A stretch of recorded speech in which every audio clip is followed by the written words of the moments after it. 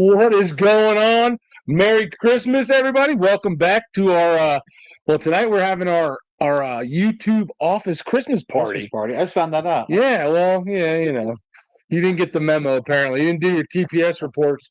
But yeah, so tonight we're excited to hang out with some friends, have some drinks, shoot the shit. We haven't really seen any of these guys in a while, so this will be fun to catch up. We have to also update the we have to update our Tunnel to Towers charity fundraising efforts that are really winding down. Tonight is pretty much going to be the last efforts to raise money before we wrap it up for the year. So we'll talk a little bit about that. We did put out some info over the last month or so that we ended up not being able to do the Legendary USA jacket raffle that we were going to do. Some things came up, some things happened. We couldn't make it happen properly, so we just kind of scrapped that. Apologies. There's a couple people who donated that I haven't been able to get in contact with. And as we get going here, I'll read out their names so that they can get in touch with us. If you want you to get, we can definitely send you your money back. Or if you want, you can leave it in there as a donation, whatever, no pressure. But I haven't been able to get in contact with a couple of you. So we will, if you're on here tonight, let us know if you're one of the two. And I'll read out the names in a few. I got them written down here somewhere. So we'll update you guys on that. And then we just wanted to hang out and shoot the shit with these guests that we got. We got some fun guests. You guys know all of them if you've been following our channel. I'm sure you're following theirs. But we're gonna introduce them now. Well, I'm gonna let you talk first. But what's up? Nothing much, dude. Nothing much. You're on a roll. I just get going and I just forget you're here. That was it. Thanks, buddy. And this is cheers, Miller Lite. This is only like 5 beers in. So yeah. So listen, I saw things out there on the internet this week that people wanted Drunk Bert to show up. So I'm trying to be a man of the people and give them what they want. We'll see what happens. I know the Piney Princess is upstairs rooting for Drunk Bert not to show up. Wow, she deserves Drunk Bert. We'll see, and we'll see what happens. But let's get our guest in here. I know we have 3 right now. We might have a couple more, but let's start off with who you want to start off with? Let's go. No, not that guy. Let's go with our friend north of the wall, up there in communist Canada. Already has the bike parked and away for the winter as he shovels himself out every morning. You guys all know him. He is the one none of us can understand. Stevie, the military biker. What is going on, brother? What's going on, guys? Thanks very much for the bizarre intro, but appreciate that. Thank you very much. I like this intro. You got good at these intros. That was good. They'll get more bizarre. I could send you back out and we could try it again. It'll probably get weirder. No, you're right. It will get more bizarre as the night goes on. I guarantee. So is there snow on the ground up there? Yes. Yes. Yeah. How much? It's like 3 foot of snow easily, and minus 20, minus 30 by next month, no doubt. So yeah. Right. Like you said, bike's away, mate. She's in bed, and I'm bored out my skull, and my mental health is not good right now. What's that, like 2 degrees? I don't know. I can do the math. I think that's not minus for Fahrenheit. I don't think. Anyway, next on the list, I was going to say save sexy for last, but I don't know which one's sexier. We'll go with the all new and improved, rocking the Advan Black tonight. Here in Jersey with us. You guys know him as Bree, the cheese biker. Let's bring in Bri. What's going on, buddy? Not much, man. I was just looking for drones. I'm a little nervous. Did you see any drones where you're at? No. Might have been the DEA, though. I don't know. I know that's all the rage up here. The whole country's talking about Jersey. Like, we never get talked about until all of a sudden there's... Everybody in Jersey's driving around like this. This would be the only time nobody ever mentions New Jersey until now. All of a sudden, we got some weird drone thing going on, and we're the talk of the town. I'm thinking I could shoot down the drone, sell it on eBay. Do you have something to shoot it down with? Yeah. Yeah. You out there with a wrist rocket? You don't think? No, man. He's got one of those assault guns that you kill flies with. I got a boomstick or two. I got it. Okay, shoot. All right, we'll keep that on the DL. And last but not least, So our next guest, you guys all know our next guest. Ooh. Used to be he didn't even have a channel when we first started, and then he was just a wee little nobody, and then we had him on a live stream, and next thing you know, he had 100,000 subscribers. So you're welcome, the one and only Monkey. Basically, this shit is your fault, is what I'm hearing. What's going on, brother? How you doing? What are you doing? You know, breathing. So first off, people do talk about Jersey, not probably how you think they do, but they Not in a talk good about way, Jersey. yeah. Like it's a conversation. And the best I've seen today is a meme that Tom sent me that was like a downward photograph of these two white trash people, and she had just thrown a bottle, and the bottle was midair, and it says, "What the Jersey drones are going to see when they cross into Florida." Don't worry, we got plenty of trailer parks. They're gonna see that here too. Who we got in the What? side chat? George? What is that? Like, what can you two Jersey folks give us a little presentation on what do they know anything? What? Nope. No, they claim they know nothing. Like I just saw Because some they're stuff on awful the news big for today. nobody to know anything. Exactly. They're saying they're the size of SUVs, which I mean that could vary, but I personally haven't seen one. But I know they're saying just like literally 20 minutes down the road, they're saying they're all over the place. Yeah, I think we saw one on the way over. It was on Route 206. So, I How think do you they not should stay shoot away one from down? here. Then you'll find out whose it is. well, our governor instructed us not to shoot at the drones. Well, he's a Which pussy. why? Like if it's over my He's a- house and I feel threatened, It's Phil. and you're not claiming it as a government drone. It's Phil Murphy logic, though. We don't know what they Self-defense. are. Just don't shoot them. It's just Know nothing about it, but they're no threat. Somebody explain that to me. famous last words. That's why it wouldn't work in Florida. There'd be just rounds in all directions. It would look like London in 1954. Like just there'd be rounds in the air everywhere. Everybody's shooting at them. So I don't know. Tell us about London, military biker. No guns in London. I'd rather not. As a scouser from Liverpool up north, You guys London, don't have guns, do you? No, we don't know. So we just throw shit at them. So that's Billy how it clubs and London, hammers. don't go to London. Don't go to London. If you any advice, do not go there. It's a shithole. Pardon my French. Really? Why is it It's like going to Jersey, I suppose, isn't it? That's not nice. That's not no nice. one ever. All our Jersey. hillbilly friends that have come up to Jersey said it was nice. So True story. I'm yet to mean- experience it, so You're not. you just don't go north of Trenton, man. If you stay south of Trenton, it's nice. Is that the dividing line? It's like Trent? upstate New York. Don't go south of New York. Stay up top, and you're okay. That's what I Yeah. that's what I hear. It's the same thing. Yeah, same thing. I mean, I'm sure there's nice parts of California too. There are. There. Beautiful The funny parts is a of lot of places that are great if you have money. London Oh, being yeah. one of them. If you're extremely wealthy, London's a fantastic place. Miami, New York City, Los Angeles is awesome if you're rich. The other day I was watching a video. It's Dick Van Dyke's 99th birthday. Yeah, I saw that. And did you see that where they did a music Yeah. video in his backyard? Did you see this man's backyard? Like 99 years old, and it looks like a fairy tale in his back. It doesn't look like the Hasn't real worked in world. years. Hasn't It's worked in years. beautiful. No, he was in the Strung latest lights, Mary and there's like Poppins. a cliff and a side. Gorgeous. He doesn't maintain it. You're rich. You think? I don't think he maintains You think it. he's got people to take care of that for him? I think he might have He's got people. a Lots of Mexican or people. two. Heath Boffin's rich. Jesus. Well, think about it. Like Mary Poppins, I think the agreements were different in the 60s. Like you'll be rich forever. Like back then, if you were in those movies. I don't know about today, but Yeah.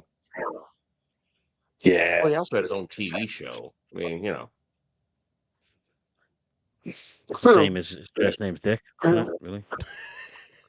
that's his burden in life. He has to go through life Yeah. named Dick. He's got a nice He's garden. old. But he's a dick. I can't believe he's 99. 99. I didn't know he was still alive. So you're I didn't either. Talk about him. 99. Was like Stacey was like 99th birthday. I was like, oh shit, he's still alive. Like, That is pretty wild.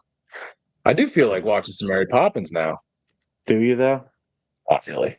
Really? I don't think. Really? Has anybody on here ever watched Mary Poppins from start to finish? Monkey. I feel like Monkey would have, and you have. I have to. a It's daughter. It's the law. I do too, but I think I probably snuck out of the room while the wife and daughter were watching that crap. Okay, I was gonna say, and I love mine. Like it's Well, there's the difference. I'm selfish. No. My time is valuable. They're probably watching it on like Football Sunday or something, man. I mean, I got Steelers to watch. Justin Applegate, what's going on? Sam Biker, we got some people here in the side chat. HDAV Traveler, Bruiser Brew, what is going on? Shannon. Do you know Shannon? No.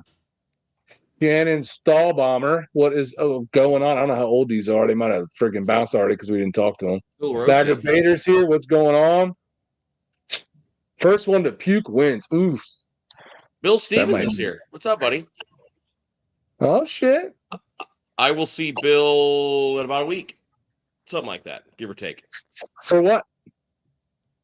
He's heading south to bring me the carcass of the 1983 or 84 FLT that he bought just for the engine and transmission. And he's bringing me everything that's left because he's like, you have an 80 FLT. No one else has one of those ugly pieces of shit. So I'm just going to give you the roller that's left and you see if there's anything you want. Oh, shit. So, Nice. and there's a lot on it, though. I told him, like, dude, I think there's some money there because FLT guys, while there's not a lot of them, it's a small community and you can't find parts. So what he's bringing me is almost an entire motorcycle, except with no engine and transmission. So it's got the wheels, it's got the tens, it's got the seat, the original like 80s FLT seat, the backrest, the sissy bar, all this stuff I don't have. So I'm like, hell yeah, bring that thing here. Fuck yeah. That's cool. You need a bigger garage. Yeah. Well, he does. I'm going full white trash with it. It's going on the back porch. Oh, shit. Nice. Is that allowed in your HOA? They won't see it. No, you don't have some No, guy in a it's little golf cart that comes around and scopes out your backyard? Just take control No, of the house. actually, the meanest condo commando we have, which is not a condo, but still, is 2 doors down, and we're like best pals. So he would never snitch on me. Like, It's a condo commando. it's not condos. That's the, He probably thinks you're like in some 1% gang and he doesn't want to get killed. no, he's a gun nut. We talk guns all the time. He's really cool. He's from Miami. Cuban guy, so like he just a lot in common with the wife. So Not the stereotype, yeah, but yeah. Standard. no, he's every stereotype, but still like he's a great dude. So, but I'll tuck it in the back. You won't see it unless you walked into my yard, and then I go, why the fuck you in my yard? Big question. So, so and also within like 1 week, I'll harvest everything I want. And then all I think I'm going to do is put it on Facebook Marketplace, like free to a good home, like. You know, if somebody wants to start a chopper with that frame, then go to town. Did you sell the tins off that one bike that you're trying to get rid of? The tins. Yeah, yeah. The white bike? No, not yet. I haven't exactly tried though. I don't think that's going to be as easy because it's a stock white color. It's not wild. It's not a bright color. It's just white. Yeah. So like it's a complete body, but it's just white. Don't skip all the comments, George. Just people saying hi to each other. Relax. Just people saying hi. It's like 20 minutes old right now. Yeah, but see, I want to say hi to them back. Okay. Justin's back. I see that. I didn't know he left because you scrolled past where he said he was leaving. Okay. So listen, like in an hour, if you're still there, Bert will say hi. Listen. Just do a blanket hi, man. That's what Stand by. The hellos are coming. See? Ditka? Trunk Burt versus Ditka? Like Mike Ditka? Anybody? You lost me. So, Brian, tell us a Christmas story. Shit, we're supposed to tell Christmas stories. I don't know. I grew up a young child. In a middle class family. Middle class family.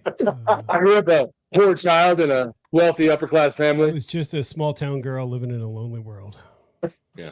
Well, what's new with you, Brian? Come on, we haven't seen you in forever. You got to talk to the people. I don't know what's new with me. How about there's less of you? Are we going to ignore this? Like A lot less. I'm bringing sexy back. You know, Less of it. yes. So was this just a concentrated effort to do so, or did you like have both. your penis implant removed? Well, that's why I lost so much weight. It was so big. I mean, when you say it. Well played. 60 pounds of Yeah. penis?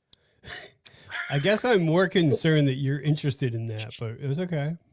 We are I'm not more here concerned to that when do he it. said that, Stevie looked at his phone. I think he was Googling penis reduction for weight No, loss. he was on my OnlyFans. He's like, wait, I got to subscribe. It's the picture of Bri as Black Beauty just jumped in my head when you said that. Just a cock like Black, like. For whatever bizarre reason, my head's fucked. So sorry. What did he say? I don't know. Am I I think allowed he to- said am I allowed something to about swear on Bert's this an channel? asshole. It was hard to tell. Are we allowed to we need swear on this channel? we need Yes. yes, that's fine. We need a Good. It's a Christmas party. We need a BAP button though. Instead of like SAP, we need BAP. Oh, We're like British. isn't he like wouldn't he be like CBAP? Like Canadian British? Listen, let's clear this up once and for all. I am not effing Canadian, right? The man that runs this country is an absolute lizard, right? Let's get that out as well. I am not a Canadian. I'm a Scouser who now lives in Canada. So there we are. Okay. I'm sorry. I apologize. I didn't mean to F up Christmas. Canadians are bizarre. Ask I Canadian see, vet I riders. see a much larger collection of Git fiddles back there on the wall behind Monkey than the last time I saw him.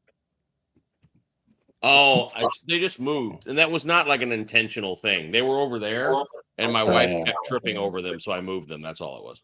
Okay. It looks like they're But- blocking the toilet now, though. Is that a problem? That's where he No, plays all the good acoustics. This door never is like locked shut. You know what I mean? This is the one we actually use. It's like, Those fancy Florida houses with the double doors Is that everywhere, what it is? 9-foot Nice ceilings. studio I don't know set, why he that's just all I'm doesn't saying. man up and put the roller in there when he gets it. A little FL frame and just because it's not pretty.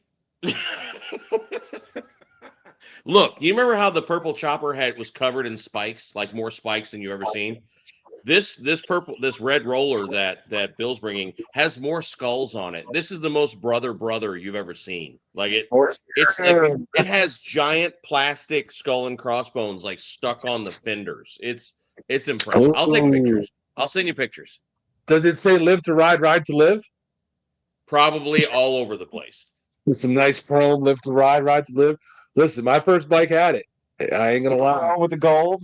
I ain't gonna lie. Hey, dude, I thought about going all in on the Live to Ride just to piss people off. Like we're talking the full gold Live to Ride everywhere, just for people to just You can't though, because you're only allowed to ride those if you have a lone wolf vest No wolf, on. no club. That's true. I could get one of those too. You're lucky you'll meet the one guy who's like, "Oh, this is awesome."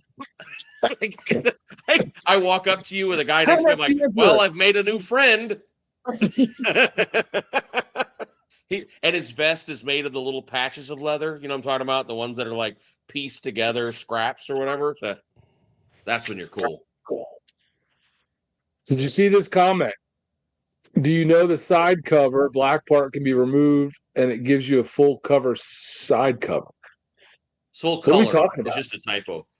So this on the new bikes, the side covers, the bottom like 25% is flat black, but it's not. It's just a piece of plastic that pops off and it's painted under there. So like the first thing they did was pop that off. I just haven't because there's other things to do, and why would they design it like that? The idea was that your passenger heel would tear up the side cover, so these are like guards to like protect it.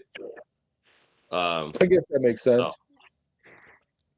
I don't know. I'll take them off, but I just haven't done it yet.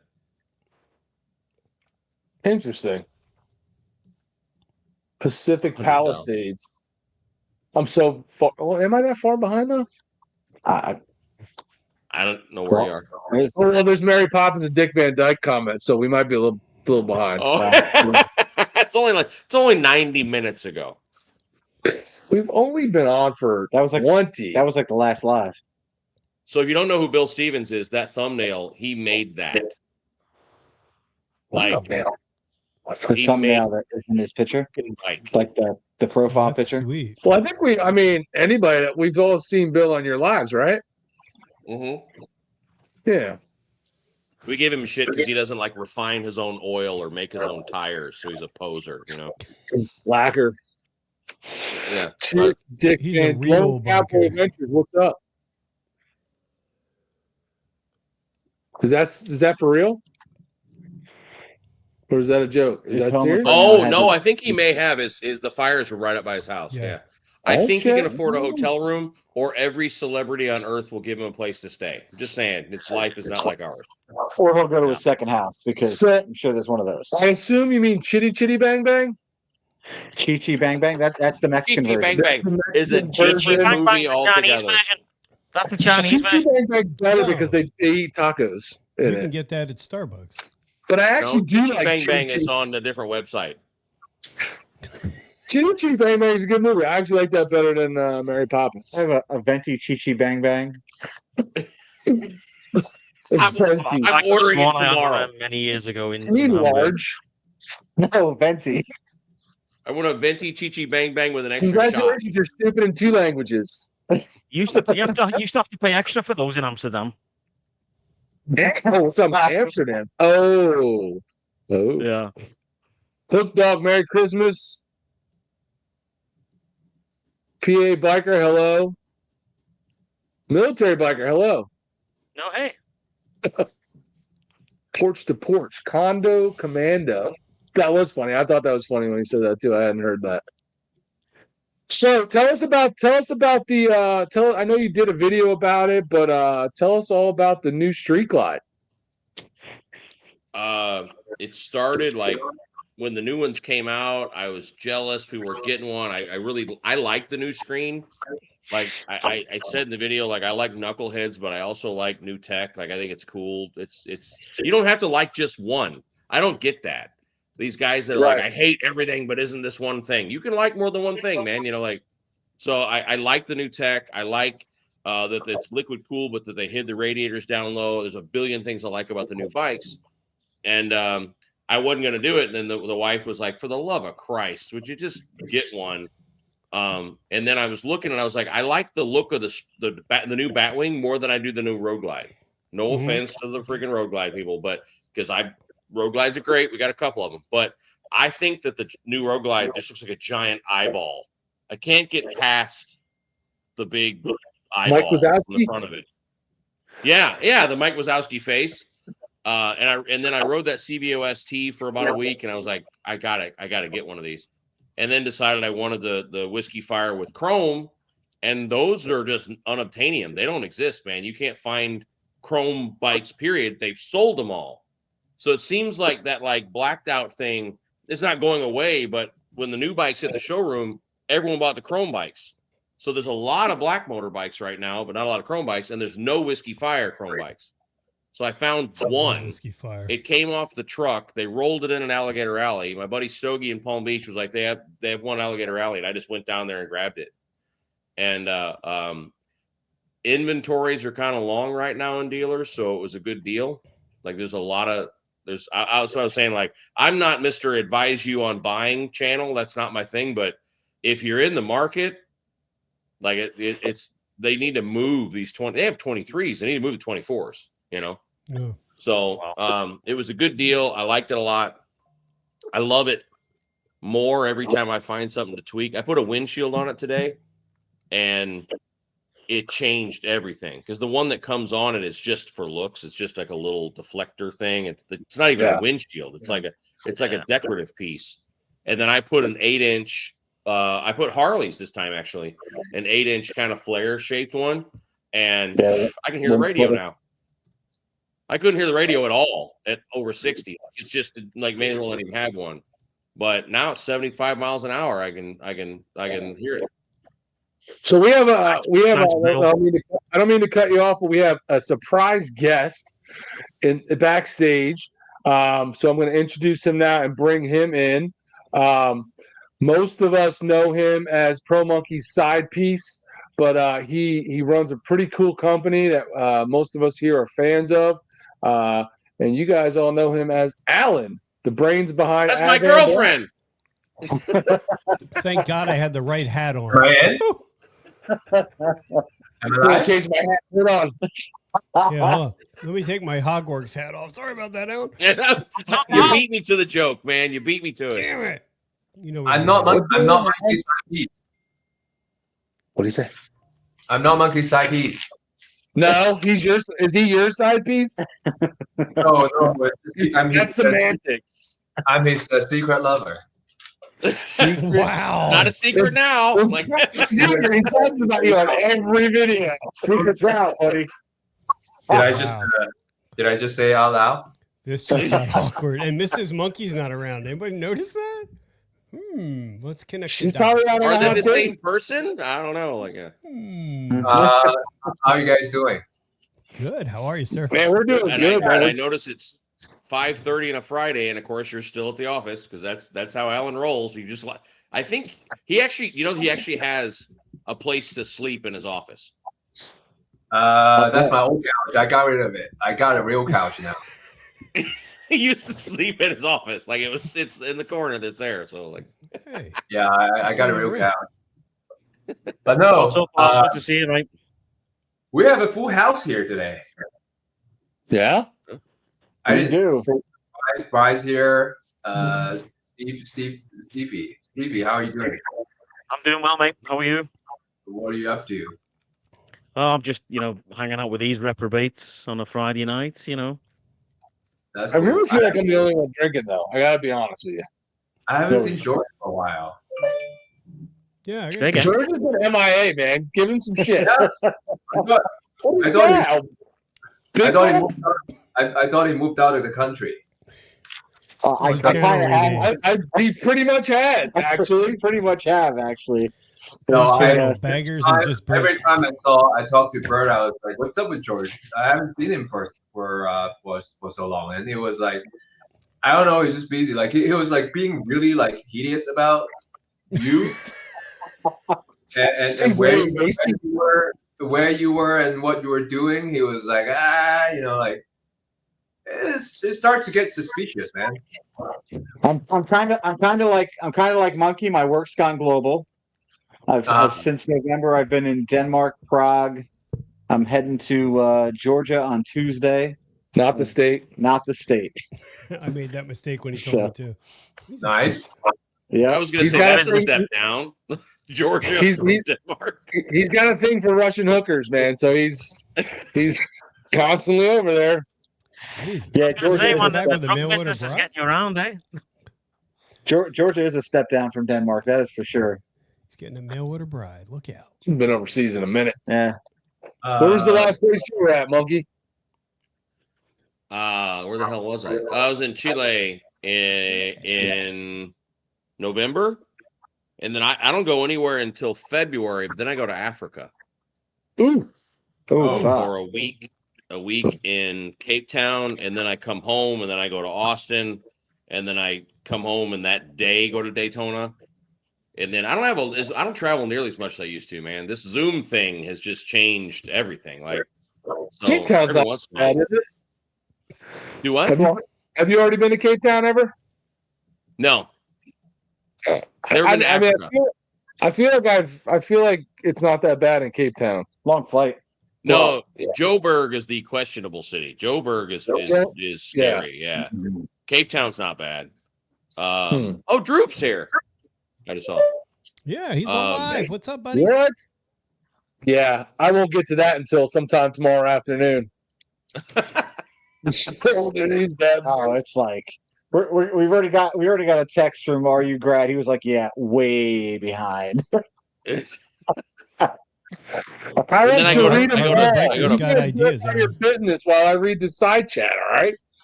So, Alan, tell us a story. What?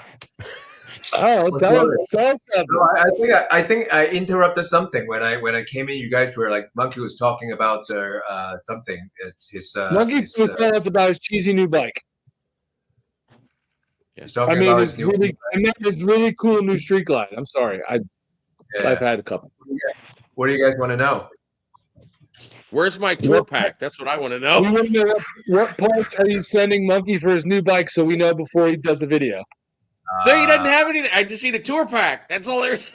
Oh, you're talking about your new bike? Yeah. Tell us more about your new bike. Have you ridden it? Like, have you put miles on it yet? I've only got like 230. He's a traitor. I got it on Sunday, and I've been able to ride it twice since I got it. So I just get on Highway 80, which is rural, and just go as far as I actually set like destination to home, and then I ride until my arrival time is when I need to be back home. So that literally just go as far as I can, turn around and come back, and then I'm home at 3:30 in time to pick up a little one or something like that. So I might just ride it to Orlando and back sometime next week just to put miles on it. Because I have the cam chest here. I will have a tuner pretty soon. I have almost everything I need to do to get into the motor, but I really don't want to do that until he at least has like 1,000 miles on it. Yeah. Someone told me the other day that that's nuts, that it doesn't matter. If you're going to do a cam, just tear into it. But I've always heard put 1,000 miles on the motor before you get into it. I don't. Sure. I mean, yeah, it's just let the parts like warm up and do the things that needs to be wear. Kind of mate and yeah, you're right. Like stuff like that. Yeah, I mean, it's not a bad idea. What did you have when we stage one you, right? When you did your stage one, you were early. You weren't 1,000 miles, were you? Yeah, but stage one is nothing mechanical. It's just air fuel. It's not like still metal parts on parts, you know. Yeah, I mean, but when I do the cam chest, we're talking new oil pump, plate. You know, it's parts. You know, like I don't know, bearings.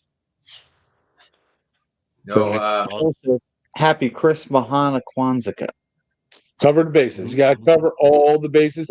He knew California Allen was in here, so he didn't want to offend anybody. So just covering the bases. Now, Phil, say Merry Christmas to you. Happy Merry.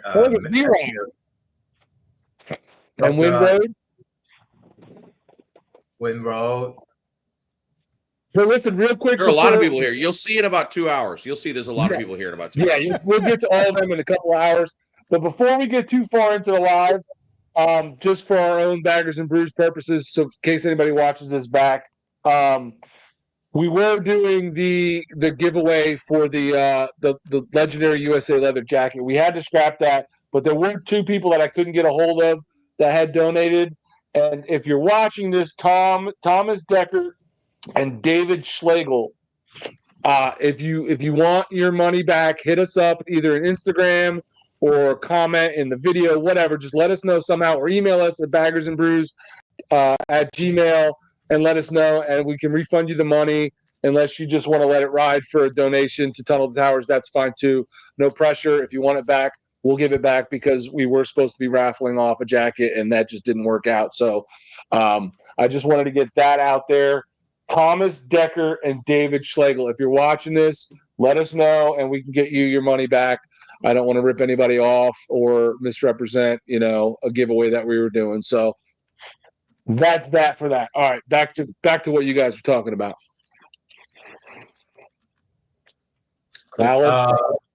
Well, you want me to like announce the new product release and stuff like that? Oh yeah, I want you to give it all the secrets. We want to hear them. I still want to ride my monkey seat. Well, we just released the Crash Boss. Did you guys see it? Yes, very nice. What do you guys think? I like them a lot. They're on your bike. Did you guys place the order yet? I want to make sure that gets shipped to you guys first. When are they going to come in chrome? Not all of us are into the blacked out thing. Chrome's for old men. So are street glides. I know. I don't know. Chrome's for old dudes that can't get laid. It's performance stuff. Performance stuff. Once you've had black, you don't go back. Oh, I hear it was wah wah wah wah wah. So we're gonna have the carbon fiber stuff coming out for soft tails. Oh. Very soon. I don't have the date yet, but very soon, like before you know it. Maybe after you come back from the Christmas holiday. It's gonna be the full body carbon fiber. Oh, for soft tails. For soft tails. Ooh, wow! Carbon fiber, you said? Mm-hmm. SD fairing, front fender, rear fender, battery cover. Not the tank yet. Not the tank. I'm trying to figure out how to do the tank. Nice. If we could figure it out, we'd probably do the tank too. Okay. So the new body, you guys saw the Bumblebee. We call it Bumblebee, but that's not the official name. We're gonna offer it in that particular airbrush style, full body, in whole shot series bags, short front fender, chop tank, all the good stuff. Chop tank is gonna be out sometime this month. What else? So that's the very near recent release. Yeah. And next year we're gonna have starting next year we're gonna have new 24 models part coming out, like probably like the floor fairings, CVO spoilers for the regular models. That's about I can tell right now. You know, we have when you're gonna have the new Batwing ready. No ETA yet, but you know it's gonna be in the works. I just don't have the dates yet. That'd be cool. The 24 model is like really hot right now. Like everybody's getting the new models and they're looking for parts. The seats we're gonna update to 24 models. Oh yeah. We gotta redo. I would really like to have the seat that has my name on it for my bike. That'd be cool. Yeah. Well, we're like I don't have one. No, that's the goal, right? Like, because 24 models require us to redo the base plates, and once we do it, and then when we do it right, then we'll be able to do it in all of the seats that we have currently. So you're gonna laugh and be pissed at me because I had a spare Pro Monkey seat at my house, and I thought, well, I can just make it fit the 24. Did you bust it? It didn't go well. So what I did was destroy a Pro Monkey seat at my house because I was like, well, the tongue different. I spent hours measuring and mocking up where the attachment would be and stuff, and I dremeled it out perfectly. And I was like, this is gonna work. The tongue is like 2 inches too long to even go on the bike. Like I had the mounting points right, but it's a shorter seat. Like it actually is shorter in the front. So in short, all I did was destroy my spare Pro Monkey seat. So you pushed it in and it destroyed the interior of the seat. No, well, yeah, because the front of the seat, the actual tongue of the front of the seat is too long to go up the dash, so you can't even get it to hook on. Like it looked really cool sitting on the bike though. Okay. But no, it doesn't work. Will there be a special autographed edition of the Pro Monkey seat?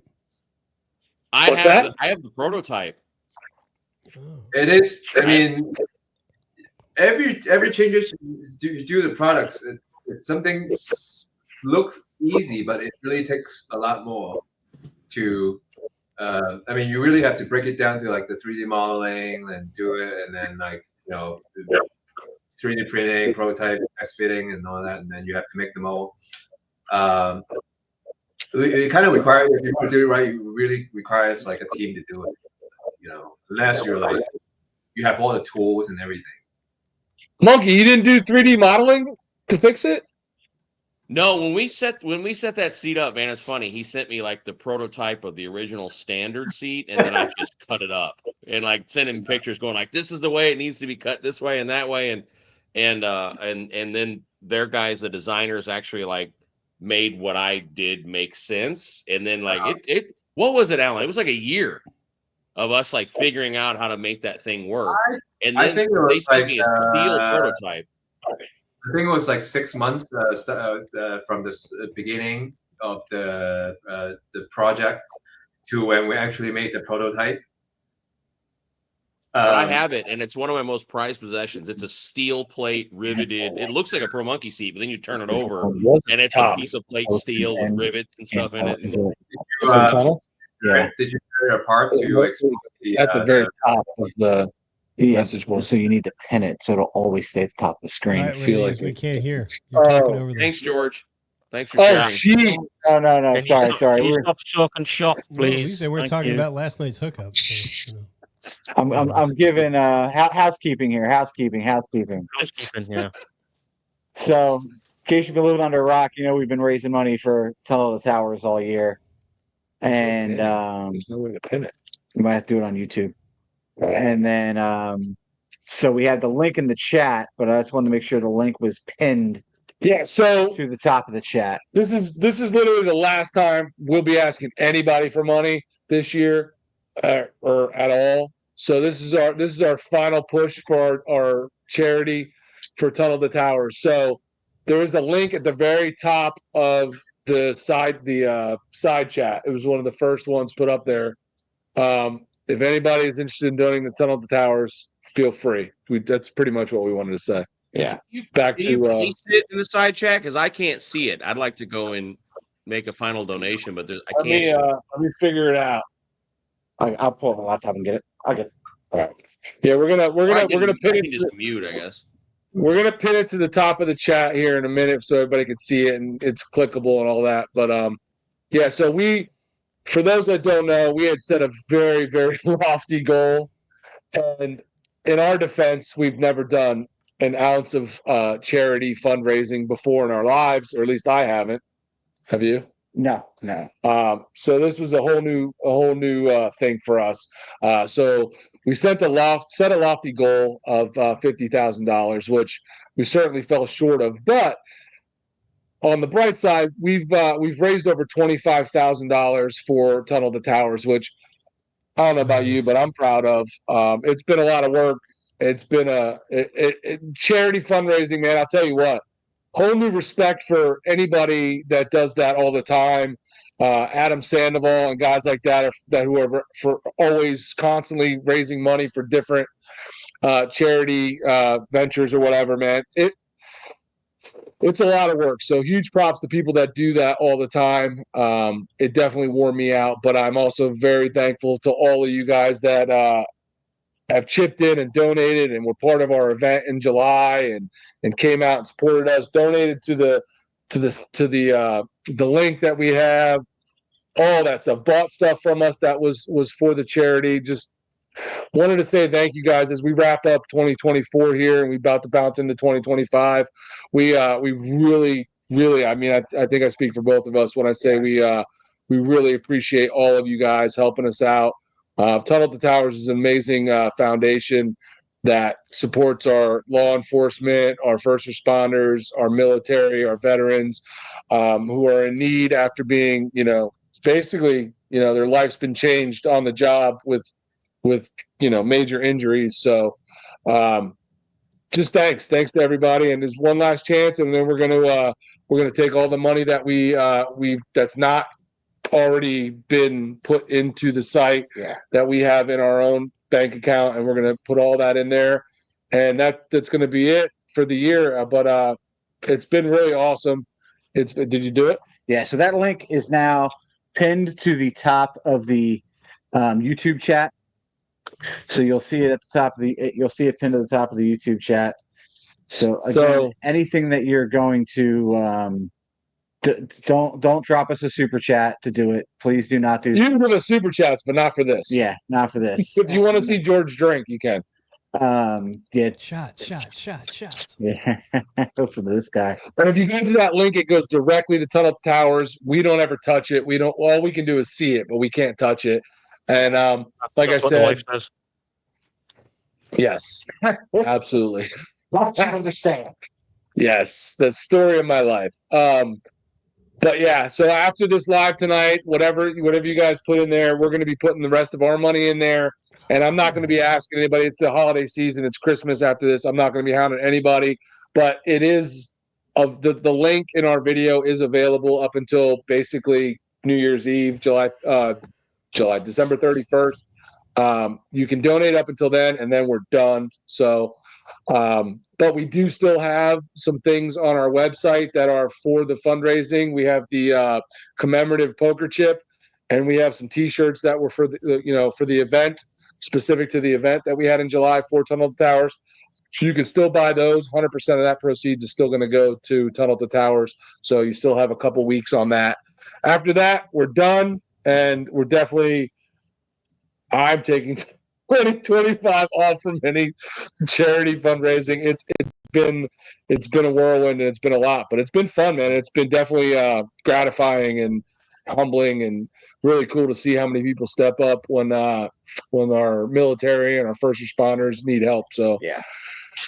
All right, back to bikes. Alrighty, you guys. What else I want to say? Oh, if you decide to buy any of the products that are for the charity, when Bert says 100%, we really do mean 100%, because the products that we're selling for the Tunnel of the Towers, we didn't even have to purchase. Everything was donated. So the coins were donated. The person who designed them and engraved them donated her time.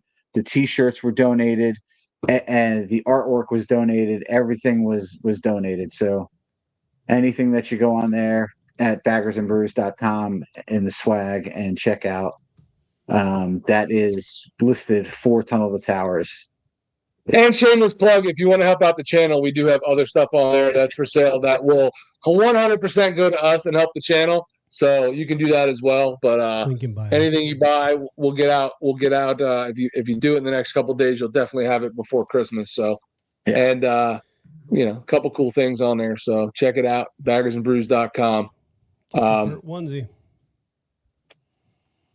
That's it. Yeah. So anyway, what were we talking about? Sorry, we just had to get that in. Alan was talking about was new cool stuff coming out, and you killed it. I'm sorry, Alan. No, What else? No, that's. I think what Bert was talking about is way cooler. Very true.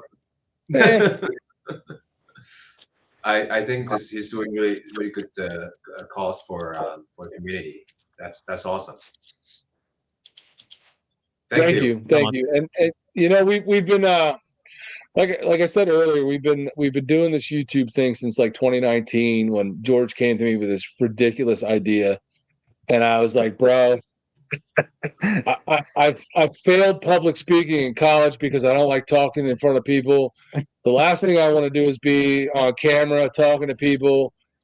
Somehow he convinced me to do it anyway, and we've been doing this, and it's basically been self-gratifying since then. We've been pushing to try to grow our subscriber base, get as many views as possible, make as much money as possible, this, that, and the next, all this stuff for us.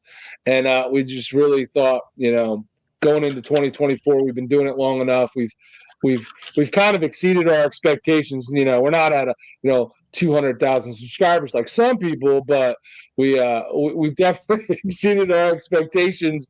And we just thought this year we really wanted to do something that wasn't for us. So it was a lot of work, but it was definitely gratifying. And being people who come from military families, and myself having worked with basically with military contracts for most of my adult life with so many cool military men and women, it felt good to do something for those guys. So, sometimes you just got to do something that's not for you. And this was the year for that. But next year we're going back to for us. So it was a great event. Here's what it is. What's that? The event was fantastic. Yeah, we had a great event. And Tunnel of the Towers was just the right fit. I mean, I think 9/11, obviously everybody has a piece of 9/11 that they carry around with them. But I think if you lived here in the Northeast in New Jersey and New York, it's you're a bit closer to it than people who don't live here as close. So yeah. Des, no, I haven't, and that's my bad. It's been a busy couple weeks with work, but I will get that out to you this weekend, and you'll get that lickety split. I have a couple of the coins. They're really cool. Yeah, thank you. Really cool. A good friend of ours put a lot of work into that, and those are made. Shane did a great job. Custom made at home. Someone just trying to help us out and do good. Really cool. And I think she did a great job on them. And what was the company? Umberry, which is a local company here in Jersey, donated all of those, which really was the amount he gave us and the cost, which if he actually sold them, it was a good chunk of money that he donated. So we had a lot of companies locally and nationally, like Allen, Advan Black, and a bunch of other companies that we partner with and work with year round, really stepped up and donated and made it possible for us to, because I mean, you can't you can't do something like this by yourself. It takes people helping you out, and we had a lot of awesome companies like Advan Black and Zero and Tab that really stepped up, put their money where their mouth was, and supported us. So we're definitely grateful for those relationships, because it's an old saying, but it's not always like what you know, but who you know, and having good friends and good partnerships and good people in your corner is definitely makes a big difference when you're trying to get something done. So we appreciate all of those guys. Well, thank you for the opportunity for us to be a part of. I think that's something that's greater than art. It's greater than the business. As to helping out and help build the community and people in need. It's about brotherhoods, right? Brother and sisterhoods. Right. And all of it is. I mean, even these charities, we met so many cool people, along the way. From Operation Brian and Operation Beethoven, which is another small veteran charity. The people from 22 a Day. Yeah. We met who were at our event. I mean, just so many many cool people we met along the way. It was really an amazing experience to do it. Yeah, when you're doing something like this and you got to kind of jump outside your comfort zone and reach out to different people and try to get people involved, you actually end up, what happens is you end up meeting a lot of really cool people that you kind of build relationships with, that hopefully will last. So it's pretty cool. Like, and a lot of them are either in the motorcycle community or in the veteran community. So both are really cool, like, kind of connections to make. So it ended up definitely, even though this wasn't for us, it was definitely a benefit to us. It was definitely a growing experience. So it was pretty cool. Pretty cool. A lot of people and you need to grow, Bert. I do. I do. That just seemed like something to say at the moment. Pushing 50, one day I might grow up. One day I might. Wait, are you 50? When are you 50? Wait, what's I just turned 49. Okay. Close. So I will actually turn 50 at Sturgis 2026. Oh, that's so cool. And if someone doesn't go to jail that night, I'm going to be really disappointed. I mean, shouldn't it be you? I mean, no. I mean, it seems logical. Right? I mean, if we're just putting these pieces together, it sounds like you should go to jail. I think that one of my good friends should sacrifice themselves so that I don't go to jail, and they should go to jail. I'm just saying. Chill Valhalla. What are they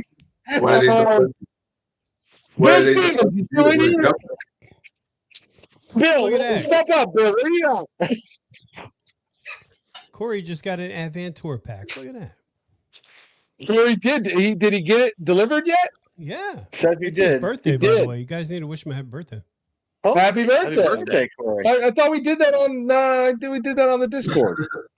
Probably, but he likes a lot of attention. Dean says we volunteer Tom. We volunteered Tom. Yeah, I don't know. As a friend, if you don't really want to send somebody that pretty to jail. I mean, I think he is pretty with that flowing hair and all that. He's yeah. I'm just saying. He's going to be somebody's bitch real quick. Wow.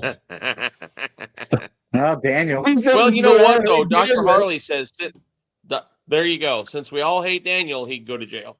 Yeah, that's true. He's a big fella. He can hold his own, right? He's young, spry, big. At that age, they're made of rubber and magic. He'll bounce back. That's right. I'm with Dr. Harley. I second that nomination. They're made of rubber.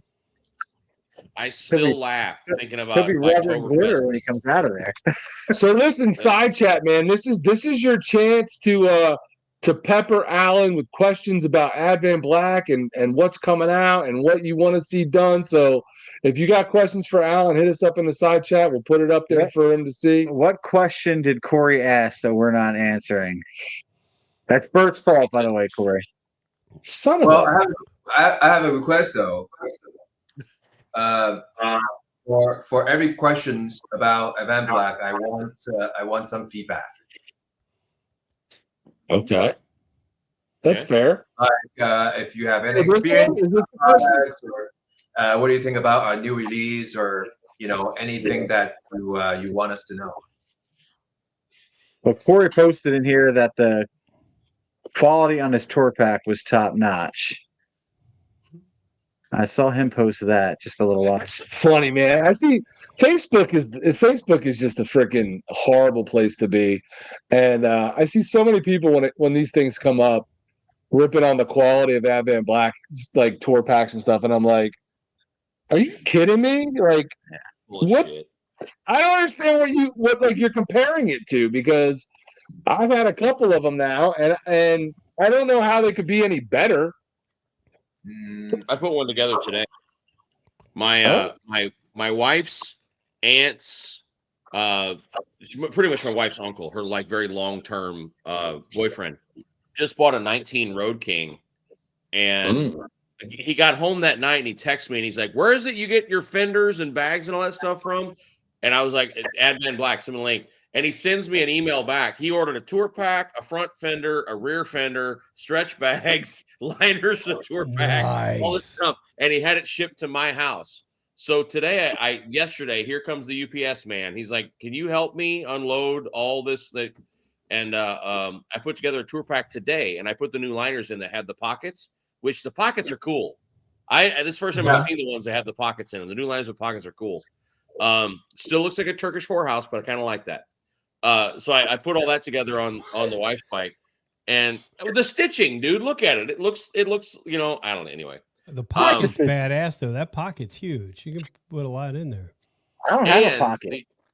The other thing I would say is that on this new Street Glide, my wife and dad were both like, "Why don't you do more Harley stuff when it's an option, and you only go aftermarket when it's that it's better." And a prime example was when I did that tour pack today.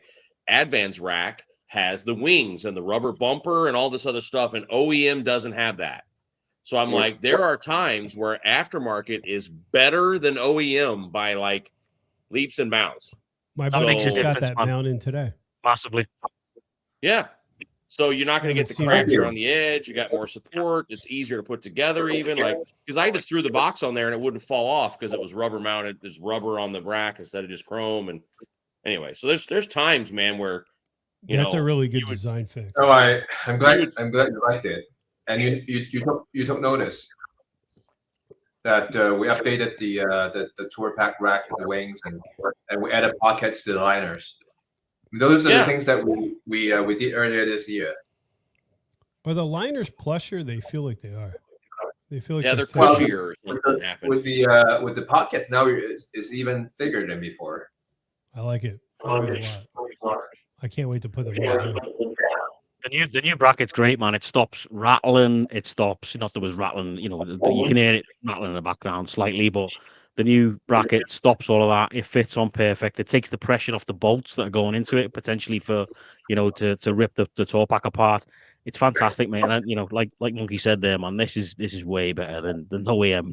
100%. I had the funniest complaint. I was rolling laughing one day, going through the comment section, just answering, and this guy says, "I have a complaint about my Advan Black tour pack rack." He says it's too hard to get on and off. Tour pack rack? Like, no, like the actual mount. You know what I mean? Like the tour pack mount. Putting it on. Okay. And I was like, wait, do you not understand that an easy to remove tour pack rattles and moves and shit? Like, do you not get that at least I do. I want to have to kind of like fight that sumbitch on and click it down and and get it to just mount. Yeah. This guy, I guess back in the old days, the first quick releases that you got from Harley, you could throw the tour pack in the general direction of the bike and it would just kind of fall onto the and it would just but then you could move it and it would rattle and all this other shit. And like, no, man, a good tour pack mount should be hard to get on and off. It should be have to kind of like fight it on and off. That's what it should be. Yep. And the one Alan sent me for the Gold Digger, the first time I put it on, it was it was a little bit of a struggle. And now it goes on, easy, but it still locks in nice and tight, and it's not rattling or moving or shaking or it's perfect. You want things to break into where they're still snug. You want to fight it on the first couple times, like I feel like all the Harley, like especially the Softail Harley quick release stuff, has a lot of play in it. Like on the Crossbones, that the backrest that I had, I mean, there was a lot of play in that backrest. It wasn't coming off. It wasn't coming off, but there was a lot of play in it. So it's just night and day, man. It is. It's night and day. Between an OEM and the new rack. It's night and day difference, man. Well, these things over time they kind of loosen up a little bit, right? So if you're loose to begin with, after a while it'll be like really loose. But I mean, like you guys are taking all these notes. I appreciate it. I mean, aside from the good feedback, I would also like to hear some not so good feedback if you guys have anything.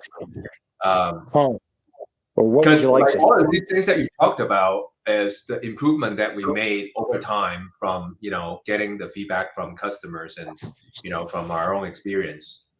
It's the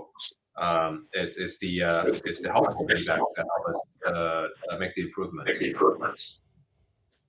There's the Dalek echo again. The echo.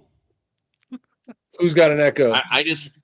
I really liked that new crash bar. I really like it's on your bike out there. It's on the ST. I really thought it was cool looking. My daughter loved it. She was like, "Look at the gold like freaking sliders and stuff." She really liked that. I like the sliders. I want to see it in chrome. I want to see it in chrome. I like even Harley doesn't sell their flat out bar in chrome. It's only black. Like I think in 25 you're gonna see. At least not necessarily that black's going to go away. I don't mean that, but I think you're going to see more flash come back to some of the builds. Once you start doing it, once you start doing it, then everybody may follow. The thing is like generally people don't kind of associate like performance style with chrome stuff. That's what things always change though. Whatever is out there is what people stop wanting. They want whatever is not out there. No, that's true. That's exactly true. Yes. And performance bagger is always black. So what that tells me is that it's going to be all chrome in the future or anodized or something like. You may be right because the color that are most asked from by our customers are usually the ones that we don't make or don't offer. So takes us this color for example. We have like red and blue and the beige and black and what else? The gold, right? Yellow. Not the yellow. The green. And then you would think that like that pretty much covers like what everyone wants, right? And then the most asked would be like a purple or something that you don't make. But that's normal. That's normal. Like people want to see that you have everything. It's just how it is. They want to see that they have the options. Yeah, and there's never enough options. So the thing I'm seeing in the like the mags and the shows and this, that, and the other is that performance baggers aren't going away by any stretch. I think that there's a lot of rage and anger out there about the money, how expensive they're getting, and how the guys who used to build $100,000 big wheel baggers are now building $100,000 performance baggers.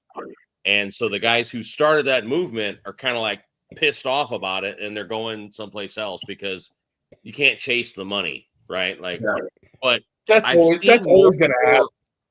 Yeah, it does. Look at the chopper craze of 2000, right? The $150,000. Whatever is the hot new thing, the people with money are going to dump a ton of money in it to be relevant and be a part of that scene. It's going to happen. And they ruin it. They totally ruin it. I've seen more and more, and this sounds crazy, but I've seen more and more performance choppers. It's this crazy kind of like stainless steel exhaust, carbon, stainless steel exhaust, carbon fiber wheels, and all this stuff, but still on a rigid with like a big 110-inch shovel head, like this weird, like they're really cool looking. And the reason I don't think it'll be huge is that choppers still hurt to ride, and so people with money don't really want them. You know what I mean? Like they don't have the Olean suspension with the reservoirs. Nope, they don't have suspension at all because it's chopper shit. That's not performance. When Big Dog was making choppers, they were putting like the biggest S&S engines in there that they could find at the time. You know, so yeah, but they were detuned and they were soft tails and they were like it's kind of like. I feel like the big engines always, whatever trend is on, they're want to put the biggest engine that they can at this point in. Right. Yeah. Alan, with the crash bars, they use the standard bag supports. With Allen's, yes, it's the same bolt. Yeah, that's what it's true because a lot of them you have to cut. That's why I was curious. Oh no cutting. No. Oh, that's even better.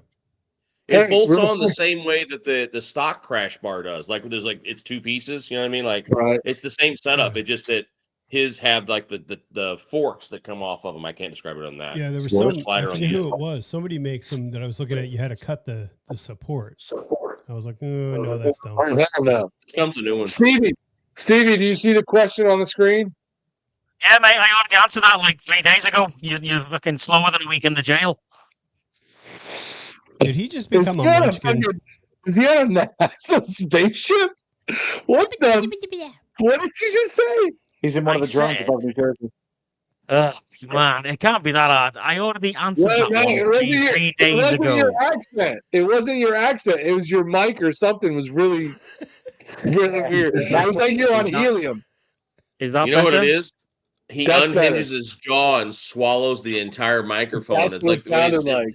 When he was in the military, you got to do what you got to do. You know what I mean? Like, listen, I wasn't in the Navy. Let's calm down a little bit. What I said was I answered that one 3 days ago. You are slower than a week in the jail. Ooh. Speaking of questions that haven't been answered, is there going to be a 2025 Baggers event? Is that Corey's question? That's Corey's question. So there'll probably be something, Corey. I don't know to what extent. Worst case, we'll do like we did back in the day and do like a ride and a get together and a ride. I can tell you there won't be what there was this year. It won't be like this year. If I do a poker run, it would just be just a poker run. There's not going to be an event like that with vendors and stuff. But worst case, at the least, you probably get just a meet up and ride like we did the first couple of years that you guys all came down to and enjoyed. So I'd still like to do something like that just because it's fun. But so I would say most likely, but there's nothing set in stone right now. So yeah. I want to show you. Let me see if I can share. Can I share can I present something for a second? Can I? I don't know. Can you? No. Share screen. You gotta let us know what you're presenting first. Yeah, is this you in a bikini? Oh no, I just wanted to show you a performance chopper. If you want to see midget porn. I can show you on I just need to load my camera. Screen sharing is canceled. Okay, so I present, and then I share my screen, and then I do that, and then I can't. So evidently, I'm not allowed.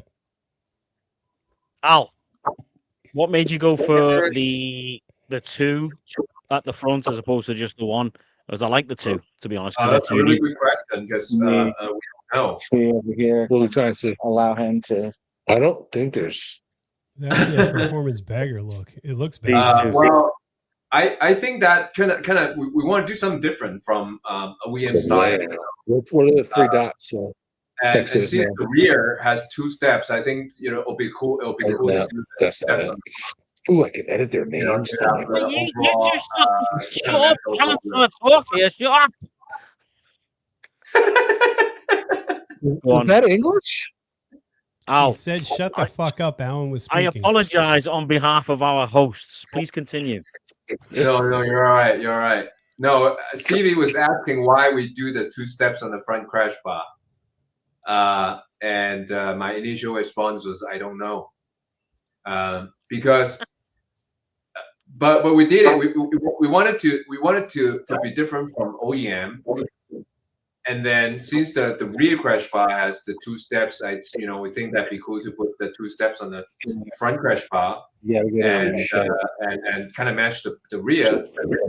Well, if you drop the bike, actually the bottom one would hit the floor first. Yeah. So you normally wouldn't use the top bar. It's more like it's like a cage, like a protection cage or something. If you go sideways or something. Hopefully, so let me ask you. Let me ask you. Obviously, I'm obviously yet to receive them, but obviously I can't wait to get them on. It's going to change the whole look of the bike. But when you're stretched out that far with your legs, can you use the top bar as a sort of highway peg if you want to, because of how high it is? You could definitely do that, and then you can also use it to mount like lights and stuff, and brilliant. use it as a rack for something. Yeah. It looks so good, mate. It doesn't really require 2 steps to actually like protect you from drop, but it's more like a aesthetic. Yeah. And it provides you more space to mount stuff. Would I be able to wheelie finally? Huh? I said, would I be able to wheelie finally? There's a place where you can fuel it. Yeah.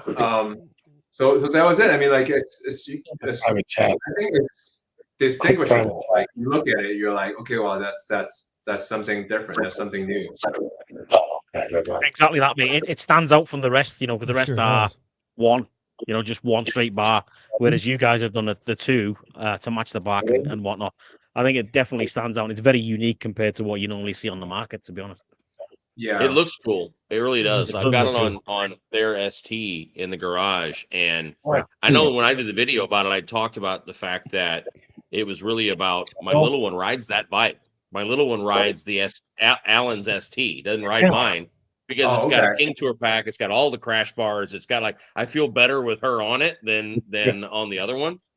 And you do feel like you could drop that bike and it's just gonna lay on those sliders. It's like just flying down the road. Oh, I never thought about that. So it's not going to go all the way over.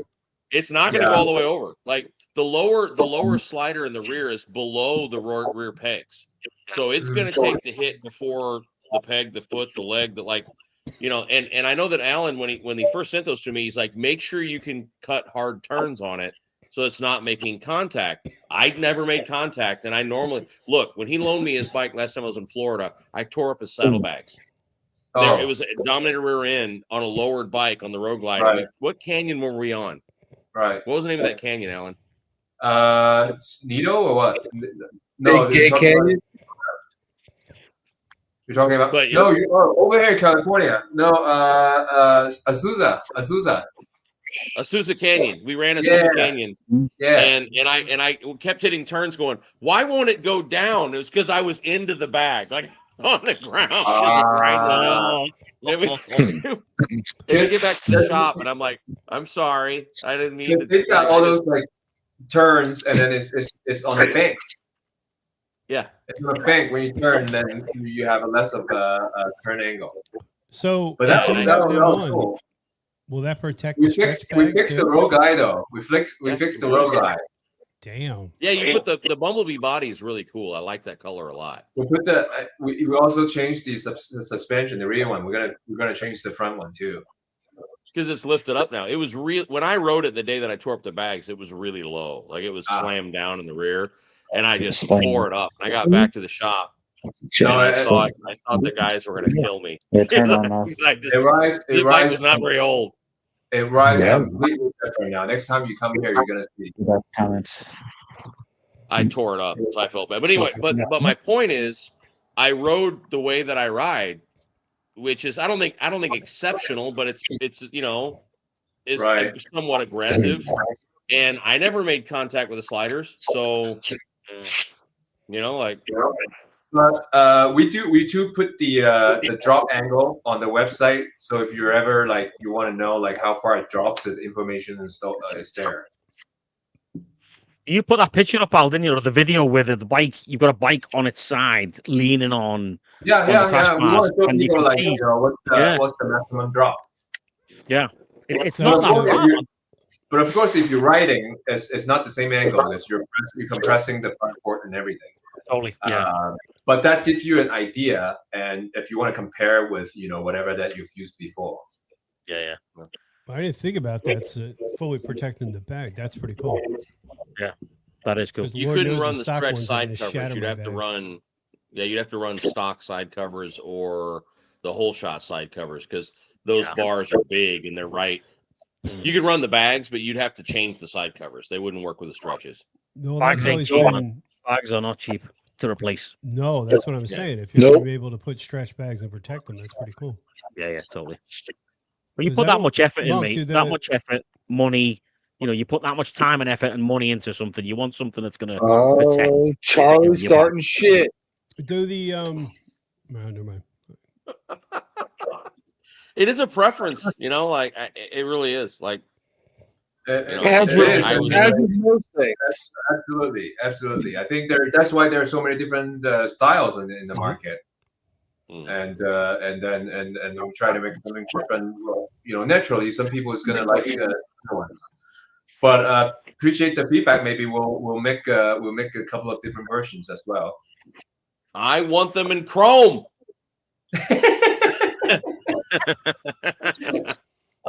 You can always go more. I can tell you that. So I really my 2025 goal, right? The performance bagger thing is I'm not against it. I hated it at first. I've kind of grown into it, especially since Alan, sent me this ST and like it's his bike. So of course he's like sends me performance bagger parts and I put them on and I'm like, I walk past that bike every day and I'm like, all right, I don't hate that bike anymore. Like I really have kind of grown to like that bike a lot. It's fun to ride. So, It now with that cam and that tune and the pipe that we have on it now, it runs like a raped ape. Like it really is like it's fun to ride. My daughter loves it. Anyway, but I would like to see a chromed out version. And in 25, the wife and I had said like, remember back in the day when the Screaming Eagle touring bikes first came out. Like the Screaming Eagle Electric Glide and like those kind of bikes, they called them hot rod dressers. It was that's actually that's not a new thing. The idea of building up the motor and the brakes and stuff on a right. No, it was called a hot rod dresser because the word bagger was invented by people who've only ridden for 5 years. So the hot rod dresser came out 25 years ago, and it was a souped up touring bike. And like it just the idea of it was cool. I think the idea of taking performance bagger stuff, but not in black, make it chrome, make it flashy, and kind of I think it could be the next thing or part of it is like No, I mean I think that definitely sounds pretty cool. Yeah. You call them the really Cylon crash bars that you can race with. That is also chrome. Our Bumblebee is chrome. Your what? Our Bumblebee, the yellow one, the roguelike. Yeah. It's chrome. Chrome. Okay. Do your we have no time to blacking it out. We did. That's new. What's the name of the bar again? The actual name of those bars is called. What's the brand? Protect. The Protect bars. So Yeah. Chrome Protects. I'm telling you. I've thought about having you send me some black ones, and I'll send them out to Dubois and have them chrome plated. Like. Margie, check your text. Yeah. Let me put in the request. George, check the private chat while you're there. What? What's left over when you do it more? The parts that you break the plastic parts out. Loud. Huh. That's a funny comment. I adjusted the volume. I see that. I see what you mean. Yeah. What do you say? But Yeah, I mean, not everybody's into that performance bagger crash bar look. I like it, but it's again. So maybe we should put a hashtag on IG, under the post that says, hate this crash bar and see if it catches on. It should be if you call these bike dressers, this crash bar is not for you. No, Hold on, Monk said it can be done. performance It can dressers. be I like done. it. Yes, must admit- we plan to go to Sturgis next year too.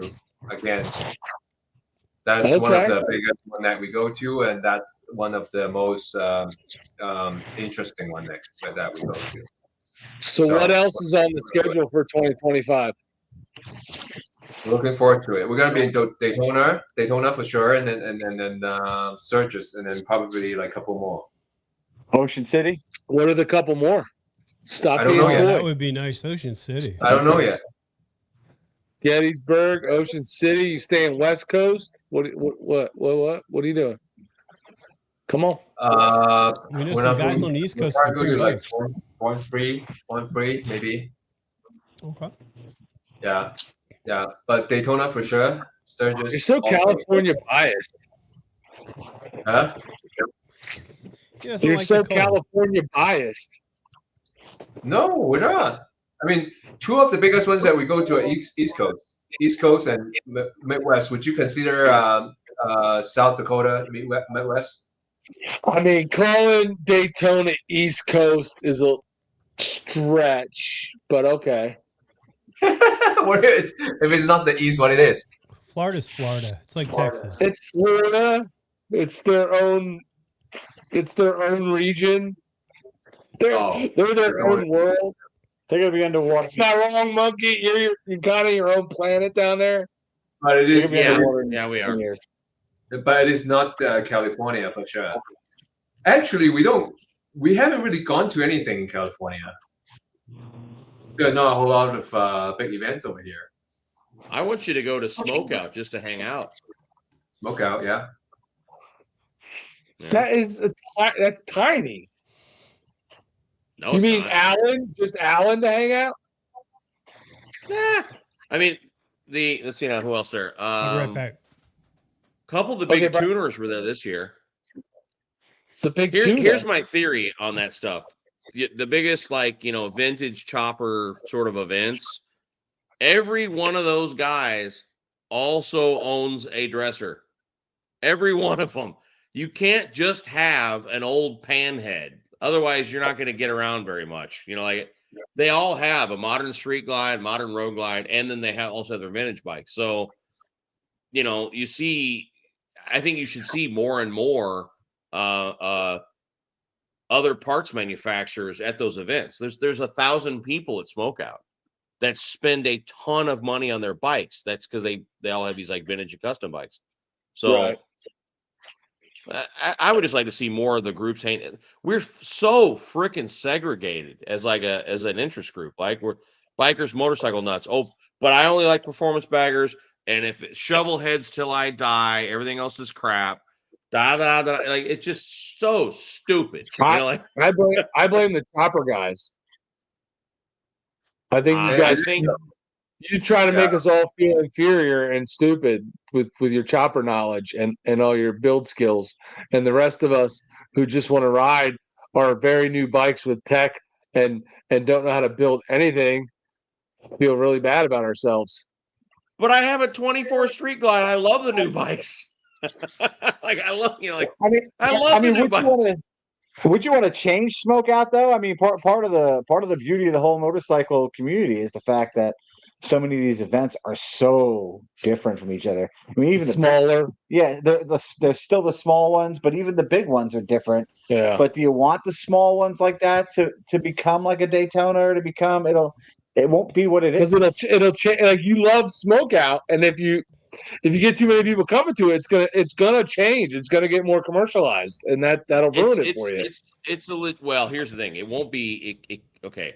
Totally legit points. I'm not arguing with you, but if the Smokeout stays what it is, the original chopper party, people can come to that event who are never gonna build a panhead or never. They just love them and want to see them, and they want to come and have a good time. And it will never change what the event is and what it's focused on, right? Mm-hmm. Now, Smokeout's a bit different because people who run it, they're not going to sell out. They've had offers from the huge brands, giant logos. They're like, No, we're not going to do it. We're not going to. But they're hardcore. But at the same time, they really would love to see everyone come hang out. Dude, you have not lived until you've seen someone hook up a vintage bike to an outhouse, put their friend in the outhouse, and then drag race in the dirt with someone riding in an outhouse behind them. Like, it is fun. I saw dudes do that with their wives in the outhouse, like hole shots in the dirt with a vintage chopper, throwing dirt in their wife's face, holding on in an outhouse. Like, sounds shitty. Yeah, it doesn't sound fun. they call it the shithouse drags. They're called the shithouse drags. Is actually the name of the thing. It's just a fun event, and more people need to be there. You know. Yeah. Yeah. I mean, it's the same thing like Daytona and Leesburg. Why do you like Leesburg so much? Because it's everything Daytona's not. Yeah, you're totally right. Because I like Leesburg because fewer crappy people are there. He wants everybody to go to Leesburg, and he loves Leesburg. But as soon as they all do, they're going to destroy it for you. And as soon as everybody starts going to Leesburg, there'll be a bunch of side-by-sides at Leesburg. A bunch of Puerto Ricans with lights and friggin' loud music. You're like, these motherfuckers go back to Daytona. We don't want you here. I don't know. You can't win. Guys, you can't win. You're right. I get it. You love an event like Smoke Out. You want other people to come enjoy it. Hold on. Adam's trying. I totally forgot you were here. Go ahead. I need to drop off right now. Oh, okay. Oh, see ya. You need to drop off? Yeah, let me give everybody a hug. Big group hug. Send us Very nice talking to you guys. Thanks for joining, man. Let me know next time you guys get around, and I would love to come back. It was good to see you again, Alan. For a Merry Christmas. Have a great holiday. Merry Christmas. Ride safe. I know. Not all of you get to ride your place right now. We have the luxury in California. We can still ride during the day. Nighttime not so much, but during the day it's warm enough for us to ride. So I'm still waiting for you to come visit California, Bert. You've been talking about it for the last. You've been talking about it for the last 3 years. Ooh. I'm coming. I'm coming. Shop party. We're all coming. Take Merry care. Christmas, Merry Alan. Christmas and Happy New Year. Thank you, Thank you, everybody, for stopping by. Go paint my Alan. Before you go paint my tour pack. Working on it. I'm working on it. I was just halfway done before I joined the But chat. wait. I don't think I want you to paint my tour pack. Don't you paint my tour pack? Go. Yeah, don't you Sorry, let sorry. paint his top up. Brush your Use the hair minions for that, man. No, Got a roller. You know, That's off. Take care. See you, buddy. Take it easy, mate. Good See night, you. pal. Bye. See you, bud. You can He's out there with a hand-paint roll tour right pack. now. I got it done for you. That's too funny. He's got minions for that shit, man. What do you say? Go on. I think he's still Doesn't talking. matter. Doesn't matter. Yeah, Go on. we're taking crossover talk to a new Fucking level. hell. You know Hold you know on. we've This known is our each other for like, This dude, is our we've known each other Christmas for 5 party. years now. We're past that whole what did he say joke shit now. Never gets old. Does that mean there was a I secret wish I was Santa? joking, but I still don't understand you. But that's okay. Says the guy Um, that's all garbled. Who's garbled? You're Are you garbled, garbled? really bad. We're garbled? Yeah, I think your gain's up on the mic too high. You're getting I distorted. actually think they're routed through the wrong mic. I think it sounds like No, it's the that's only when laptop Bert or runs something. the audio. Yeah, I agree. Yeah, you sounded very echoey a while back. So either I you've feel got like your George's audio's coming through the in your mouth laptop, or- not through the microphone. Yeah, Yeah, I agree. Through the road.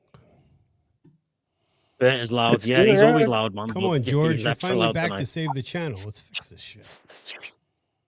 All right, so Click that again. Kelly's here. What's up, darling? Yeah, These are all, it's Yeah. the right one. click the road. And then let's I So just wonder if Baggerbaiter it's wants to know because what. the volume coming through there. maybe TV. it could be, but then we do this. Is that? It is sounds that a little better now. It sounds a little better, yeah. I don't know. So Bagger Bidder wants to know what rallies everyone's going to in 25. So Great question. George and Bert, That's what I was go. looking at. Okay. Where are you going? Jersey. So, I have Daytona booked for the spring. I actually have both a campground and a hotel booked. So we'll see what I end up doing. Don't know yet. Oh, so you're not planning on doing both. You're going to do one or the other. You just have both reserved. Right. Okay. Because I don't know yet. I'm pretty sure when I'm down there, I'm not going to have like a full week off. So I will be doing I will have to work some and then come out in the evening on some of the days. So just to be safe, because I went to check out campgrounds, I found a KOA. It's like 40 minutes south of there, but I booked a KOA. And I also booked a hotel back towards Daytona. I got them both booked for now. So I'm planning to be at Daytona in the spring. I'm then doing a family thing in July in the Devil's Tank at Disney World for 12 days in July. I have to do that with the kids and stuff, so that's going to eat up a lot of my time. And I do still plan on going to. I'm still planning to go to Sturgis. I don't have any of the details figured out yet for that, but I do still plan to go to Sturgis. And I just saw today, and I had sent George that Gettysburg Bike Week, which is really close to us. It's only a couple hours away. They've changed their location, which should make that event a lot better. So I'm going to probably get to that in June. And I have not ruled out banging down to Myrtle Beach for a day or so. I haven't ruled that out yet. So that's kind of all the things I have on my I don't know what the words I'm looking for, but on my to-do list, and I'm hoping that to be able to get all those done. I really want to do all of them. I think I can, and I think I plan to. George is a different situation between his travel and taking care of his mom. He's probably not going to touch any of those with me, but that's all right. It is what it is. Life, other things in life are more important than the channel and riding motorcycles. So, but that's kind of the plan right now. What was that? Did you hear that? That was me. I was like, what? That was weird. So that's kind of like my plan. I don't know. I'm still I want to get to the point where I can get out to some of these ones that we've never done. I really want to get to Arizona Bike Week. I just don't know that I'll be able to swing that in 2025 with this big Not trip heard good that I things. have. I've heard a totally mixed bag, and I just want to go to just experience it. And I'm fully prepared for it to suck, but at the same time, until I see it for myself, you know what I mean? It's kind of one of those things. It's the same thing with restaurants and food. I really don't take anybody else's opinion.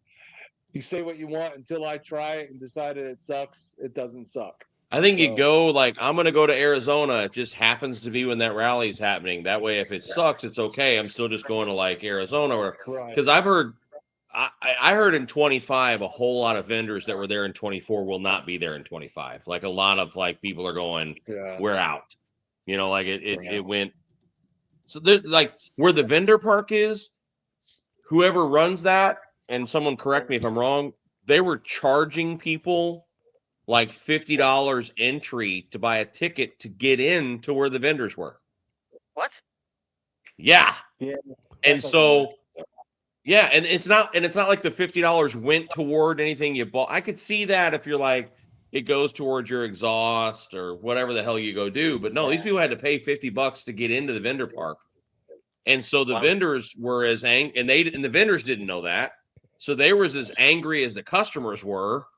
And they're like, we're not doing this. We're skipping it. So I don't understand the concept of having to pay to shop. That's ridiculous. Yeah, exactly. And so this is a lot of these vendors, I know that are third party charging people extra to get in. Yeah, they're covering a cover charge to get into the vendor park. And these are really good vendors that are traditional, really down to earth people. And they're like, we're not going to do that. We're out. We won't be back. That's fucked. Yeah, that's stupid. Tried to market that that whole thing where you buy the ticket, get to the concert, and get to the exclusive vendors. And the reality of it was The good vendors weren't in there. the good vendors were in there, and anything you could It's still brilliant, but the good vendors are not in there because the vendors don't want to be in there and rely on only the people that buy tickets, because they can get so many more from being at just the basic vendors place. But Do we just lose George and Bert, or is it just me? No, they are pretty. They're They still are there. pretty low. To be fair, You just got really quiet. I can't even hear you now. Yeah. Way low. All right, I'll turn this back up. I thought my speaker was dying. Can you hear us now? No, It's no, distorted not again. really. Mate, guys need to you use sound the like you're in a podcast fish tank. setup. To be fair, I can't. We made some adjustments. Hold on. I mean, too loud. George, too are you on the quiet. road? Yeah. Lower What? the channel. I think that's the issue, or lower the We don't output. really have that. No, we're on the USB road though, Bri. Yeah, that's what I'm on. So Corey how says, is that? I think he meant Americade. Does Americade do that too? The Americade rally charge to get into the vendors? You know what? OC Cool. does, don't Can you they? hear us? Can you hear us? It's better now. yeah. Yeah. Yeah. So Corey would have to. I've never been. Neither of us have ever been to Americade. So Corey would have to, expound on that, because I don't know if they charge for separate areas or not. I have no idea. I've never been I there. thought Americade was just like set up and you didn't have to do that. I've heard a lot of negative stuff about. I've never heard anything good about Americade. Well, the people who I know go are like the religious Americade people, and they like normally hit Americade, then they used to go to Laconia. So it was just like you go from one to the other because they're both like nice riding rallies. But the whole complaint with Americade is that the town of Lake George doesn't want it. Yeah. So the police were like hitting people with decibel meters, and you were getting tickets for exhaust, you were getting tickets for handlebars, and there was a lot of that stuff going on. I don't think it still does go down like that, but it's kind of not what it was. Before we move on to anything else, let's go to Stevie and to Bri, and then to you, Monkey, and you guys talk about your plans for the 2025 and what rallies you may or may not be going to. Stevie?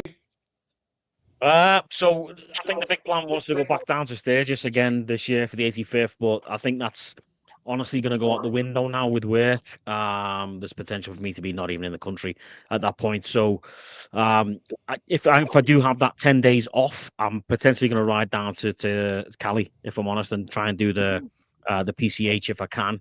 As far down, sweet. within 10 days and back up as much as I can. Or if that doesn't come off, Yellowstone potentially. Because I've been to Yellowstone bloody 4 times now, but I've never actually rode through Yellowstone or around Yellowstone. So I'd love to do that, if I'm honest. But I think PCH, if I can get away with the PCH, I think that would be epic. To be fair, I love the PCH. I've done it twice in the car. And again, I'd never had a chance to do it on the bike because obviously, the previous times I did it was in like Feb, March time. And obviously the bike's at bed in bed at this point. So, we've gone down there for holidays or whatever. But yeah, I think the PCH would be great. 10 days, get as far down as I can within 5 days and then turn around, come back up, potentially a different way if possible. If I can get down to Vegas, or go through to right the way down the PCH to LA, come across to Vegas, then back up the way. I think that would be probably the best route, to be fair. But yeah, we'll see, man. See Alan. If you're in LA, they're in Pomona. You can go see Totally, the factory. Go do 100%. a burnout in his warehouse. He loves that. 100%, yeah. I've tried to get down there. There's been a few drone expos down there because I'm in the drone business. There's been a few drone expos that I've not been able to get to, and I've said to Al a few times now, I'm coming down. Let's go for a ride, and then obviously it never came off. I was like, fuck. But obviously, if I go down there, then yeah, 100%. I'll get in touch with Al and we'll go for a ride together. But that's the main plan. I think there's some other things going on up here. It's called the Roland Barrage, which is a sort of a cross Canada ride, basically. From one side of Canada to the other, from the Atlantic Ocean to the Pacific Ocean. That's another thing I like to do when I can. It's all in aid of first responders, military guys, and it's all to do with PTSD, and everything that they raise goes towards to support PTSD, basically, and to support the work within the first responder community and the military community, and obviously being a veteran myself, that's close to my heart. My friend runs it, but I've never actually had the chance to do from one side of Canada all the way over to the other, because it's like a month's ride, man. It takes forever to get across, so trying to take time off work, potentially maybe, we'll see, but maybe next year. But yeah, there's all sorts of stuff going on. The Rally in the Rockies goes on every year up here, around Calgary, Banff and whatnot. There's some other things that we like to do. But yeah, I think the main thing, if I can get 10 days off this year and I'm around, I'm not out the country in the Middle East or whatever, then yeah, I think the PCH is going to be my number one, to be fair. That'd be cool. Nice. That'd be cool. What about you, Bri?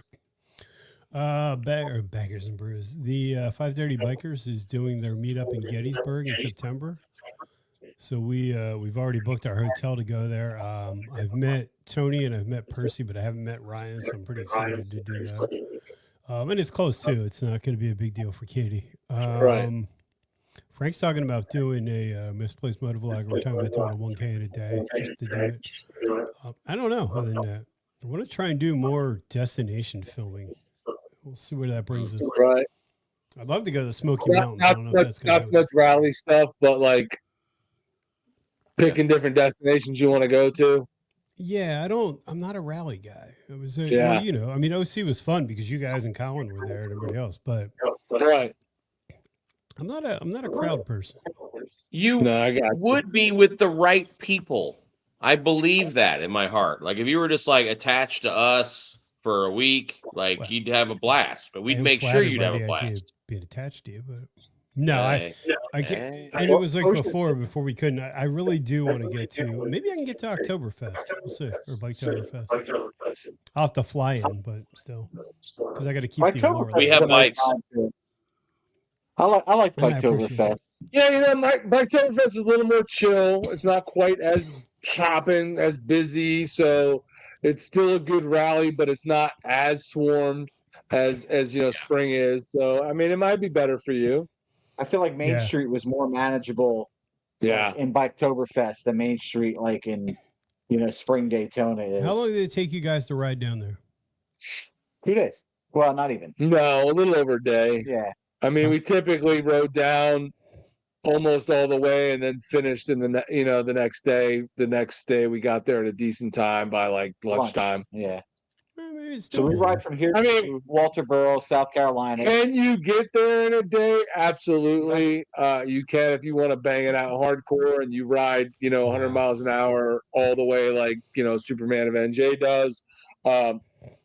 You could definitely do it in a day, but like in a more reasonable fashion and a more comfortable fashion for old geezers like us. You can get all the way down to just about Georgia, in the first day comfortably, and then you just bang out the last, half a day or less than half a day on the next day and actually get where you're going in Daytona, by like, lunch, a little bit after lunch, depending on how early you get up. So I could always fly Katie in and ride. It's actually not a bad idea. It's not bad. I mean, we've done it. It's not bad. Question is, what's the weather? The weather is the kicker. Because both rallies, both the spring rally and the fall rally, have the potential for us leaving the Northeast to hit some shit. And I think Biketoberfest is better for you guys than March, though, isn't it? Yes. Yeah. Yes. Yeah. No, it really is. We did March, and I've never frozen my nards off like coming home from spring rally in Daytona. Well, but here's the thing. Even if I couldn't go, this is an easy offer that I'm happy to make. Even if I couldn't go, Bri, fly into Palm Beach, where I live, and take one of mine, and you're 3 hours away. Okay. I appreciate that. 3 hours is a bit much for Bri. God, it's so nothing. I can make Daytona in what? 4 days? Oh, the Czarina the queen is here. God, don't hit my guitars. Wow, way to leave me hanging. Don't hit my guitars now. There she is. My God, you look fabulous. Oh, Jesus. Oh, you say that like she doesn't. You really do. Hey, girl. Tell me she doesn't look smoking? What is this? does. Yeah. Gosh, don't be silly. Hey What a guys. shot. A Wow. shot. How you doing there? What are you guys up to? Did you let your bikes out? If Bri wanted to go to Biketoberfest, I said even if we couldn't go, which we probably would be there, I'm like, fly into Palm Beach, borrow Alan's bike. Let's be honest, not mine, and then just go to Daytona. Like, you know, I'll just bring it to Daytona at the tent and be like, "Yeah, it's my bike. Yeah, I just Al, got it." you ride up. on Alan goes, here. "Isn't that mine?" Yeah. It needs a couple. I'll use a of Sharpie. I'll make it the rides bride the biker seat. We can make it work. That's such a great outfit, you guys. Look at those Santa. Bearded men. Bert's an elf. So just be aware. And 2 tickets to the gun show. Oh, yeah. To be Listen, fair, Brian, Bert looks where like a you live? homeless Santa. I know where you live, pal. Do you? Is that a threat? All or of you, invitation? but Stevie. He lives north of the wall. I have no idea where he lives. They won't let you cross the border. The rest of you fuckers, I can find. Oh wait, I hear a drone. Hang on. Hey, Bill. Remember, you can't click. This is theirs. Yeah, I know. What's going on, Mrs. Monkey? Where are you coming from? Where you been all night? Oh, on my phone and helping the baby do her hair, and Why is she doing her hair? she's getting ready for a guitar tomorrow. Oh, She just- so the little one's guitar singing rock classes are on Saturday mornings for 3 hours.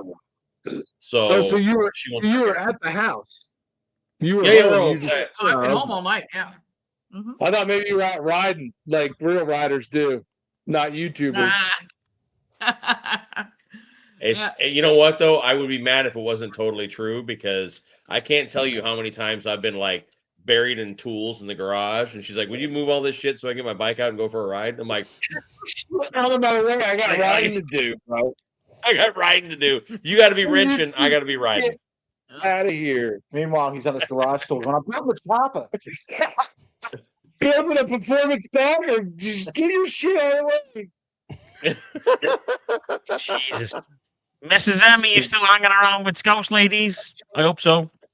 I do. I still listen. They are great. They're hilarious. And I got now I can understand everything they say. No, you can't. Happy days. No, most of it. Yeah, I listened to a podcast. Actually, because of our buddy here, I was like, wait a minute, they're Scouts too. So the first couple of podcasts, I could not understand anything they were saying. And now we're down. They're just really nice people. So absolutely. What is Good. that? Oh. Do you want to let him know next year what I'm saying then? Because he hasn't a clue what I'm saying all night long. I feel like even the little translator earbuds wouldn't help me with Stevie.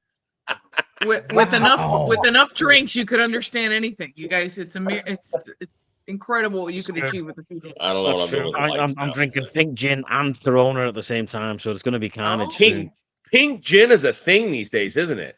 Dude, Oh, wow. mate, this has been a thing in the UK for many, many years, and I think the North Americans are just catching on to it. It's so good. My good buddy lives in Kent that I work with outside of the UK, and he was like, "You've never had pink gin before?" I'm like, "No." And then we were in Chile, and I'll tell you what, we tied it on hard one night on that stuff. Like it's good. Like It's good, man. pretty You've drinkable. got to have a good tonic, a good fever tree tonic to go with it, and you're laughing. What was the gin you got me? James May gin? Well, James, yeah, but his is like Japanese parsnip or Yeah, something. it's really strong. Like But it's good. James May, you know who James May is, I'm sure. Mhm. Like Scouts, right? Yeah. So James May's gin is shockingly good. He's my celebrity crush. I know. He's it's- on her laminate list. Yeah, Yes. yeah. I know it's weird, but I like older guys. Huh? Mm. I like them smart. Huh? I'm not smart. Yes, you are, puppy. She believes. Wait, she I'm believes older some than shit, let me Monkey. tell you. Tell me. And But she tells you why you are. And Obviously, you don't like the shaggy hair side. Obviously, that's not got nothing to do with it. No shaggy hair, you know. Oh, Yeah, no, he's just so good looking. Yeah. Yeah. Just an upside down head. Pape. So did Brian Scouts, did you both finish your rally plans? I feel like we cut people off. You did, yeah. Brian was giving it the big one with the rally plan, so yeah. Yeah. We talked about Biketoberfest and then we cut you off. I'm sorry. That's fine. That was about as much people as I can do. I'm gonna have to rest now to do that event. He says he doesn't like the idea of rallies because of crowds, and I'm like, if you were with us though, you'd have fun. We make sure you'd have fun. We don't like people either. I don't like people either, but I like rally people. We're antisocial. Okay. We are extroverted introverts. I have to store it up, and then I like spend it out, and then I'm done for a month. That's what we do. We Yeah. go out, we have a little, fun, and then we come back. What? You have your own posse at the rally. Don't tell me you're introverts. No, but those Who's are in my people that we have posse? selected Exactly. to collect for our collection that are the best people on earth. Like like the people you like, like, but at the same time, Bri, I get it, man. You go, you have all your battery drained by the crowd, and then you go and you recharge.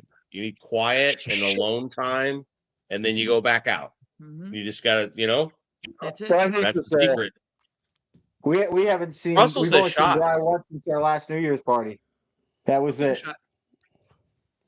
Kate, You do Wait, what? you saw me before that. They only saw Bri once. What are we shooting? Oh. I was at your Kate event. won't hang Was out I with us not? anymore. Kate hates my guts. I used up all my Who does? people skills then too. Kate. No, Kate's asleep. She's fighting the cat. Or she's drunk as fuck. I don't know. One of the That's one of the greatest nights of my life. That was one of the greatest. Not the birth of our child. Nope. Not the day we were married. The night that off camera I heard I'm drunk as fuck. Like in the back. Last time I saw Kate, she threw herself in my pool to get away from me. That is a true story. There is a live somewhere. Did you save it? Kate threw a water bottle at Bert's head. It's got to be on there. I didn't delete it. It's there. From 4th of July. I was telling Nate that story tonight. Nate's like, she did go what? hard or I'm only having one. So I mean, if you you're not gonna only have one. If you ladies need to use a cup, no, that's don't put lipstick on the Maybe. bottle. God, there it goes. You know, like lipstick on your bottle?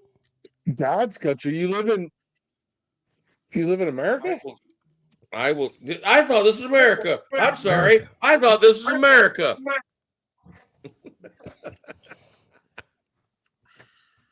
He's talking about the Great White North and the Rockies.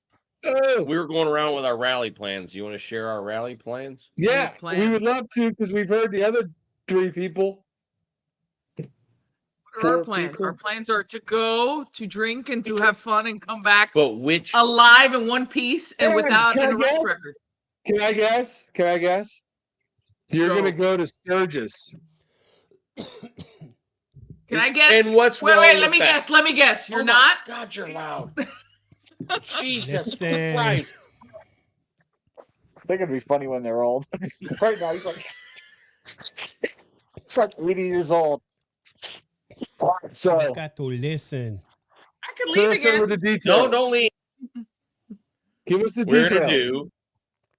gonna do Daytona. I booked Cackleberry, so we'll be there for the bike week. We'll do Leesburg. We'll do Leesburg. Still my favorite. One of the things I was most excited about is May. We were going to ride up to Smoky Mountain Harley and see Blackberry Smoke for their what's it called? It's an event they play 3 times. We were going to go see them. I was so fired up. And then I found out I have to be in Canada and Toronto for work that week. So that's dead. Yeah. So I can't do that now. Canada is the worst. There's the worst people are in Canada. There's 2 trips a year that I don't have any say in. These are the dates and I'm going to be there. So I that's the week actually of that event. I'll be in Toronto. Then June, nothing. July, nothing. Sturgis this year is going to be fun. It's always fun. I don't know how we're going to work it with the. I have to figure it out. There's a 3% chance that I would go solo, which I don't feel comfortable with that, but because my dad's going. And if my dad goes, we don't have anyone to watch Killer out there. And no one can watch Killer but his mom, his dad, and his grandfather. That's it. No one else can watch the dog. You're talking about the dog and not your daughter? No, that's both. Yes. And so the dog is an issue. And so there's a 3% chance that I would go solo. I don't even know how that would work because I don't. That's our thing. So I would not like. Calculated it. 3%. Yes, we did the but math. Dad's going. He's going to be at Glencoe. He's bringing 2 of his buddies. I'm going to be at Steel Pony. Buffalo's going to be at Buffalo Chip. So people are going to be everywhere. But I'm going to leave from here, and I'm going to go the long way through Alabama and stop and visit my grandparents' grave along the way. Okay. Spend one night, like stop, unload my bike, ride to where their grave is, hang out, go have dinner at the restaurant, like the family restaurant, ride back, load it up, and head out. So just be like one day, but still, and then get to Sturgis, do Sturgis, and then roll out. Tom's going, Daniel's going, Thumper's going, everybody's going. And then September is smoke out, but again, I don't want to go without her again. I don't like that. It's not much fun. I don't have a bike and a show or anything, so I don't even have to go. You know what I mean? Like, we're working on reinventing the build off this year. There's a couple of us working on like creating rules and trying to managing it that way, but we'll see how that flushes out. And then Biketoberfest, I thought I wasn't gonna be able to go until like 2 days ago. I might be able to go to Biketoberfest now, but Rockabilly, we'd like to go to. It's not a motorcycle rally, but Rockabilly Q? Yeah, Rockabilly. That's Q. January, and That we there should are go bikes to. there. That's No, they yeah, have yeah. a show, but it's not really a biker rally. But it's still a fun.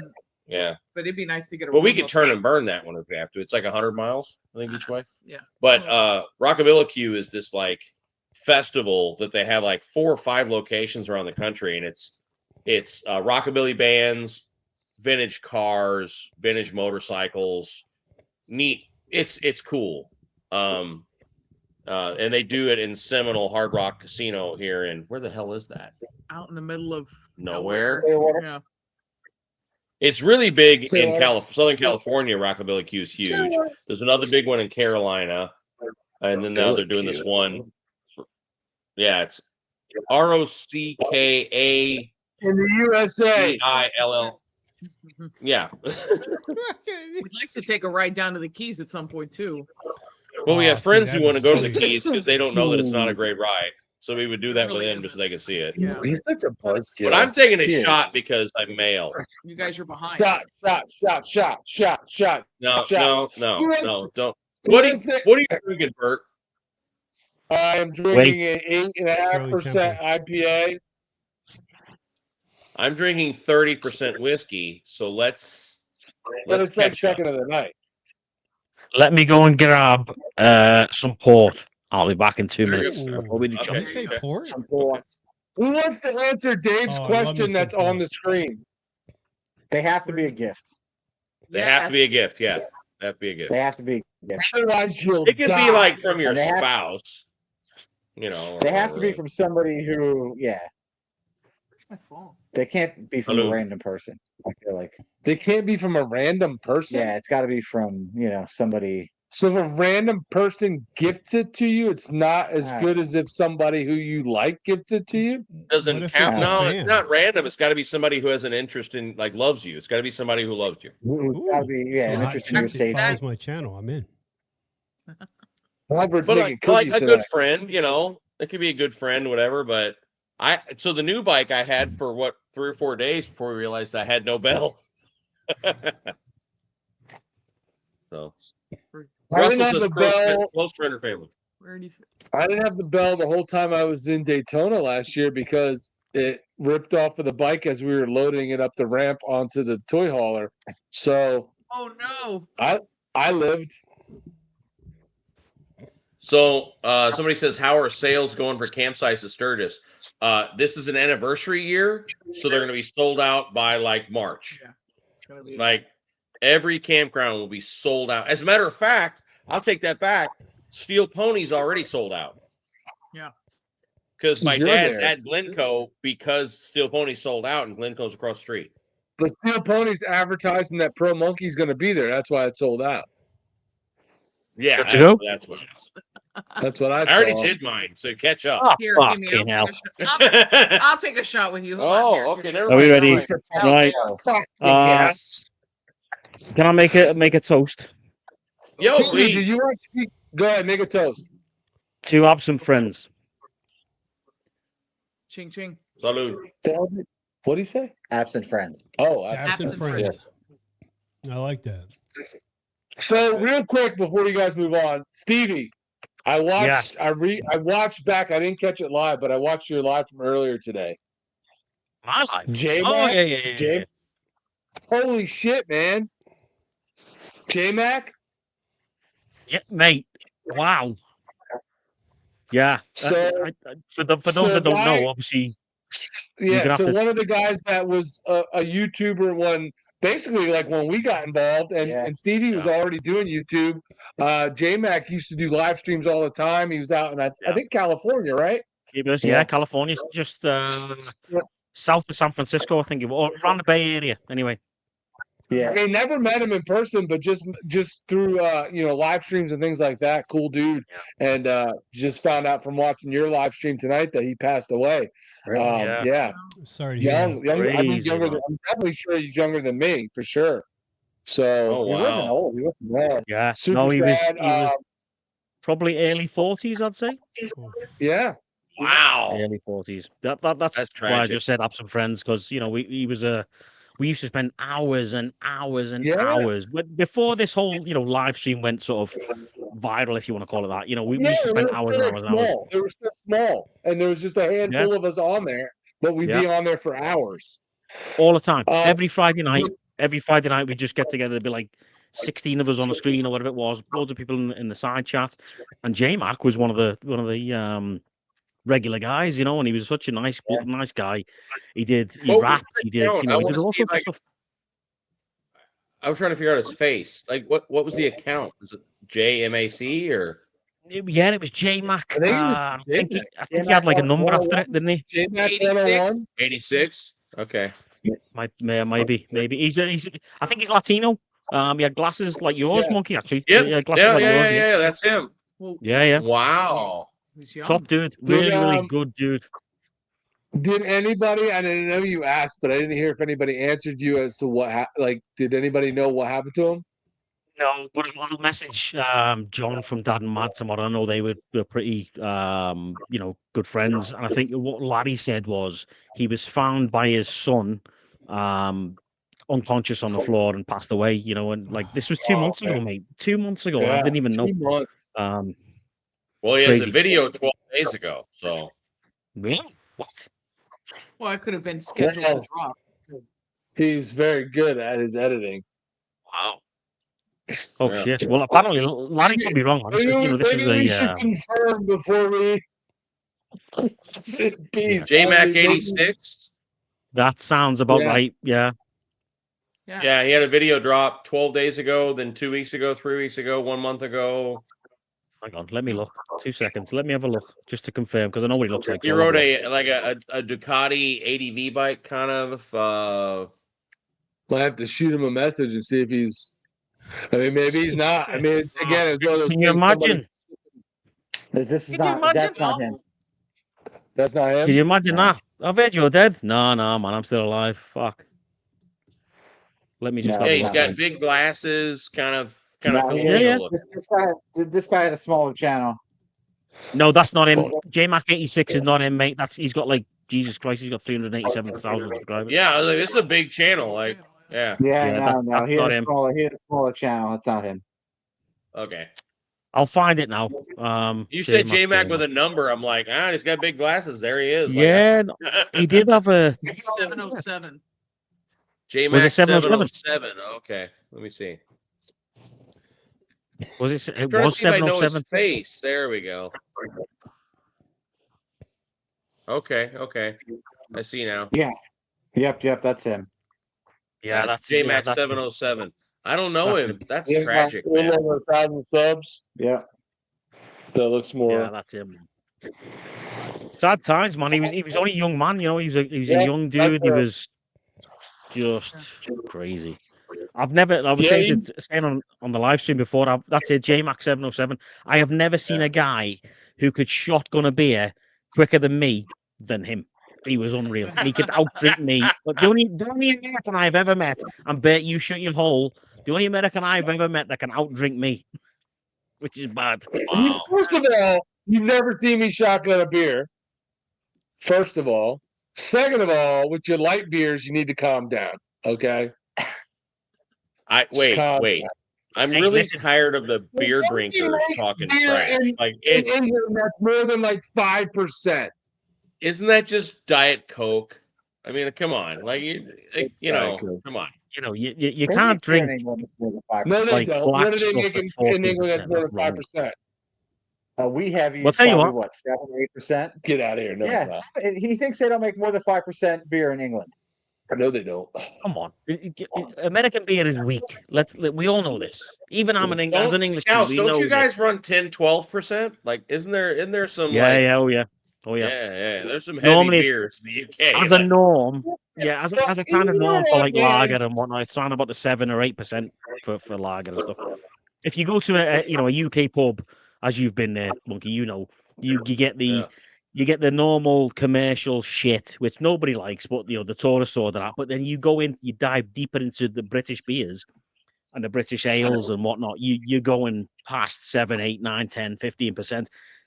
You've just got to find those local brews that they put on in these pubs I that were thought built that 1,000 years ago. isn't the typical Smittix like 8 in the UK or something like that? Like Yeah. Smittix is even strong, and Yeah, man. Yeah. It is. Yeah. Totally. and what's Yeah, the it other is. one?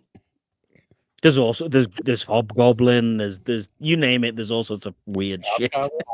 I have had beers in pubs in the UK where you're sitting down and you have 3 or 4 of them, like with almost like a business meeting, and you stand up to go to the bathroom and go, "Oh no!" You didn't realize that these were like 30 proof beers you're drinking. Yeah. To be fair though, mate, I mean I've drunk British beers since I was like knee high and whatnot, but my most favorite beer beyond outside the UK is German beer. I spent 18 years posted to Germany, man, so I got hooked on the German beer. And the one place I've always said, and I've spoke to the Baggers and Brews boys about this. There's a place in Munich. It's the oldest brewery in the world apparently, and it's not the Löwenbräu, it's not anything like that, and it's phenomenal. It's my favorite beer. It is really it's a Hofbrauhaus. You've probably heard of it, Hofbrau. It's like built in like 14 some shit, old as dick. So a certain individual who's historically significant who started a war around 1939. Yeah. He used to do his he used to have some union meetings in there. Yeah, his very first speech was in the second story at the Hofbrauhaus in Munich. Correct. And one of our bombs conveniently removed the floor of that, but it's been rebuilt. But you can stand and look in the window and see. Yeah. It's the floor. The floor is the same, but the walls have been rebuilt because we blow things up really well in the UK and the US.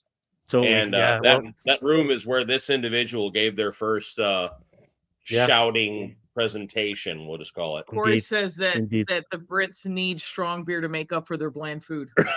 Hey, listen. You can't do me a favor, right? Don't compare Northern English food with the rest of the UK, please. Please don't, because don't you just boil it until there's nothing left and then you eat it? Like, isn't that a Sunday roast? So I'll just tell this: you've never had a Sunday roast like you've had a Sunday roast in the northern part of England. You've never had an full English breakfast like you've never had a full English breakfast apart from the northern part of England. Fish and chips, the best fish and chips in the world is in the northern part of England, in Liverpool, and whatnot. My favorite. I'm biased, obviously, but obviously. It's the truth, though. It is true. What is that? So, Scouts, you'll know there's an Instagram account called like Garrett Music or something. This guy's going viral. He's kind of famous. The Irish. Oh, he's Irish, but he's so funny. He ends every video with "Follow me, I'm delicious," and he just yeah. He makes me. The funny thing is, like, his thing was he's a musician. He's super talented, very good musician, but then he started doing videos where he just makes fun of Americans, Brits, whatever. Have you seen the one? Have you seen the one where he kicks off at the Americans making a cup of tea in the microwave? Have you seen that one? Dude, he's goes to town. The thickest Irish accent you ever heard in your life, and he makes you laugh like you would. He's just tremendous fun. Garrett Music is the name of the channel. That's him. Yeah, he's funny, mate. So sort of on top of that, the Scouse accent comes from Ireland, if I'm honest, because 90% of the people in Liverpool came from Ireland, and that's where the the Scouse accent came from. My accent, comes from Irish heritage, basically. So that's why we speak the way we do. Anthony has a good question. He says, "Don't the Irish and Brits hate each other?" Yes and no, and it depends on where and Depends why. which part. So I was at a meeting several years ago, and I was very tight friends with our Irish people. What I do, and I would always hang out with them and their spouses and just power drink with the Irish every night. And after we'd had many drinks, a Brit from London walked up and said, something, mate. And enough drinks were had that this individual said, "I'm not your fucking mate." Like, just like, Who said that? It was the Irish dude to the British guy from London. And it was on. There was no reason, nothing had happened. It was just on. And his wife just kind of went, just grabbed his face and the next day he was like, "I'm sorry, but after enough drinks, we decided we're just not going to tolerate the Brits anymore." So I think Mrs. Monkey said it before, right? And this is why I keep saying about the distinguish between, or the distance between, you go to London, and most people who go to the UK go and visit London, and they have the experience of London, blah blah blah. What they don't do is go up north, Northern England, Midlands of England, and then beyond to Scotland, because that's a different kettle of fish, But I think if you ever, and a bit of advice for those that want to ever go to the UK, go to London, fine. Go see Buckingham Palace, go see the bridge, all of that sort of stuff. And then once you've done that, leave, go north, because then you'll find the real England and the real Scotland from that point on. Like I said to you guys before, Liverpool is its own little country. We don't class ourselves as English. We don't. You speak to any Scouser and he will say, "I'm not English, I'm Scouse." And Liverpool is its own little satellite state, if you want to call it that. And we're renowned as the most friendliest people in the world, or at least the most friendliest people in the UK. It'll be the friendliest bar fight you've ever been in. Yeah, exactly. But I do miss home. I miss home for the sort of be the Scouseness of home, but I don't miss the UK at all. I hate the fucking Do you UK. ever go back? What it's become. How often do you go back? Never. No? I only go back, and the whole absent friends things before was the only time I go back now is for a funeral or in case something's gone wrong. That's the only time I go back now. And the last time I went back was a month or so ago for my best mate Jimmy, who died in a motorcycle accident on his way up to see his dad in Scotland. And that was fucking horrific. It was the worst week of my life having to deal with that. I'm so sorry to hear that. No, and that that's why I did the absent friends thing, because there's a hole where Jimmy was. He loved his club life. He was part of a club in the UK. He loved bikes. And he was a Scotsman through and through. And my regiment is a Scottish regiment. I spent 25 years with the jocks, the Scots. So I love Scotland. Sorry to bring it down slightly. My man wants to know if you like black sausage. Yeah, it's called black pudding. Black pudding. Yeah. Black pudding. We call it black pudding in Liverpool. Pudding. Yeah, love a bit of black pudding, man. Black pudding's so good. It's made of pig's blood. He's like That's exactly what it is. Pudding. Which we have the equivalent. We have the Argentine, black sausage is a similar thing. Yeah, it's just exactly that. Yeah. Same thing. Yeah. Just different. Same thing. Different I've never had. You know what I would love to have is, and I've never had mince pie. Mince pies. Oh. Yes, I want to try a mince pie so. So I'll tell you what my fetish is. Great British Baking Show. I am obsessed. I've watched every episode. The Bake Off. Times. You love a good Bake Off. Nice. Yeah, the Great British, but only the British one. Holiday and the regular, and I am absolutely obsessed with that show. And I see some of these foods they make, and I'm like, I need that. So I need to go. I need to take a trip to the UK. You should. Next time your man goes over, take a trip over, but do the London thing and then go north. I promise you'll have a better time. What's Yoni The, Stone saying? Parts of England look like crap Lakistan. Dude, I could say the same thing about America. Come on. I could say the same thing. It looks like fucking Guatemala, half of America, so don't get me started. every place has got its. Exactly. Every country's got its fucking shitholes. You go to Excuse my parts of Miami and you're wondering where you're at. Yeah, it's Why are you not. calling out New Jersey like that? Yeah, look at New Jersey. It's full of aliens. Christ's sake. Gosh, We do have drones right now. We do You have got drones. drones. You got Yeah, drones. exactly what Iranians, I mean. Yeah. you have drones? Yeah, we have Drones, drones. that are- baby. Let's You go. haven't seen that? Have you seen What? the news? No, I Just don't watch the Google it. news. I stay away no. from the news when I'm working. I get enough doom and gloom at work. I don't need the We news. have, What's going on? We have random just Google drones drones showing over up New out there in Jersey. New Jersey, like big drones. Random drones showing up, And and Drones not are with high. Amazon packages. It's like national news. I don't watch the news. Oh, I yeah. know that. You're They're talking extremely about, lonely. You are low. No idea what they are, Thank you, though. Nick. They have no idea. Chicken cock shot. Chicken. I'm That not is That's not Bert's favorite. First off, we doing y'all need shots to know first? that Nick is an Yeah. evil bastard. I don't know what Taking a a shot. chicken cock shot is. Well, Is that shots? Is it? Is that someone say shots? So this came Ah. last week during our live stream. It's actually really good bourbon. It's really good. Chicken Too good to cocks in them. shoot.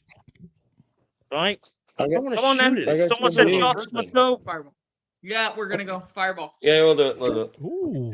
He's got the I don't want to shoot this, Nick. This is too good for that. Fireballs See, for So women. see how much is down? It's not much, but I bottle chugged that last week because Nick is an evil bastard. And Jason. It's so And full. Jason. Anybody like fruitcake? I used to. One of my big clients in Brazil made fruitcake, and I actually kind of like it. She sounds like the Daleks Oh, from Doctor shut Who. What I was going to say is Was it Jason me? tipped Is it me? George and Bert $260 and said, "Ha ha, monkey do shots." I'm like, you tipped them, not me. I'm not. I think that Bert should do George has done so 26 many shots shots. tonight. You need to calm down. He's drunk as shit. I'm gonna have to take him home. George is a Who? party animal. George? No, he's not. He's Yes, still he wearing all is. his clothes, and It's oh, all he's fine. it's all a cover for his. Oh, by the way, clothes. babe, on the way home from the baby's guitar class, I figured I would stop at Guitar Center. Oh no. I got my bonus. We're doing this week. shots or Oh, not? jeez. If we do shots, 'cause I went whole Stephen Hawkins there on for like 10 seconds. That was Ready? close to Ready? it. Wait. Oh shit! Hang on, fuck! Hang on. Here's Ready? to those that wish us well, and those that don't can go to hell. Now in Oh, Spanish, the good one. Cheers. So Salud, dinero rude. y amor, que belleza segura. Oh. Ching.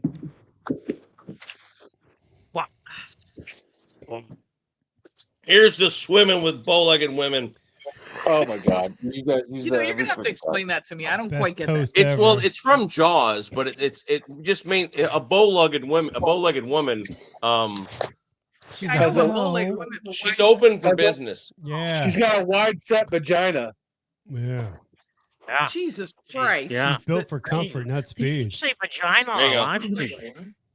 I'm built for It's a comfort. I'm wide- telling you. It's God, wide I don't- set vagina.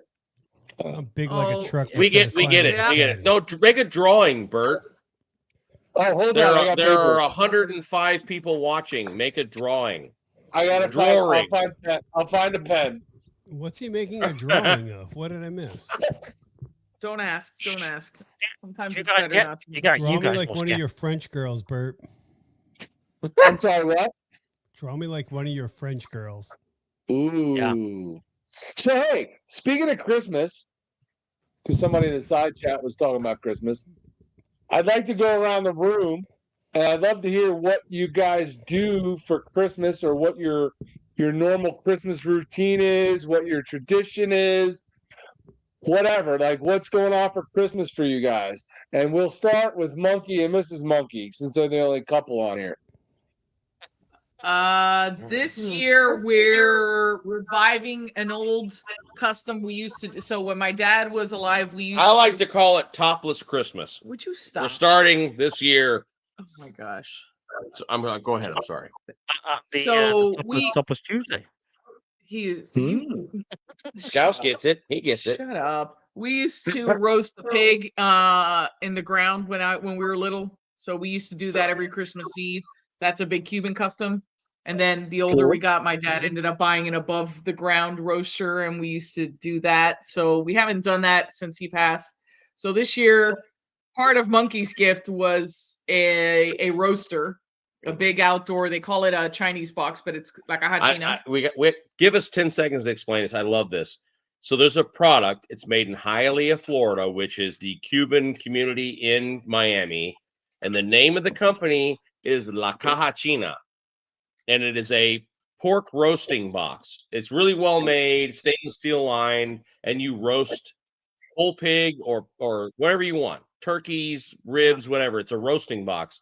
But La Caja China means the Chinese box, and nobody knows why the hell it's called a Chinese box. But that and the funny thing is the logo is even like Asian looking, but it's made by Cubans in Hialeah. But I love it. It's one of my favorite gifts I've ever had. So me and her dad would start drinking at 7 in the morning, and I'm not kidding. 7 a.m. you're drinking while you started roasting the pig for the family, and then at about 7 or 8 p.m. it was ready to go. And her dad and I were just like using each other's shoulders to stay vertical because we were just wasted. And when he passed, we stopped doing it. But then this year, we at the same time we're like, I want to get a Cachina, man. Like, I want to start that again. And she got us one. And Bagger Bader says he loves Chinese box. But anyway, I just seen that. How many years? 4? Yeah, 20. Yeah. So in 4 years, we're roasting hog legs for Christmas Eve. And here's the funny thing: Tom is gonna be here. It just so happens they go camping for like 2 weeks over the holidays. Lynn just joined. And she's here. So Lynn's here. So Tom and Lynn and their boy are going to be with us. So I think our Christmas Eve is going to be sloppy. Nice. Yeah. Very nice. Did you say sloppy and Chinese box in the same sentence? Yes, a sloppy Chinese box. Oh Jesus! I can't. Full of Good pork Lord. and hog. Wow. Relax, Klinger. I should be saying moist. Moist is a dirty word. I'm sorry. I'm sorry. Have Chinese box for Christmas. Military biker. What is your Christmas routine look like? So if I was in the UK, I'll give it you from my UK point of view because libtard Canada is not how we do things. Anyway, so Christmas Day, obviously, you get Christmassy and whatnot, but Boxing Day is big in the UK. So Boxing Day is when you go around to family. There's a big roast gets made by whoever's hosting, and then obviously you just get shit-faced drunk from literally. If you go around there at 11 o'clock in the morning, you start drinking at 11 o'clock in the morning, and then the dinner comes out. The roast comes out at maybe 3 o'clock. You hoover that up, and you continue on to probably 3 o'clock the next day. That's the normal score. Unfortunately, I don't live in the UK anymore. I live in communist Canada, so I'm lucky to be able to do a roast over here. So this year I've got some friends coming around for Boxing Day, so we're going to try, as much as the police let me over here in communist Canada, do what we would do in the UK. But we'll see. We'll see what happens. So what time should we be over? Well, you come on whenever you want, love. We'll start drinking as soon as you guys arrive. 7 a.m., 6 a.m., whatever. So, in essence, as an Englishman, stroke half Irish, stroke half Scottish, I will be drunk from tomorrow morning through till the 2nd of January, 2025. Fantastic. Yeah, I'm with you. That works. And I salute you, sir. Thank you, sir. I salute you back. She doesn't know that it's like There's a whole -2 topic. Why do we salute like this and you guys salute like this? What happened there? Well, if you look, the Navy, our British Navy salutes like that. Our RAF salutes like that, and our British Army salutes like that, right? It's because of tradition that spends, 1,000 years, if you want to call it It's almost years ago it used to be part of a respect thing where you would show your hand to the Queen or to the King or at the time. Now, the Navy does this for whatever Navy gay ass reason they do. The Navy they do Navy shit, man. It's bizarre.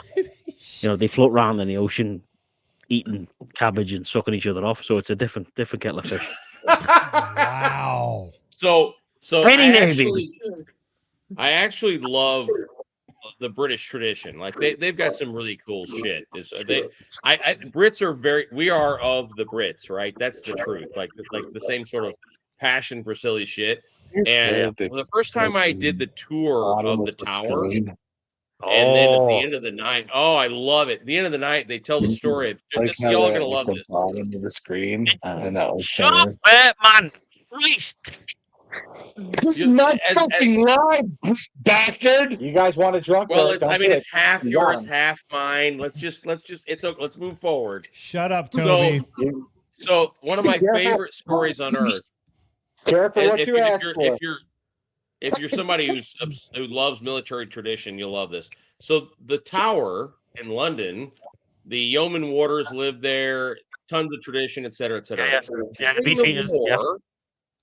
They every single night since what year, Scouse? I don't know. Freaking 12. The year 12. I don't know. Ever since then, every single night they do a tour of the tower, make sure it's secure. They lock the tower, and at midnight there's a tradition where they say, "Sir, the tower is secure." Ding.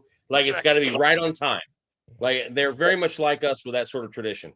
So every single night for I don't know how many hundreds of years, the tower goes through the same security measures, and then they declare that it is secure at 11:59 and 59 seconds, so that when the senior yeoman warder says the tower is secure, the bell dings right as he says that. It's really cool stuff. Anyway, in 1940, 800 and something years, mate. I think it is. It's all to do with when the last time the crown jewels were robbed. So somebody robbed the crown jewels so many years ago, and that's when they started doing that. Funny story. There's only two ranks that can do that job, as the Beefeaters we call them, is the yeoman, as you said, is a warrant officer class 2 and a warrant officer class 1. I actually got offered the job to be one of those guys, and I was like, I can't. I'm moving to Canada, so I have to turn it down. You basically have to be a career military man to be eligible. You have to have given decades to be eligible. Anyway, so in 1942, I don't remember what years, they do that ritual every night for hundreds and hundreds of years. During the war, the tower was hit with a bomb during the process of the closing of the tower. That's it. And the senior yeoman warder writes a letter to the king, throwing himself upon the grenade, saying, "We failed, sire, to execute properly by midnight because a bomb had been dropped on the tower during the nightly closing." And so he was like, I throw myself at your whatever. So this is like a senior officer saying, throw me out of the military. I should be punished. I should be this because I failed to execute the closing on time. And the king wrote a letter back that says, "We'll let it slide this time."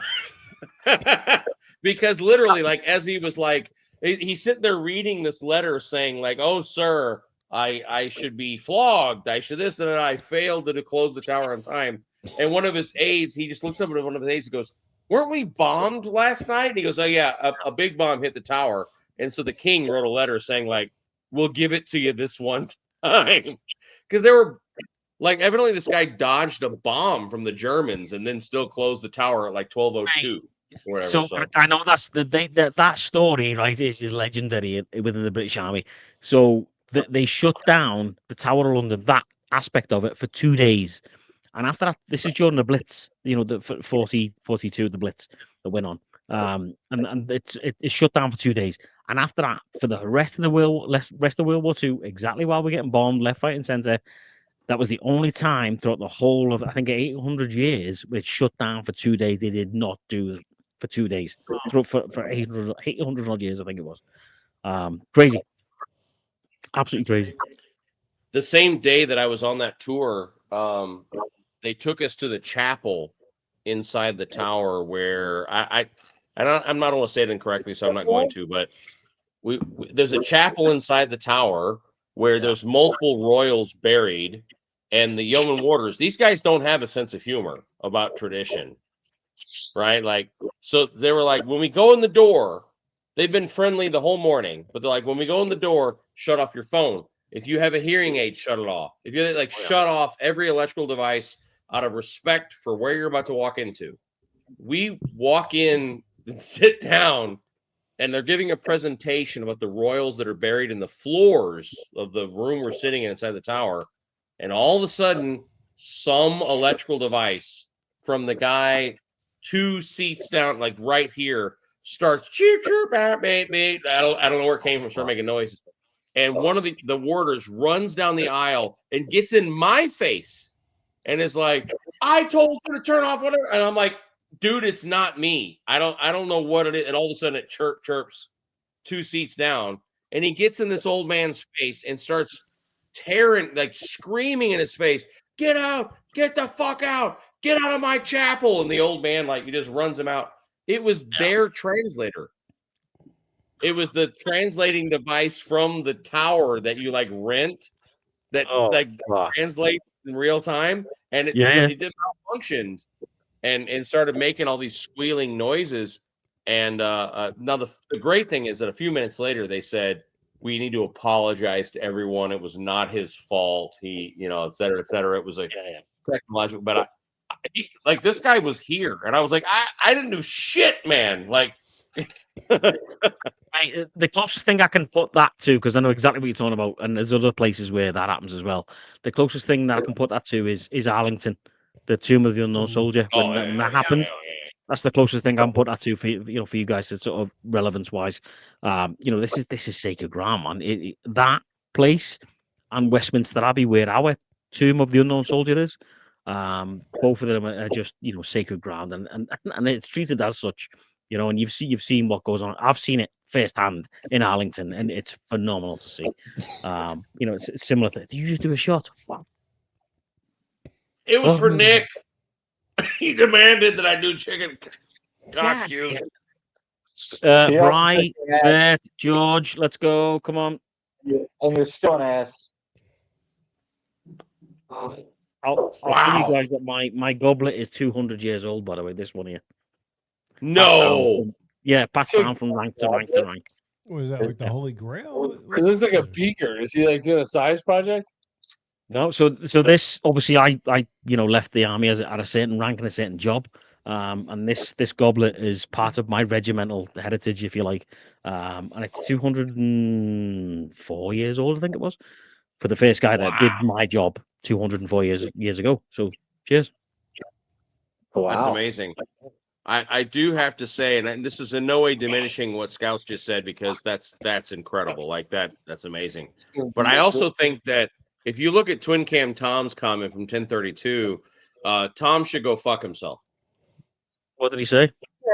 He said, I love Anna's new street glide. And these are my friends, and I think that Tom should go fuck himself. I'm just saying. Who's Anna? What am I missing? Is that a bad go fuck yourself or a good go fuck yourself? Very bad. Thanks, Hopkins. Thank you for joining the membership.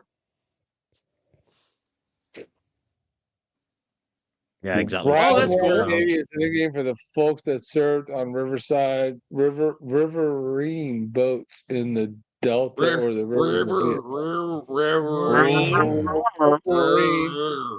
Drunk Bert has arrived. Vietnam. Drunk Bert is here.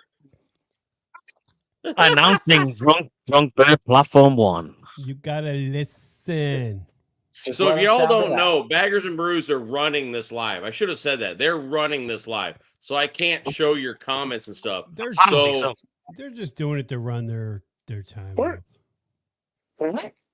Who? What'd you say? I said you're just doing it. Nick, that's a good point, Nick. Scouts, Bud, why aren't you live streaming this on your channel? How'd you do that? There should be a button in the upper right hand corner. So this is George and Bert's live. Fucking audience. Yeah, Oh, it goes on your channel. So this is George and Bert's live, but so that more and more people see it, it gives us the ability to like throw it out to my channel and your channel and Rye's channel, and like everyone can see it. So I'll tell you a story. I'll tell you a story. I told Ben and George before. I cancelled my fucking StreamYard, so this is a new thing. Who Now I is know. Russell McDonald? Who knows Russell McDonald? Which one of you clowns know Russell McDonald? Monk. he's a Is he a friend of friend of all of yours? us. Yeah. No. Russell's in all of our lives. He's not my friend if he thinks I'm sloshed. You didn't know? I'm just saying you didn't know? Like you Did didn't you know say you're you, sloshed? you Like, think you're sloshed? Yeah, What? yeah, suck a fat one, sloshed. I'll tell you when I'm sloshed. You don't get to Gay decide Bird when I'm has sloshed. arrived. He's drunk. I decide when I'm sloshed. You guys just so sit what I back can't wait. and enjoy the show. Now we're live. We're live on the Military Biker YouTube and on Facebook page. Yeah. Let's go. That's not my name. I am so sorry. I should have said that earlier. I thought, you can simulcast all the different channels. Yeah. I didn't realize that's obviously. Can I just say, by the way, It's a new do you like thing, right? do you like my President Trump fucking bottle opener? Somebody with some appreciation for perfection. No, strong man, make America great again. Let's go. Make drunkenness great again. Woo! So I just love- out of curiosity, I Vagabator, love Big D, man. He's great, man. what I would love that Big D. holiday be called? That holiday would be. It'd be called Listen. Listen. What's that off? Listen. What's that off? Came from one live stream and into another. Okay. Sloshed. Well, Busted Stir Knuckle. and shake. So Busted says he canceled the StreamYard. Yeah, we got. Oh. Sorry. Moon pie. What's Look up, at the Moon? stylish hair. Leave the hat off. I want to see the hair. Bert, lose the hat. Oh, Look at that hair. He's a sexy hipster. So Nick says, I'm still an ass. Here's $20, but I can't click it to highlight it. Again, this is George and Bert Holy live. shit! I can click it to highlight it. Nick, you're the man. Damn it. Hey, But you know what, though? Bella. Nick's wife makes the best Christmas cookies I've ever had in my life.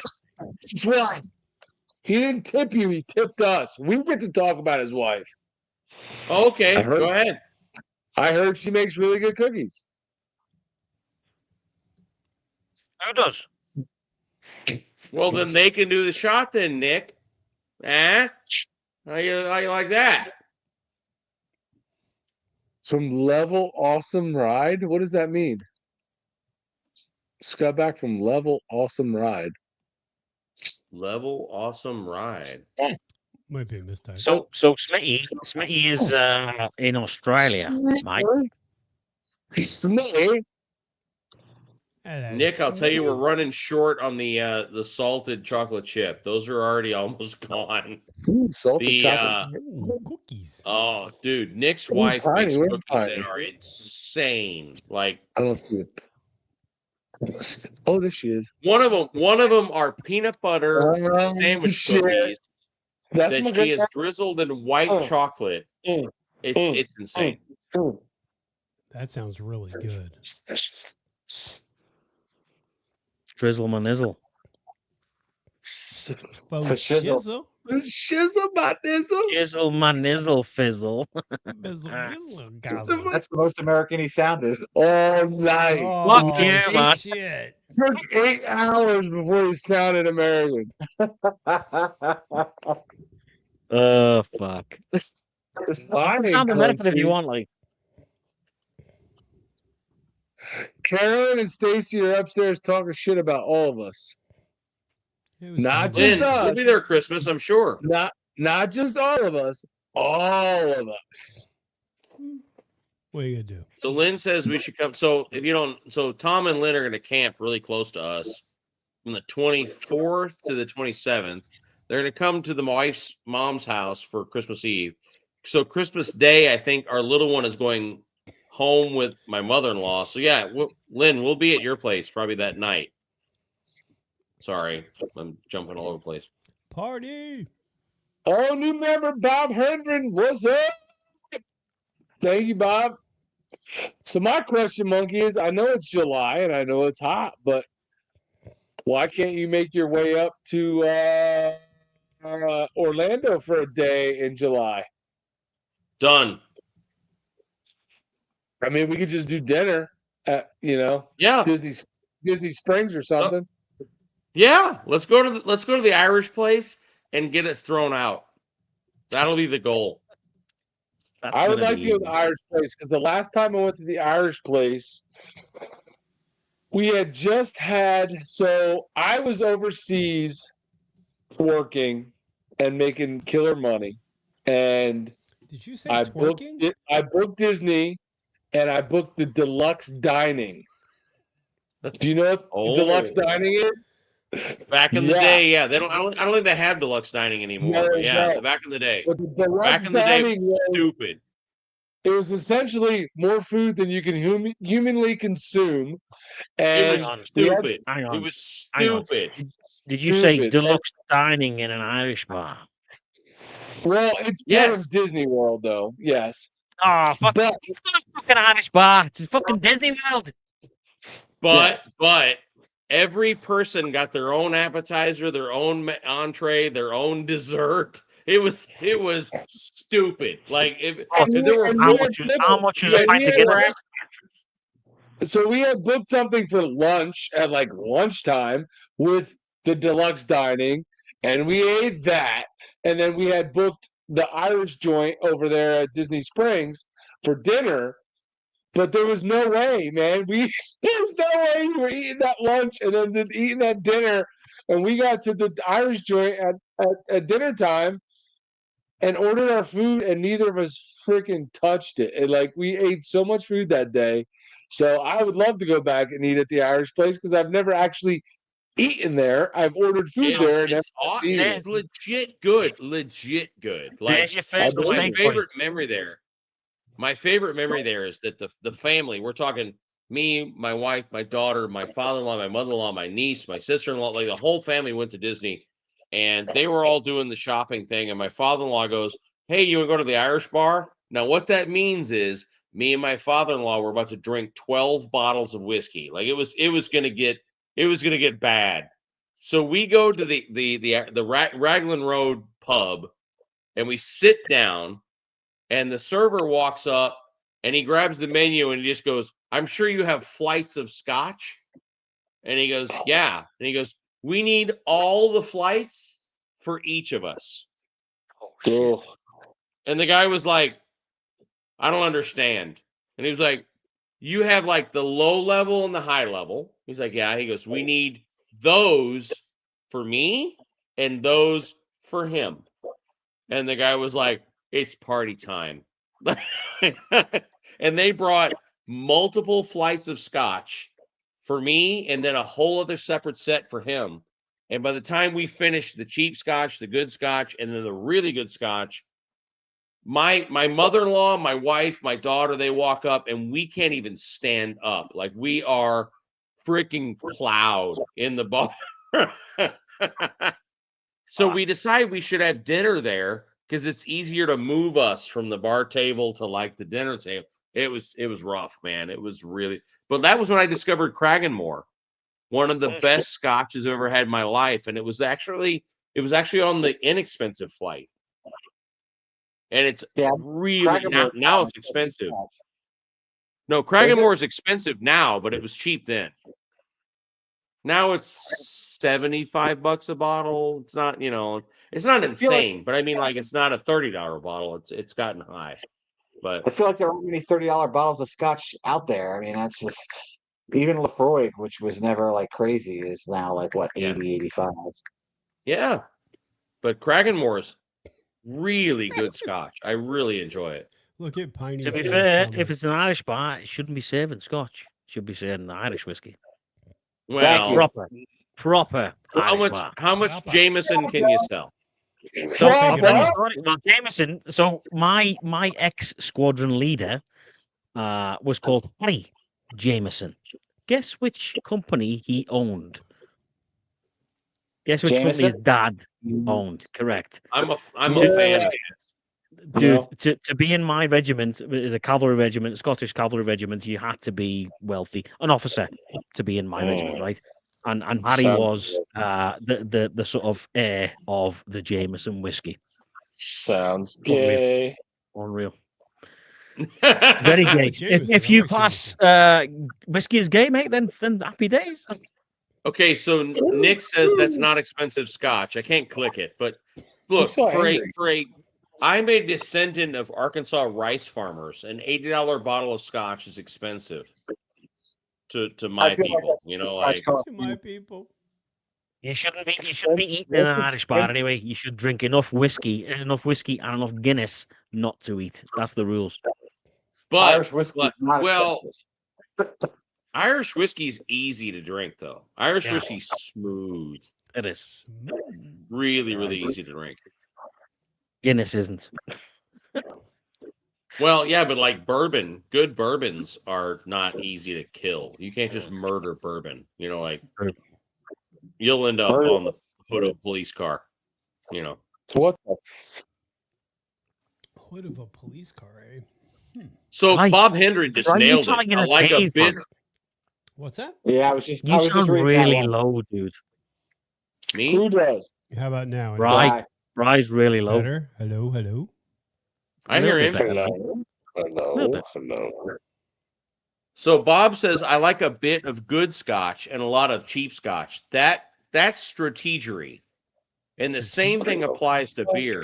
Because you don't just drink good beer all night. What's the point? Because after the third one in, you can't taste it anyway.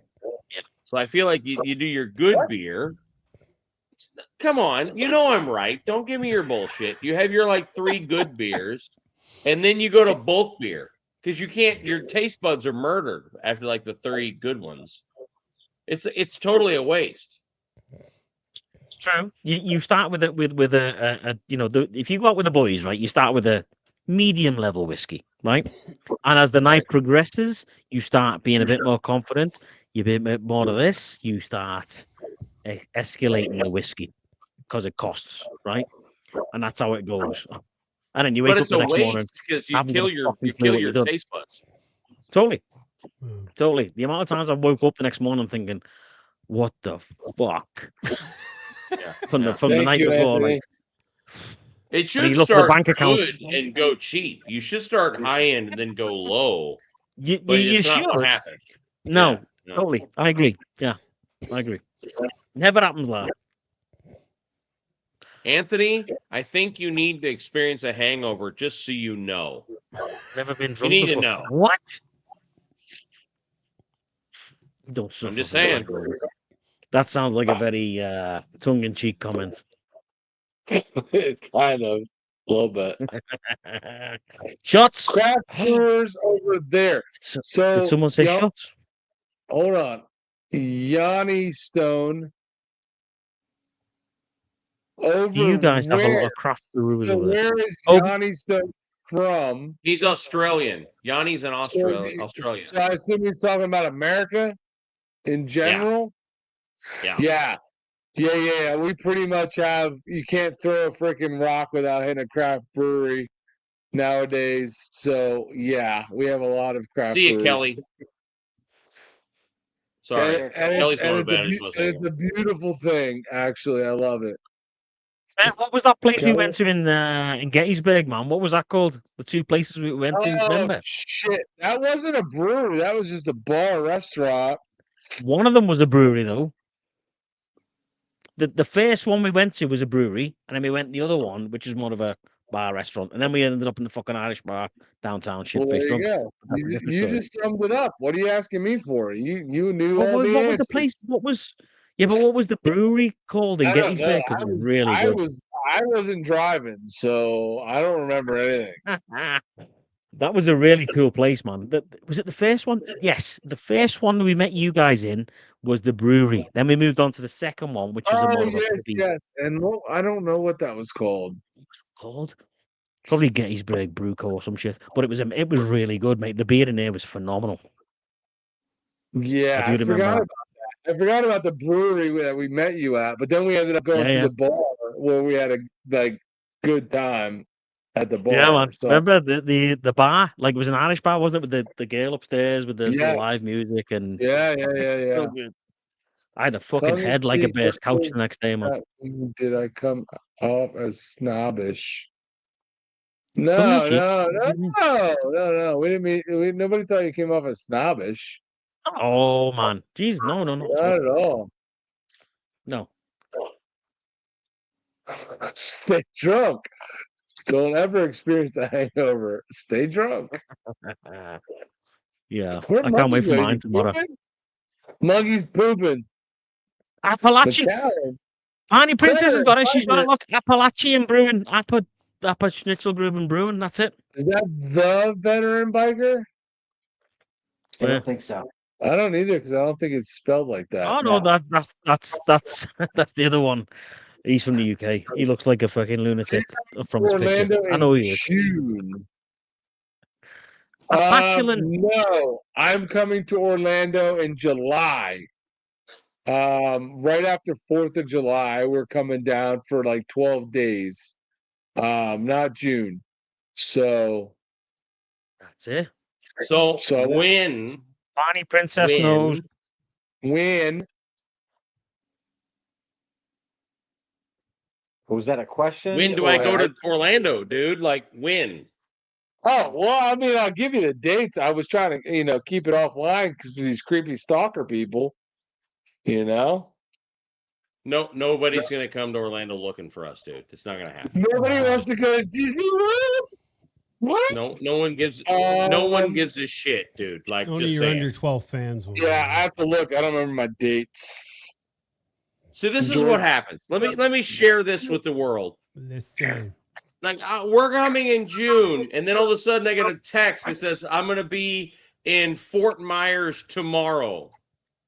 Like, well, that's 120 miles away. Florida's very long. What am I gonna do with that? Monkey, Mr. Monkey. Yo, What? get your hand is like, What did I do? I don't know. I don't know. I brought a workbook up.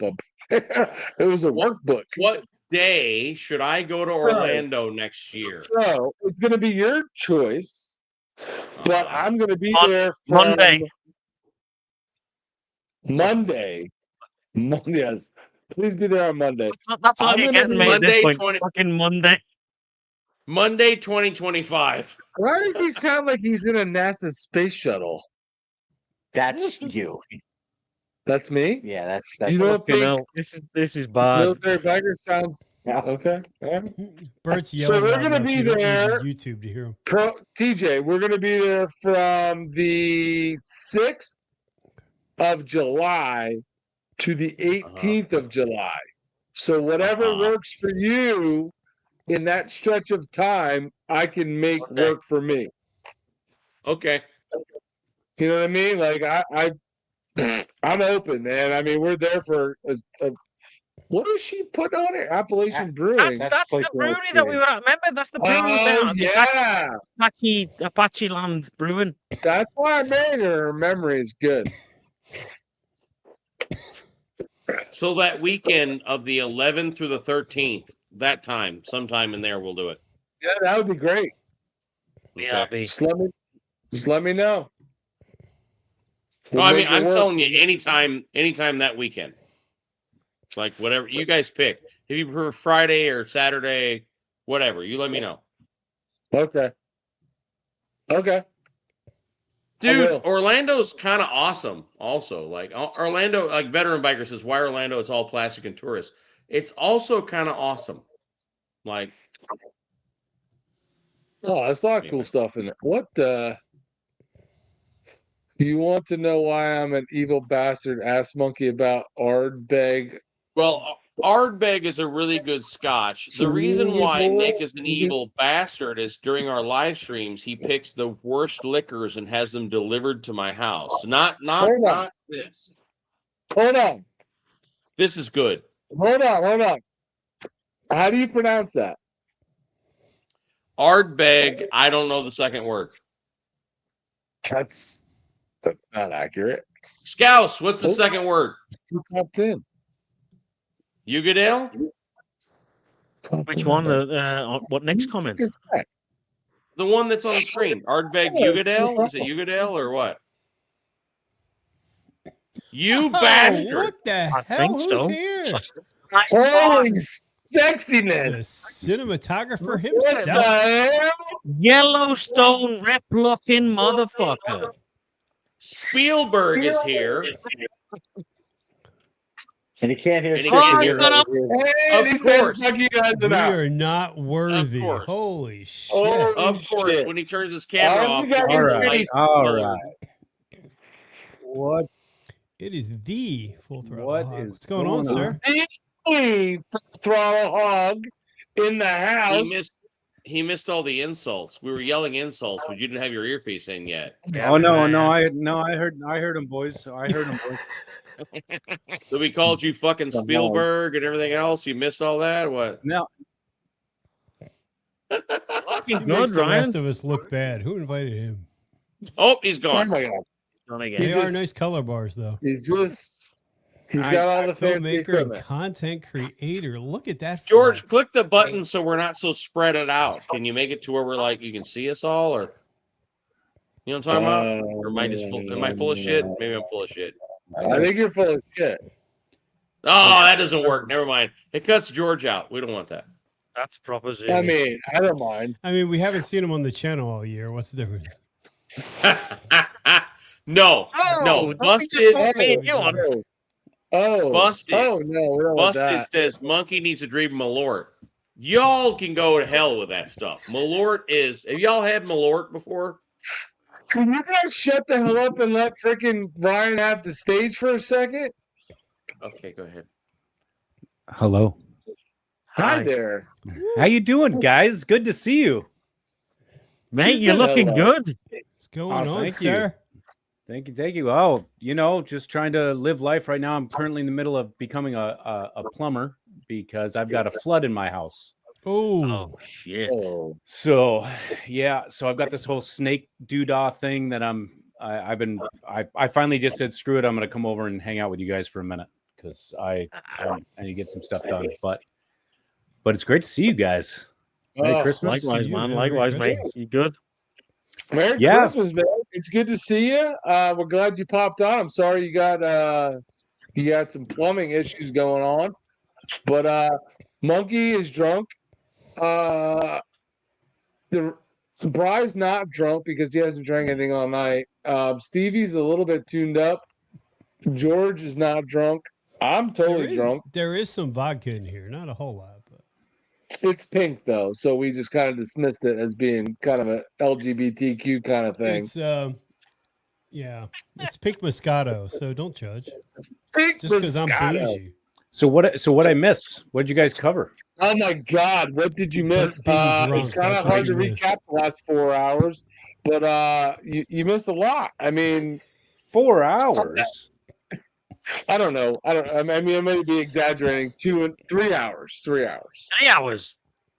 But tell us what's going on with you, man. We haven't seen you. We haven't seen much from you lately. Oh, he's gone again. No, all right. I'm still here. I got to figure out what's going on. It's been a while since I've done a live stream. So hello to everybody in the side chat. Merry Christmas. And yeah, no things. If you guys want the quick version, I had to take a step back. Things were getting a little out of control. For me, it was not necessarily burnout. It was more that I started neglecting some important things in my life that I realized that, hey, it's I was becoming obsessed. I was becoming obsessed with analytics. I literally was turning into this thing I never wanted to be. And it just started it was a little overwhelming. And then I realized I was neglecting a lot of things, including, I've been writing a lot. I just haven't had a camera with me at all. And it's been nice to reset. I put the project on hold. So everybody I'm getting messages, like no exaggeration, several times a week, I'm getting messages being like, hey, is this thing coming out? Is this thing coming out? and had some hard drive issues that led to some other disappointments with that project. I finally got 98% of the footage saved and now on a different drive, so it's all back up and running. I just needed to take a step back and hang on, I'm still here. I got to fix this. But I just needed to take a step back and really pay attention to, being a father, being a husband, making sure that the financially, as you guys know, all this stuff costs a lot of money, right? And so I started. You aren't making like millions off your channel, because no, we're all making millions. We're all just. Well, I'm $1 million shy of right. being a millionaire. So, but I started noticing that, I started spending ridiculous amounts of money on a whole bunch of stuff, and I'm like, man, I'm missing out on some good things. So anyway, it just became an obsession. It was almost like I've never really done drugs, but I can assume that that's what that would feel like when you're addicted to like a drug. It was hard for me to pull back. And to be honest with you, it's a slippery slope, because now I find myself just enjoying not doing it. And I always said, as soon as this doesn't become fun, I will stop. And I'm not quitting YouTube by any means. Like, I'll come back with hopefully a vengeance, but I needed to take some time for me, for the family, get my mental health right, get my physical health right. I've been working out every single day, like every day. And it's been nice. I haven't been like this since pre-COVID. So it's, just getting healthy, but it is damn good to see you guys. Mate, you look like a different dude, man. You look well. Thank you. You look really well, dude. Honestly, you really lost do. A lot of weight too. Yeah, I think it's the hair. I think it's the hair. The hair looks good. I think it's the hair. Yeah, he's got the whole slick thing going on. Yeah, he's Hollywood, man. It's very like Vegas, like I'm singing songs tonight kind of thing. Okay. No. Okay. Totally get it though, mate. Maybe it's just me. I can't speak to the rest of the guys, but yeah, totally get it, mate. Absolutely. Yeah, and to be honest with you, I never wanted this YouTube thing to be a full-time gig, like really ever. Like it's not something that I desire to do this full-time. All of us here have been around the people that are doing this full-time, and I don't want to have to wake up every day and be like, I have to get something out and let me just put together some crap video because I have to get it out and it is what it is. That's just not how I'm built. I need to, take a little bit more time. And, I don't feel bad because I know I'm not quitting. I needed to take a little bit of a step back. And I don't know if I'm going to come back with a full vengeance and just be like, hey, I'm going to start banging out videos left and right. I really don't know right now, but I'm not that concerned about it. I just hope everybody's still there when I do decide to kick it back into gear, Yeah, definitely. I think it's different. This little YouTube thing is different for everybody, and I don't think none of us are doing it to like make a living, so it totally makes sense. And none of us are like holding it against you that you haven't been putting stuff out, man. You got to do what you got to do for yourself. You got to stay healthy and mentally, healthy. And this YouTube shit gets like, for some people it becomes a grind, and it like really wears them down and like just destroys all the fun of it. So, you got to do what you got to do for you. And if not being a full-time YouTuber was never a giant goal of yours, then it totally makes sense to just fucking step away when you got to, man. Like, whatever, it is what it is, Yeah, it just was really ironic coming on the back end of one of my, I guess, biggest productions to walk away after that. It was only because that infatuated my life, like looking at like the results and the scripting and looking at the next big project. It just was it was almost the opposite of burnout. It was like a turbocharge. But then, as you guys know, when you travel, you're eating like crap, you're drinking, it's so hard to stay healthy on the road. I started feeling it where I was getting a little bit more lethargic. I never felt that way before, to the point where it's like, man, I better go see a doc. Oh, I'm still here. I better go see a doctor or something, because I just wasn't feeling good. But I am right now I'm feeling better than I ever have, and we'll see what happens on the flip side of it. Good for you, man. Yeah. But I missed you guys. I'm gonna be honest. I missed you guys. We missed you, mate. We missed you.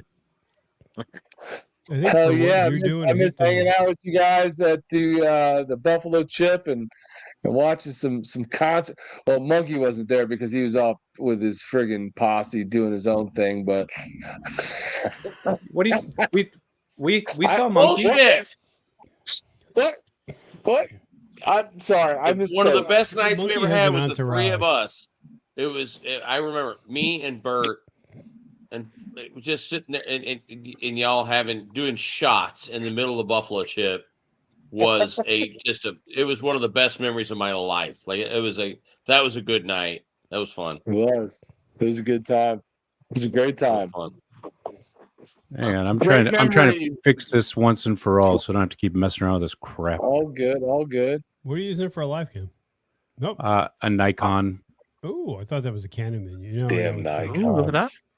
Nope. On Save user settings. my whole setup is Nikon. So Why did I think you shot Sony for some reason? I don't pay attention. Because his pictures come out good, and you didn't think that could come from a Nikon. Fair.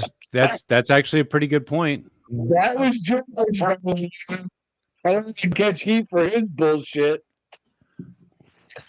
What? I don't even remember how to. Dude, it's been so long. I'm trying to figure out. I used to have these all memorized, and now I'm like, what the hell am I doing? George, you got to. Sorry, we don't really like looking at you anyway. It's just your voice that we all like. Oh, hey, You I'm gotta, here for it. You got to try my 3514, George. You'll love it. I don't even know what you're all talking about. It's camera lens. No idea, Monkey. I'm with you, brother. I'm with you. Whatever, man. It's a screen. We're on it. What's the big Let's deal? see now. I have a Logitech webcam, and then my videos are done with this iPhone. This is the iPhone that I use to do the video. Mine is Allura. What's that? Allura. Sound it out, buddy. Sound it out. I can't see it. I sound it. I can see it when I'm fucking live. Allura webcam. It's killing it. I think you got to roll the L. Oh no, I don't do that. Roll the L. I want to get one of those really good webcams, but I don't. There you go, George. I don't know. No, not that, Brian. No, that's Jesus, a camera. Brian. I'm with you, Monkey. I want a good webcam, but I don't know what to get. Come on, Maybe like Monk, you're not $300. using a real. Seems like the really good webcams are $300. That's like the magic number. If you're not using a real camera, Monk, how are you going to grow your channel? I Says think the guy the with solution the- is being Yeah, Monkey. so far. How did you get 300,000 subscribers with the phone? How Yeah, did you do come that? on. It's impossible. First off, being a dumbass. Secondly, being a raging alcoholic. Thirdly, I don't know. Saying motherfucker a lot seems to work. I don't know what to tell you. You know, like somebody said recently, why don't you ever get invited to the Harley Davidson stuff? And I'm like, because I'm fat and say motherfucker a lot. I don't know. I don't know what to tell you. Like, I think it's more like you're white and middle-aged, and that's not their target audience right now. I think it is, and they just don't know it. But what do I know? You know. Harley's been making middle-aged fat guys looking more dateable. I think that's their whole tagline. That's why I don't get invited to Canadian stuff, man. Harley Davidson, Canada, because I say fuck like a lot. Like a lot. I do have a question though. Is there like a Harley Davidson Canada thing? Is that a thing? Is Yeah, that like man. Yeah. Oh, yeah. It's full of. It's full of. What should we say? LBGTQ, MFI. Really? Okay. Or yeah, they like to not look at like Brian just said there, like middle-aged fat guys like us. It's very, very focused liberally, should we say? It's a thing. Hey, have you guys noticed a drop in content by any chance? Like, Yes. have you guys? Big time. I feel like either I'm not following, along with at the right times or whatever, but I almost feel like things are slowing down a bit. They are. I agree, Do you mate. mean like channels in general, or what do you mean? Yeah, like motorcycle content. I'm seeing it. I mean, I would go as far to say 60% drop in the last. And of course, I mean, I'm guilty. I'm one of them. I agree. I think now this is just for my professional medical opinion, which is useless. I think that we aren't hot rods, we aren't old car revivals, we aren't makeup tutorials, we aren't the kind of shit that gets a lot of social media views. And so people who thought they could make a career out of this, which you can't, I could give a goddamn TED talk how this is not a job. Right. This is not a job. That's not what it is. Like, it's I think you see those that have realized that it's not a viable, you can't pay the mortgage with this bullshit. This is fun. It's always should have been fun, and that's what it should be. Really good people who make really good stuff. I said in the side chat, Nick said, like, who's Full Throttle Hog? And I was like, the best goddamn Sturgis video that's ever been made in the history of mankind is on his channel. Like, you got to go see, like, that's fun, good shit. Thanks, and then Baggers and Brewster, I do it for fun. Bride does it for fun. Scouts does it for fun. Like, this is the good stuff. I think those that thought it was a job are starting to figure out it's not a job. It's like anything, right? Because everything's going short form content. There are people, obviously, we all know people who are making a living doing it.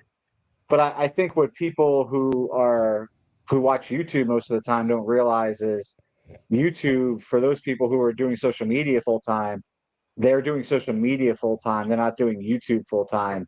And YouTube is only a piece of the income, and I think unless you're somehow involved in it at some level to understand that, it's impossible to see. I mean, there's lots of people who do this full time. I mean, we were talking about this a few months ago, and I said, Doodle went full time with 50,000 subs. Yeah, but that's the whole thing. Their market, the marketing, it has to do with a lot more than AdSense. They're not just doing it on AdSense, and that's the whole thing. This whole YouTube, all of us, including myself included, thought that once we hit that 1,000 subscribers in the 4,000 watch hours, that something magical was going to happen. And you want to talk about the fastest kick in the nuts? You see how hard you worked for that, and then you're like, wait a minute, what? They're like, you hit 5,000, it'll get easier. You hit 10,000, big check you got. You get 20,000, you take away 150 subs in like 2 days. You guys don't think it's easy? But I do like the fact. I mean, it is a fun way, as Monkey was just saying. Look, this is not a full-time thing. It should be fun. But when you're doing this for fun and you're getting these, some residual checks, that's at least taking care of your travel and all that shit. Like, I'm totally down with that.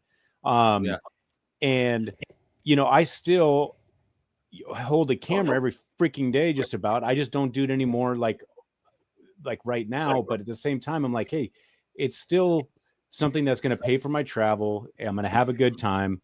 But I was getting pretty stupid with like crap that I was buying. We've all fell down that rabbit hole, I'm sure. What are your thoughts though? Because for like this stuff that you're doing, I don't know if you're familiar with Jet Films. Like, I think he puts out like one video a month. Mm-hmm. And I feel like there's a lot more to, maybe depending on your circumstances, but to put together what you like, and there's a passion rather than, like you said, you just dump shit out and hope. Who did you say puts out one a month? Jet Films.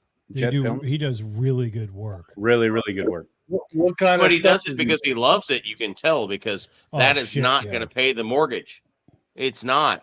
And I actually was approached recently by my daughter's school to say, like, I guess some people say, like, oh, this dad has people watch him build motorcycles. And I'm like, I don't think I'm going to present the program you think I'm going to present, because the program's going to be, don't do this bullshit thinking it's a job. This is not a job. Right. Like, you can do this as a job if you're okay being poor. This is not a job. Well, I mean, this is building a brand. It can be a job, I think. I don't know. I think George. Hey, I'll be right back. You and I have real jobs that make real money, and there is the biggest channels on earth do not clear anywhere near what I clear in my real job. They don't come anywhere fucking near it. But I think you got to think about not everybody's making that, like, in a real job is making anything near like what you're making. Harder. So work harder. You're not going to get sympathy from me, dude. You're not going to get sympathy from me. You're not, like. It's not sympathy, because there are people that can live comfortably off of $50,000 a year. Sure, there are people that can live comfortably off $50,000. It's all your lifestyle and what your expenses are. Not where I live. Not where I live. No, maybe not where you live, but I mean, the I'm world's in Canada. My point is this. It's all about what your expenses are, what you're used to spending, and what you have to pay for, all of that stuff. There are people that can live off of $50,000 a year. Sure. It's a fact. There's people right now talking about this channel, that channel. It depends on what your expectations levels are, and what your lifestyle is like. Absolutely. But the point is this. There is this like cloud of bullshit about channels and how they're successful and they've made it. No, they haven't. That like they no, man, no. Like, you can bring me some big channels and talk about their success, and they don't. Dude, you can make more money in the real world with a real job, working really hard, than you ever can at this crap. Well, you should do this because you love the content you're making. I mean, what's to define a real job? I mean, you look at somebody like Peter McKinnon. He's used YouTube to build an entire brand. That's a job. I don't even know. It's a very small percentage, though, who can earn a living from doing what we do. A very small percentage. You look at Shade Tree. Shade Tree's a full-time YouTuber. But Shade selling weed. Well, all right. Yeah, I think I got this fixed. And he is the exception. He is the exception that has grown into a real cannabis business. I think there's people that do YouTube like we do, but they also focus not just on YouTube. They also have a lot of other things going on within that, as far as selling merch and like doing their brand and selling things and stuff like that we don't focus as hard on. Like, we just don't. But man, in my experience, I've been offered a lot of that crap you're talking about, and it's bullshit money. It's not real success. It's not going to pay my mortgage. It's just not real. It's not something that's going to support your family.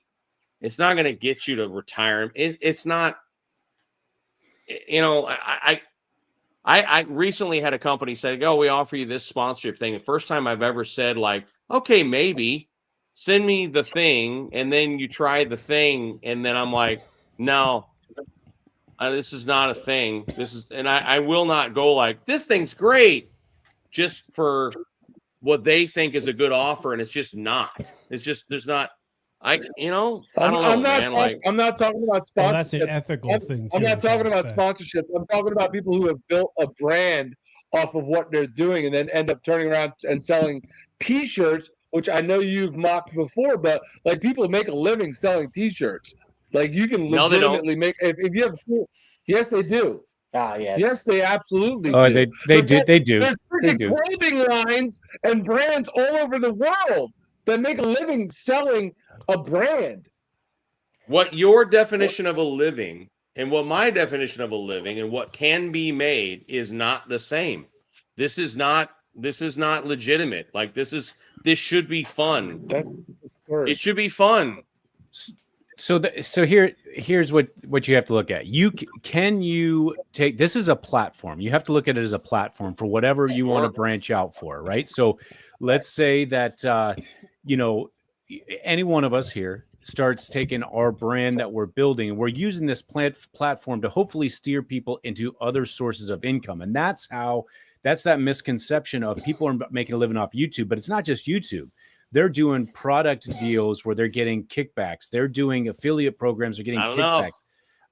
They are, well, I can tell you that I know several people that have done it that way, and they built this brand that all of a sudden, because of this platform and the viewership, you mean to tell me that Adam, yeah, I can wholeheartedly tell you right now, Adam's a perfect example of taking a brand and then making it into a much bigger thing, right? Because now But he's the got much bigger thing is still not equal to what some serious hard work and some hard shit can yield. He's also in the It's 1% just not. club. No, that's true. Like it's true, but he's a brilliant business person as well, and he's made millions of dollars. So it's because of those types of, looking at using this as a platform. And if somebody wants to do it full time, now you have to understand, any of us, if you start doing what you love full time, it will start taking away the love for what you're doing 100%. Yep. And I've noticed it in my professional career, and I've noticed it on YouTube. And that's a big reason to take a step back. But at the same time, I never wanted to do this because I've seen people, and Adam's one of my closest friends. And I'll tell you right now, I watch him work. He's a freaking maniac. He's got work ethic like nobody else's business. But I'm like, damn, how do you take a breath? Like, how do you step back and take a breath and say, you know what? I don't need to worry about deals and people like calling and saying, hey, you got to do this. And then once you make those deals that Monkey was talking about, and people are throwing, some cash your way, now you're under obligation to finish. And it's not that much cash. Right. And ultimately the juice is the juice worth the squeeze at that point. Right. Yeah. So are you now going to be under obligation to be like, hey, I wanted this, I wanted that, but then you see this money coming in, you're like, oh, if I could redo that with several other companies, and next thing you know, you're no longer making content the way that you want to make content. You're doing it because you made a deal, and that's fine if anybody wants to do that. Don't get me wrong. Anybody that wants to kick ass and do the doodle thing and do the her two wheels thing and whatever, more power to you. I just I know that it can be done, and I never looked at it as going full time with this, even from the beginning, because I just did not want to have pretty much what happened to me now. If I was doing this full time and I had the feeling that I had 5-6 months ago, I'd be screwed. My family would be screwed. If I gave up everything and said, I'm going to do YouTube full time, I literally was falling apart at the seams, but I'd be under contractual obligations to get things done. I just want to make good kick-ass films that people like watching, you know what I mean, and hang out with cool people when I'm out on the road, and like-minded people, and be here on a Friday night with guys that I've literally met in every state but my own. Here's the thing I'm trying to get at, and give me a second here. What I try to drive home with young people that talk about, like, oh, her dad is an influencer or whatever. No, I'm not. I work really hard at a real job that pays real money as a result of struggle and turmoil. And this thing can't even touch what some real hard work can generate in some tough shit in other countries and yada, yada. And so I always say, like, do this thing, and it's fun, and meet awesome people. Some of my best friends in this world are from this channel. It's crazy, but it's true. Like my closest 8 friends are, I just picked that number from my ear, but like are from the channel. Some of them are on here tonight. Like, these are my closest pals. But if you say, like, if you want to make a living and build a life, this is silly crap. There's t-shirt deals. No, there's more money to be made in the market working hard and doing something serious than there is than I sold. I think you assume everybody can do what you're doing, though. I think you assume I'm an everybody idiot. If I can, I am a freaking moron. If I can do it, anyone can do it. You have a profession that you have a skill in, that you have an education in, that you are involved in, and not everybody is in that. And if your expectations are way lower than what yours are personally, you could make a living in this world of social media, influencing, selling stuff, blah blah blah. You can make it. Just depends on what your expectations are. Like you I obviously think have what a, it is, you we're saying the clearly same have thing. a much higher expectation based on the salary that you have in real life, aside from this, right? Like you have a different level of salary and expectation, and you and your wife make great money because of your professions, but not everybody's in that spot, right? If you have a lot less, like if you don't have the same level of expenses that you have, right? Like you could make a living. You can't say that you can't make a living off it because there's people all over the world making a living off of social media. So you can't say that you can't make a living off it. Now you have a Yeah. different level of expectation for that living because you actually have a really good job. Your wife actually has a really good job. Their careers that make really good money. So you have a Well, let's different back level that of up. expectation. My wife saves kids in the system. The kids have no money. I send them bills they never pay. All right, so let's just let's just get that straight and Well, clear. Like, makes money. No, I think It- Bert's got a point though. I mean, you can make a living out of this. You just have to know that you're not. It's not a light switch where you're going to make $300,000 a year, and you're going to be able to depending on where you're living and what you're accustomed to spending, your income and expense. That is something. There's people that can do this full time and make 50 grand a year, depending on where they're living, and they can be okay. So I know my that. point is this. My point is this. Give me a second here. Keith just said it. The people who are making an okay living, like they're going to own their home, they're going to pay off their home, they're going to drive a decent vehicle, they can put their kids through college, they can da da da da. Keith just said they're 1/10 of 1%. 4%. Yeah. But you're but saying they're there's- making it sound. They make it act. They make it act like, oh, I'm wealthy. No, the fuck you aren't. Like you don't have Holiday and Ibiza money. You don't. Don't act like it.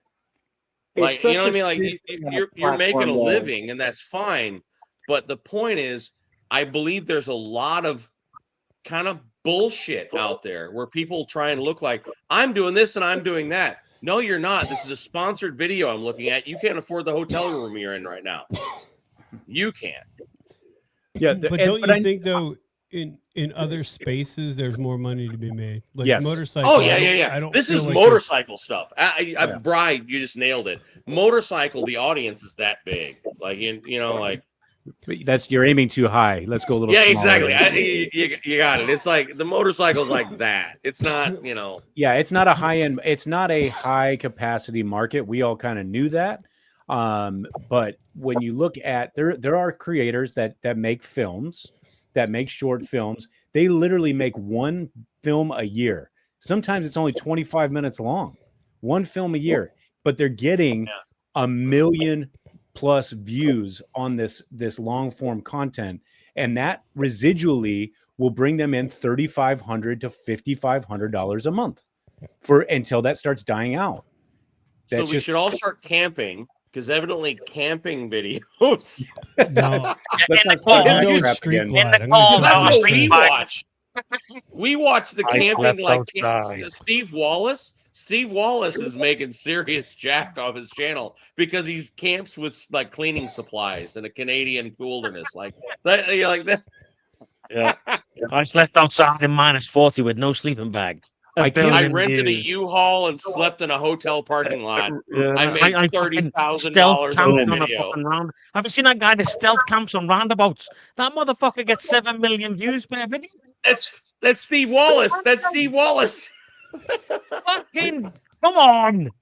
Yeah, no, it's let's be fair, and I think we already hit the nail on the head by saying the motorcycle content is not going to be the moneymaker that if you were looking at being a content creator, doing motorcycle content is not going to get you what you need as far as finances. It's just not. It just doesn't have a big enough market for it. And because this also is an activity that we are trying to cater to people that are going to be out riding their motorcycles. They're going to be out, wrenching on their bikes. So that's why your how-to videos do so freaking well, is because they're out actually doing. And people aren't in the motorcycle. This is my opinion. Is people for the majority, are not going on YouTube to entertain themselves when they're like, hey, I can either watch this hour-long video or I can go for a motorcycle ride. What are you going to do? Biker just nailed it with $1 Million Bogan. $1 Million Bogan makes 40 times off of his real business as he does off of this silly bullshit. He's a millionaire. YouTube channel stuff. Yeah. He is a monster in the real estate market in Australia. Fuck this channel. Screw this. But the funny thing is, people watch his channel and go like, oh, I'm going to be an influencer. No, dude, he is spending the money he makes off his real job to make those videos. And I love his stuff too, and I'd love to hang out with him and drink a beer. But the reality is this. It ain't the channel. But he doesn't fly that flag. He doesn't make you think that. He's a rich real estate tycoon who does the channel. No, that his business funds his channel. It's not that his channel funds his life. Like his business funds his channel. Right. And trust me, I mean, when you're taking those multiple trips, you guys, all of us here know, like you take those trips, you are not going to be in the black at the end of it. No. You know, it's break even at best. And then if you're like me, you're like, oh, this is awesome. I'm going to start buying some real stupid, ridiculous shit that I don't need. And then next thing I know, I'm like, well, wait a minute.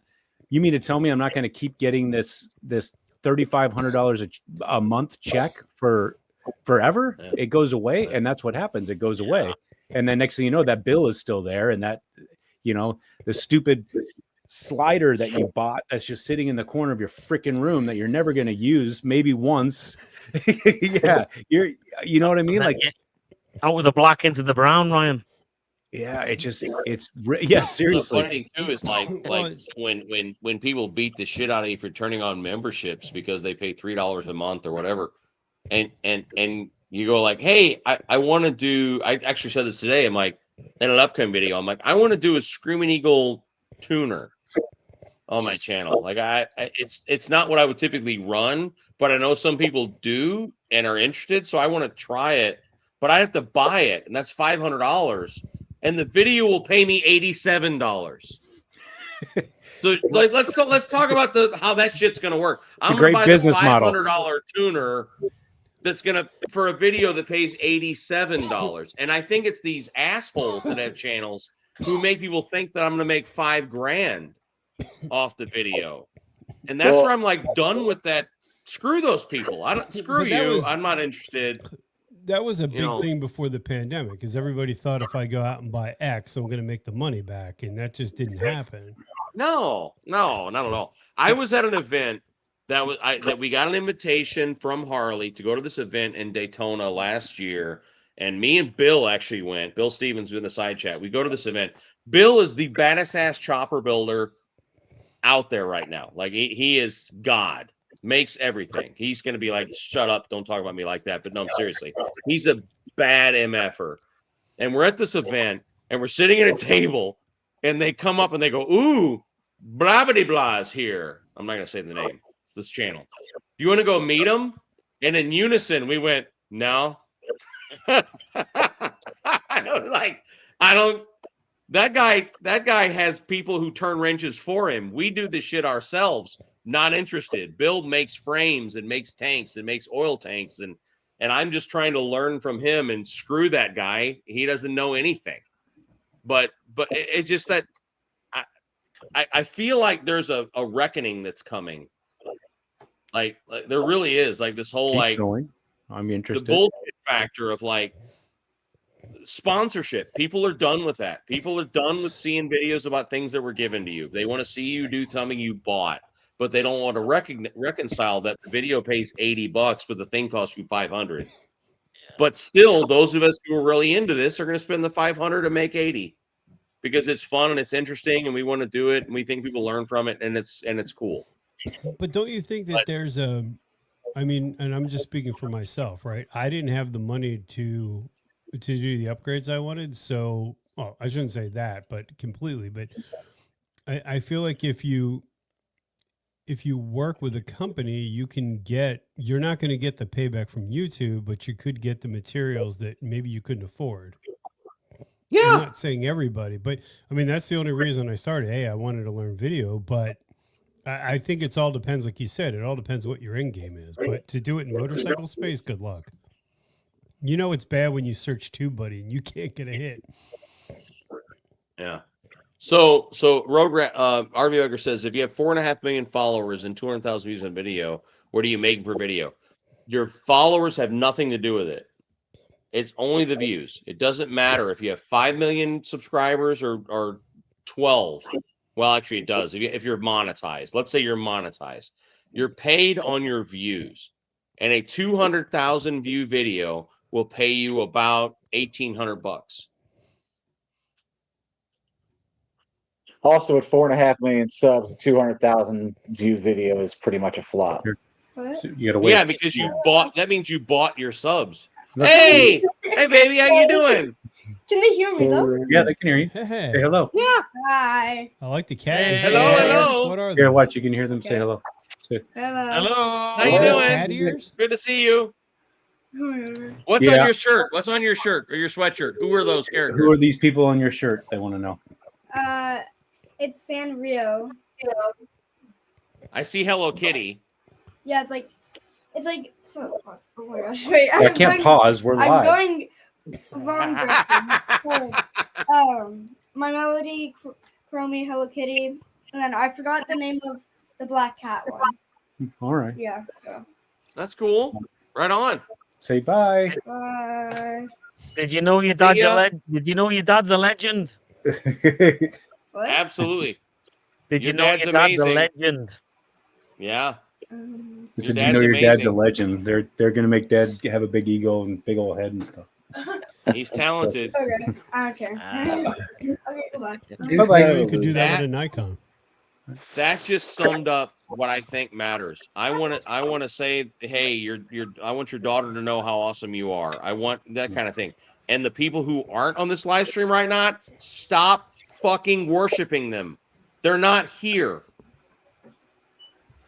They're there trying to make a buck. And I'm just saying, like, if you look at these live streams and look at those of us in this community who are out there playing, having fun, hanging out, da-da-da. Anyone you don't see, screw them. Stop worshiping them. Yeah, And there, I there's think out there. I mean, you have to get out of the motors. I feel like you have to get out of the motorcycle genre. I mean, you look at what's his name, Ryan? Is it Marquise? Is that his name? Who is the guy who does all the tech stuff out of New York? Oh, he's huge. he used to have it's MQBT whatever. That guy. Yeah. That guy's he's brilliant. Listen, he is brilliant. Hasn't bought a thing in years, but Right. he reviews everything. Uh-huh. And he's at the level where he's not even buying stuff from Apple anymore. I mean, there's nothing that guy pays for, and everything is given the same review. Mm-hmm. It's not opinion based. It's all opinion based. But I mean, he's everything- built called that he's Apple built several such I times. use opinion. he's literally created that market for himself where when he brings out a product and talks about it, he is the one that is going to people are going to go to because they trust his opinion. He doesn't fluff it up even if it's a sponsored video. He's going to tell you what he feels about the product. He has the tech world wired and he knows what the end user wants to know. So he doesn't fluff up all the crap, but he does brilliant engaging videos. He's a master at his craft, and I know exactly what you're talking about. If I'm going to look for a tech review, he's probably the first go-to person I'm going to look for because I trust his opinion. When Can I just say, can I just say something? Yeah. Shots. No. Empire. Shots. Shot. That's not a shot. That's a mirror light. Ready? Are we ready? Are we ready? You call it, Scouts. You need to make a toast. Whoever, because I've made one. Do you want a German toast? I give you a German toast. Yeah. Begin. I love German toast. This is in English, so it's highly offensive. Oh, that makes no sense. There was a dead bitch in a pond. She went to the left. She went to the right. There was a frog on her tits and an eel in her bush. Prost. Roast. Okay. Definitely German. That was an actual German toast. Like, I'm not even kidding. There's something wrong with those people. Do you know what it is in German? Well, it's my buddy Z, and we call him Z because he is the German. Oh, it's the German. The German. I don't know why I can't. It says join the chat here. Have they changed a whole bunch of crap? Let me see what happens. Yeah, mate. There's been a lot of Probably. updates since. Yeah. All right. Well, there's a whole bunch. Well, Scott, thank you for that comment. I appreciate you. So Piney's right. It made no sense, and I have to apologize. But it actually is to say German toast. We learned at a rally one year. So yes, it made no sense. It's highly offensive, but it's evidently. I'm just saying we shouldn't trust the Germans. I'm just saying, like, that was a German toast. No Like, shit. I think we all know that. So, commie bastards. Doesn't surprise me, man. The Germans are crazy people. 18 years I spent over there, and they are crazy. Piney, I did not make that up. I swear to God, that's a real German toast. This is our buddy Frederick. Bry's the only person that looks normal. So, Brian, That's probably right, you know. That's probably about fair, to be honest. Fucking Frederick, what are you talking about? He looks anorexic. I swear, Piney, I didn't make that up. Hey, I swear I didn't. all I'm saying is I'm looking for a gear sponsorship because I'm down almost 2 sizes. So That looks normal. I don't understand. Anybody No wants to sell me kidding. a leather Brian, jacket? what do we need? Let's figure this out. Brian needs new clothes because he's a skinny bastard now. So your hat, the Advan Black hat, fits. What do we need? It does. And I got to tell you, Monkey, this is the most quality hat I've ever owned. It's shockingly good. And if you notice, it's custom matched to my shirt. So here's the thing: if you are like looking for gear, the other day we go to the dealer, I buy a new bike. Then when you buy a new bike when they're fresh, there's nothing out there. So you'll find yourself buying more Harley stuff than you bought in years because it's all there is. There's nothing out there. I go to the Palm Beach Harley, and I bought a Harley Davidson branded flight jacket, like, you know, the satin flight jackets, whatever, that fit my fat ass for $90. Okay, yeah.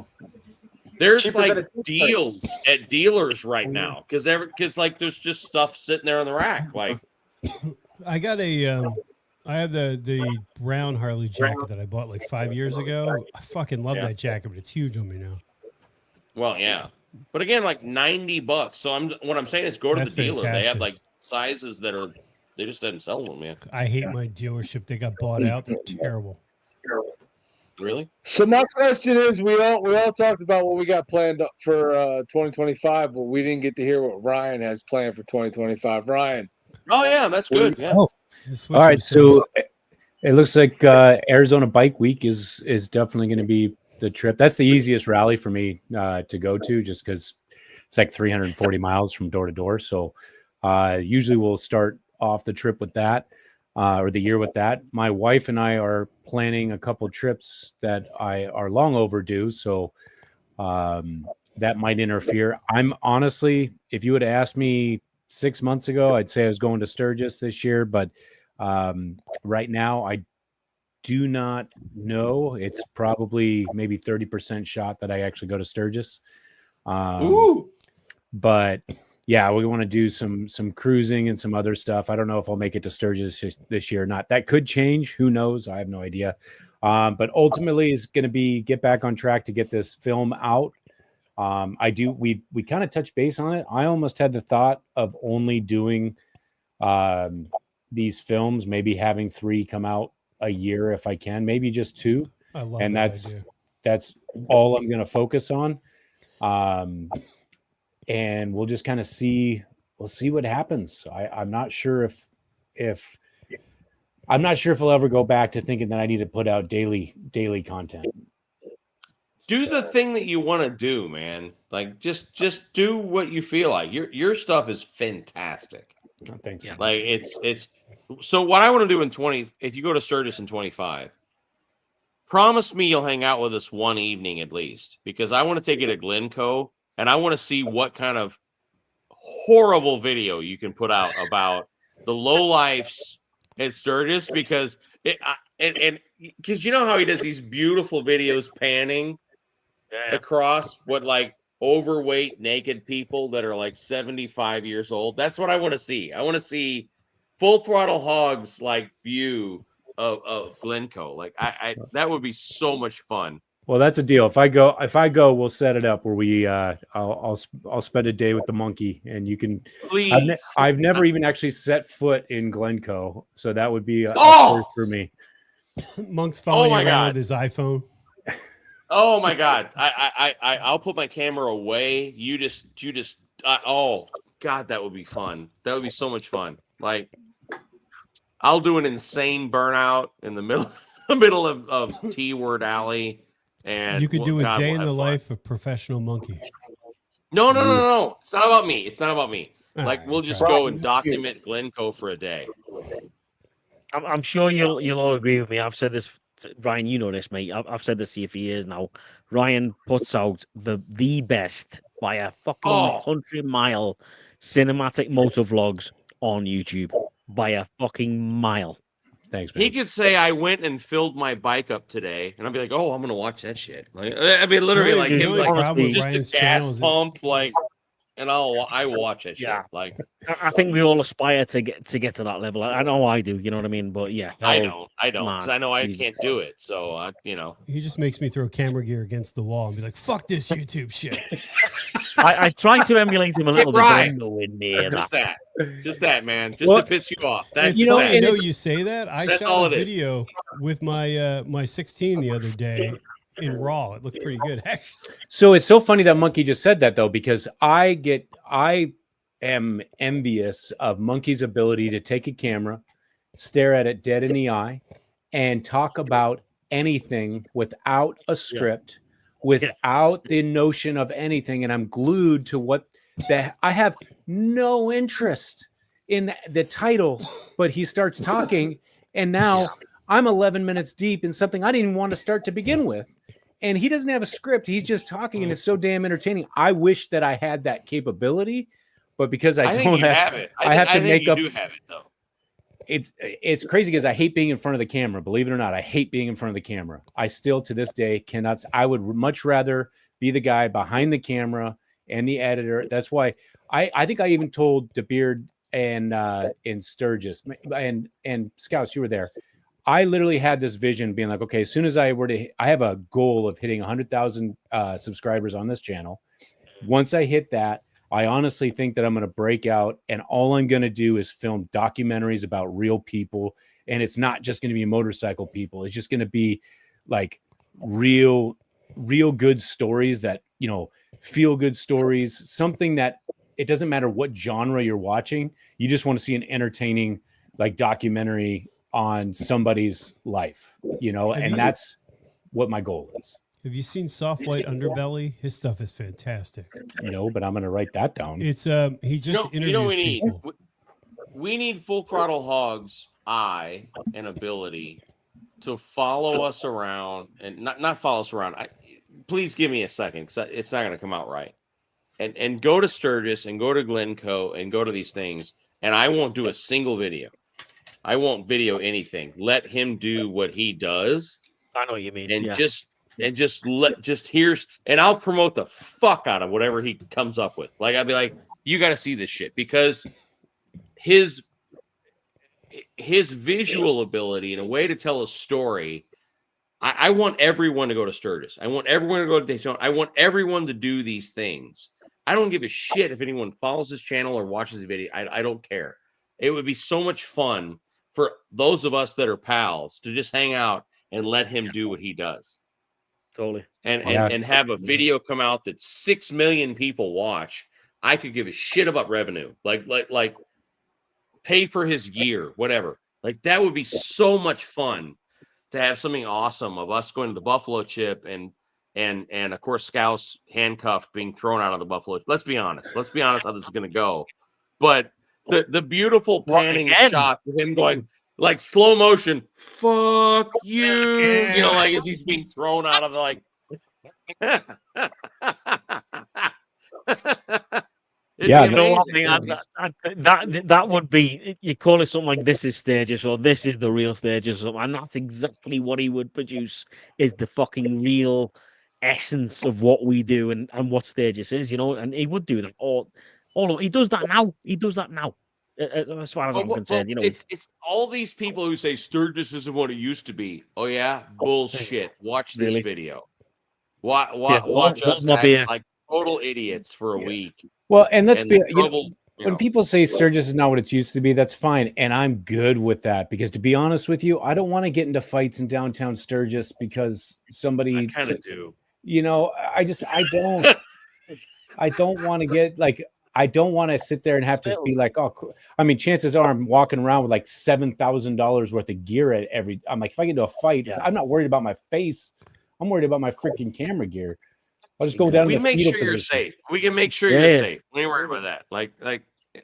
God, that would be fun.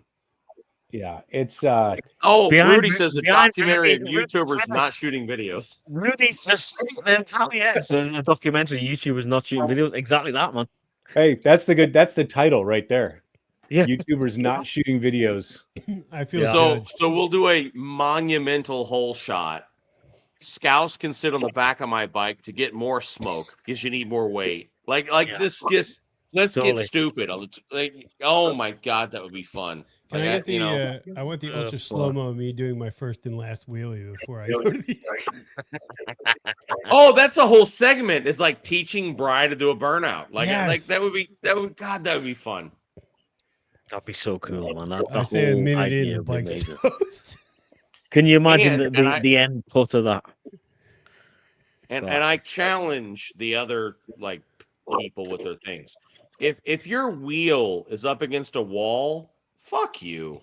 That's not a burnout. What is wrong with you? If you can't do a burnout in the middle of a parking lot, holding your brake like a man, I don't want to see your burnout against a wall or another wall. No. Call Ryan out. I can't even do a burnout when there is a wall. So we will show you how. We'll show you how to do a burnout in a parking lot with no one around you. Bitch, like nobody else's business. I can tell you that much. I was in Glencoe a couple of years ago. Actually, the wife's. Wait, what's that? Need those Advan bars. The year that Bert borrowed the CVO, that year, I was riding my wife's CVO, that bike, down the T-word alley, and I'm just trying to just have a good time. And they close it off like, do a burnout, and I'm like, all right. And all these guys came and grabbed my forks, and I was like, get the fuck off my motorcycle! What are you doing? Like they're all grabbing the forks and the bars. And I'm like, if you can't do a burnout without assistance, you're not a man. I'm sorry, you're not a man. If you can't do a burnout without help, you need to be able to do it in the middle of a parking lot with no one around you, no one touching you, no curb, no wall. I didn't think I could feel any worse than I do about burnouts, but thank you. No, Ryan, what if I can't do one at all? You can't do a burnout without assistance. You own a Tesla. We will fix this. We'll fix this. It's I got fine. a question though. We'll fix it. Baggers and Brews, I have a question. What the hell is going on with you guys' audio right now? You guys need to fire your audio guy. It's been horrendous for nearly 4 hours. Been horrendous. This is why we don't let Bert touch the soundboard. Yeah, literally, we barely can hear you guys if you are talking. I thought you guys just muted yourselves, to be honest with you, and then I thought I heard Bert say something, but I don't know. He walked across the room and screamed, "I'm a man!" So that was from 20 feet away. So I expected more. Okay. How full throttle hog wrecked my motor? No, it'd be Monkey. How Monkey wrecked my motorcycle and full throttle hog? No, you'll be fine. We're gonna have classes. No, we're not muted. I feel like I should just order parts now. No, Aggravator. I remember that. Dude, if I can do it, you can do it. That's the whole thing. If I can do it, you can do it. You can do a burnout. You don't need anyone to hold your handlebars. And to be fair, I mean, mine was my own damn fault. I never took traction control off. And for those that don't know, traction control on Harley Davidson is no joke. No joke. You double tap and hold for 5 seconds? Yeah, you press and hold it and disable it altogether, but I didn't. And then the dude next to me was smoking his tire, and I thought it was my tire. I was hitting red line. So what do you do when you hit red line? You grab another gear. And then I did that again, and I grabbed another gear. My tire never rotated once. That's how good Harley Davidson's traction control is. And it gets better than that. It. And then I take it to the dealership, and they're like, what happened? And I was like, I don't know. I don't know. I don't know what happened. Not a mechanic. And they Why literally is your called me up. transmission on the floor? Yeah, they literally called No me and said, tire "Hey, left." it literally looks like shredded marbles were inside of your primary." This gear. What is this gear? Like, Yeah. oh, Hey, that's why I got the warranty, guys. And they fixed everything, thank goodness. But my wife says to me the other day. My wife says, "I want you to show me how to turn off trash control because I want to do a burnout. How do you do that?" And I was like, "No, Because what needs to happen is my chopper doesn't have a front brake at all because man shit. Anyway, so my chopper has no front brake. There's not a rotor. There's no front brake on the chop. That sounds safe. So my wife says, "So what do we use something cool?" I'm like, "Well, at a rally, you go sideways, and I use your fork as my block because if you don't have a front brake, you do have to do that. You know what I mean? Like, there's no way to hold the front wheel." So I'm like, we'll do cool shit like that with her modern bagger, and I'll put the chopper up against it, and we'll burn that tire off. But all right, well, listen, I don't want to be the party pooper here. Let you guys get to it. I have to go be a plumber. I seriously do, because my house is going to start stinking if I don't figure this out. But it was damn good to see all you guys and everybody in the side chat. Hello, if I missed a comment. Baggers and Brews, love you guys. Thanks for putting this together. Merry Christmas to you all. And I hope I can jump on something. Who's going to do another live stream before New Year's? Anybody? Do we have anybody who's thinking about doing one? If you'll come, I'll do one. Like if you'll reappear, yeah, we need to see you more. This has literally been a lot of fun. You guys are getting the juices flowing again. So, Ryan, mate, if you've lost any of the footage from stages you need from me, mate, let me know and I'll fire it over. Thanks, buddy. If you've lost it, mate, let me know. I think I have. Like I said, I think it's like 90-something%. I won't know what I don't have really. But I literally lost like 1.5 terabytes that they had to go and recover, and it cost a bunch of money. It sucked. Well, you know what you've got from me, mate, and if you need it again, let me know. Appreciate it. All right, guys. You guys have a really good night, and thanks for having me on. Great. Merry Christmas, man. Great to see you, mate. You good, man. See you, bro. So why is Indian hated? Somebody else take this. I don't know that Indians hate it. I don't hate Indian. I don't think they are. No, Because exactly. Professional Monkey told me not to buy it. Anyone else? Why is Indian motorcycles hated? Performance issues with the bikes. I think you're right. I don't think they are hated. I think it's a very, love-hate relationship, if you want to call it that. I think it's black or white. You either like Harley or like Indian. I think it's that. I think I couldn't. Indian couldn't be a contender when I bought another bike because we don't have a dealer network. I think their dealer dealer network is why there's not more Indians on the road. And because there's not more Indians on the road, Indian isn't necessarily offering the incentives that Harley can offer in a interest rate market where interest rates are on bikes, 10-11%, and Harley has the finances to, cut that down to 2.5 or whatever they're doing right now to try and move their inventory. That's why we bought the Harley, because there was, I wasn't a big Harley fan, but there's no dealer network at all. And there's a closer dealer to you than there is to me, because there's an Indian dealer right in PA that's probably, I think, about a half hour from you. But for us to get to an Indian dealer, it's really small. Yeah, easily an hour. And during the week, if you had to go for service, you're an hour and a half just to get to a dealer. And I feel like when they made their first resurgence, when they were using S&S engines and Baker Transes, they were really cool bikes, but they were at the time $35,000 and $40,000 bikes, and the market wasn't ready for that. They were custom bikes. Yeah, they were custom bikes. Yeah. I think their leather work, bikes. Their leather work is far nicer than any production company's putting out. When you sit on an Indian, they also, all the brown bags they made all faded to tan though, so that went bad actually on them. So all the brown bags first came out in like 15, 16, whatever, they all faded to crap. So that was a bad 3 years, but still, like, I mean, when you sit on an Indian bike, that seat is nice. Great bikes, man. They are fantastic bikes. They are, but I So, think they're just battling against this Goliath that is Harley Davidson. So this is good. Polaris should be big enough to offer the same dealerships as Harley. Polaris is big, but just because the company is big doesn't mean that it will rob from one division to feed another. And they're not going to, Polaris. And I don't know this as a fact for Polaris, but just because Polaris is big doesn't mean that they will rob revenue from their side-by-side business to feed their motorcycle business. And that's kind of, when you're comparing the size of Harley and comparing the size of Polaris, that's kind of what you would be asking Polaris to do. Baggerbaiters waiting for Polaris to buy Harley. The crack you're smoking is phenomenal. Yeah, it's not going to happen. Like, that's the best crack the world has ever known. Oh my God, that's the silliest shit I've ever read in my life. Don't hold back. That's like saying Vladimir Putin's going to jump on a plane to the US and get arrested. And holy shit! I've never read anything dumber in my life, and I love this guy to death. So even if Harley tanked, Polaris couldn't afford to buy them. I don't think Polaris is.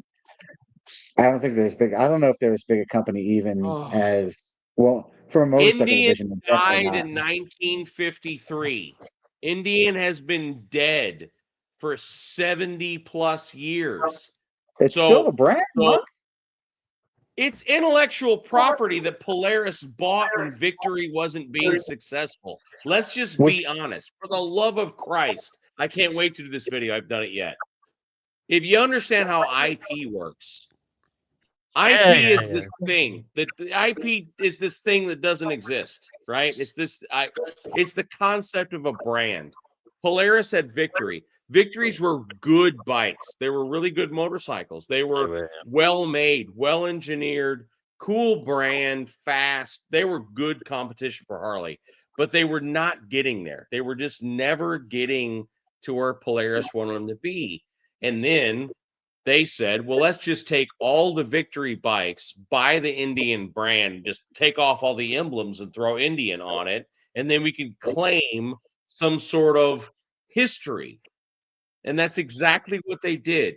Indian died in 1953. The buildings are gone. The property is gone.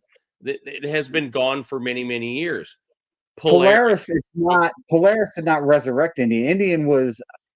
Polaris bought Indian after Indian came out with that next line of bikes in like 09. So in 09, 08, completely wrong. Indian is just intellectual property. Indian is dead and has been for 70 years.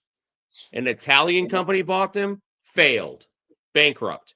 Another company bought them, failed, bankrupt. Another company bought them, failed, bankrupt. Kings Mountain, all these companies that bought the Indian brand built their own motorcycle, the finest ones being the bottle cap Indians. Bottle cap Indian, I think it was Gilroy. I think the Gilroy version of Indian was them buying the brand, putting out these really cool bikes in small numbers with S&S motors and then the bottle cap motors and everything else, but they couldn't make a number of it. They couldn't make a go of it. They couldn't make profit, and so they failed. And then Polaris decided Victory is just not getting there. Let's just buy Indian, kill Victory, and put Indian logos on Victory motorcycles.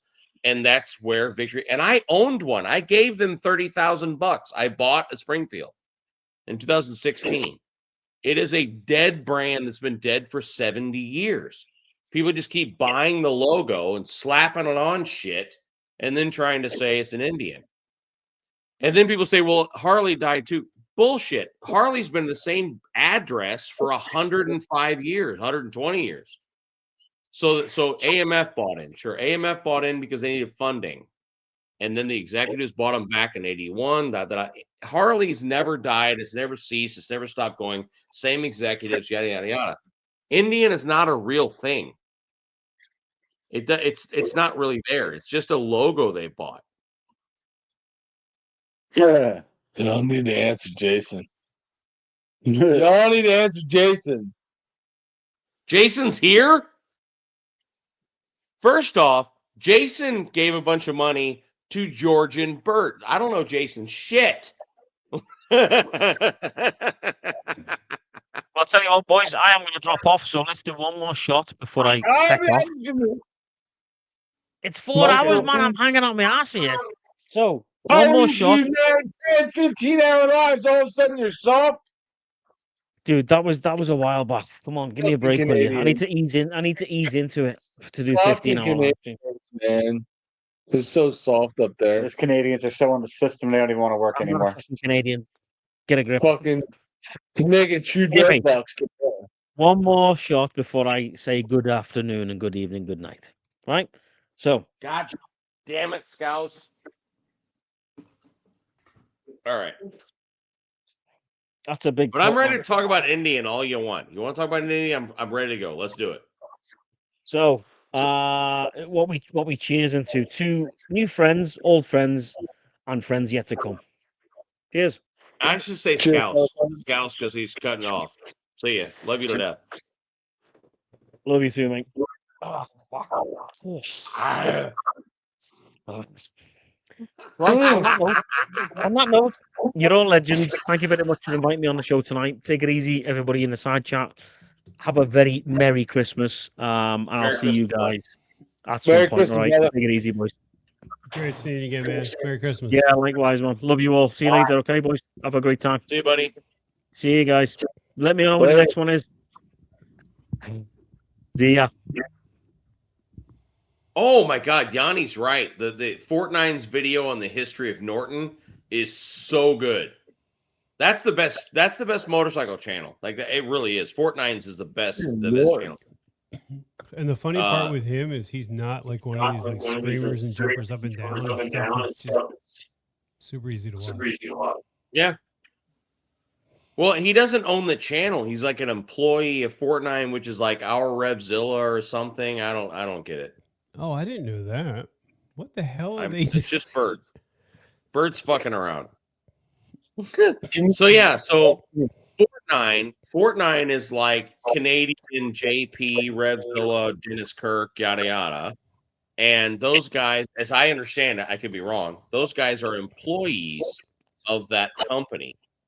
So the Fortnite videos, I don't know if they realize how good those guys are, because I wouldn't watch Canadian motorcycle content, right? But he is so funny and so smart and so like good at laying out the story that, you know. Yeah. So Thank Bill you, says Ed. never understood a word he said. Yeah, I'm with you, Bill. No idea what he said.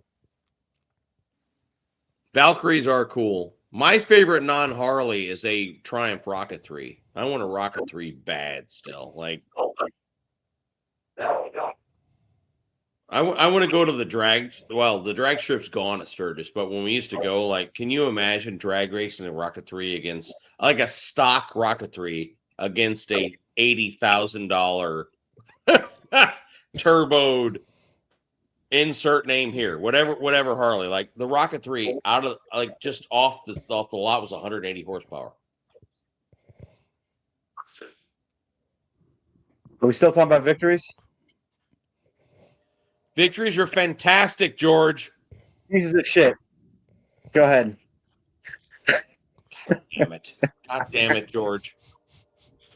Victory was never going to match Harley. Polaris knew it. Their styling was a niche.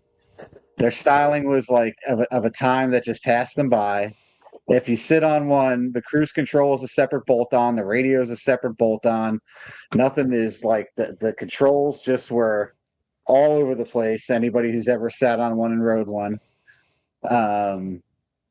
They had those swinging arms for the passengers on their baggers with the tour packs. You'd go around a corner and the arm would be like and swing out. You know, George, that Indian has those same arms. Huh? Indian today has the same swinging tour pack arms. They still sell those things. Yeah, RV, I haven't seen Indian with those arms on it, but yeah. I mean, yeah, the 8-ball was probably the coolest looking bike that they put out, but Oh, the Vegas, the Arlen Nest Vegas. God, those were cool. again, but it's like that was like a 90s kind of chopper OCC style, and they based their entire brand around that stretch tank, look, and it just left them. It just left them. Yeah. But today what they did is they took good technology, good motors, good power. They bought a historic brand, slapped it on there, and now want to put out commercials that say like since 1901 we have. I'm like, wait. We you haven't done shit since 2015. That's when you bought that logo. And that's my problem with Indian. They bought it in 15. It's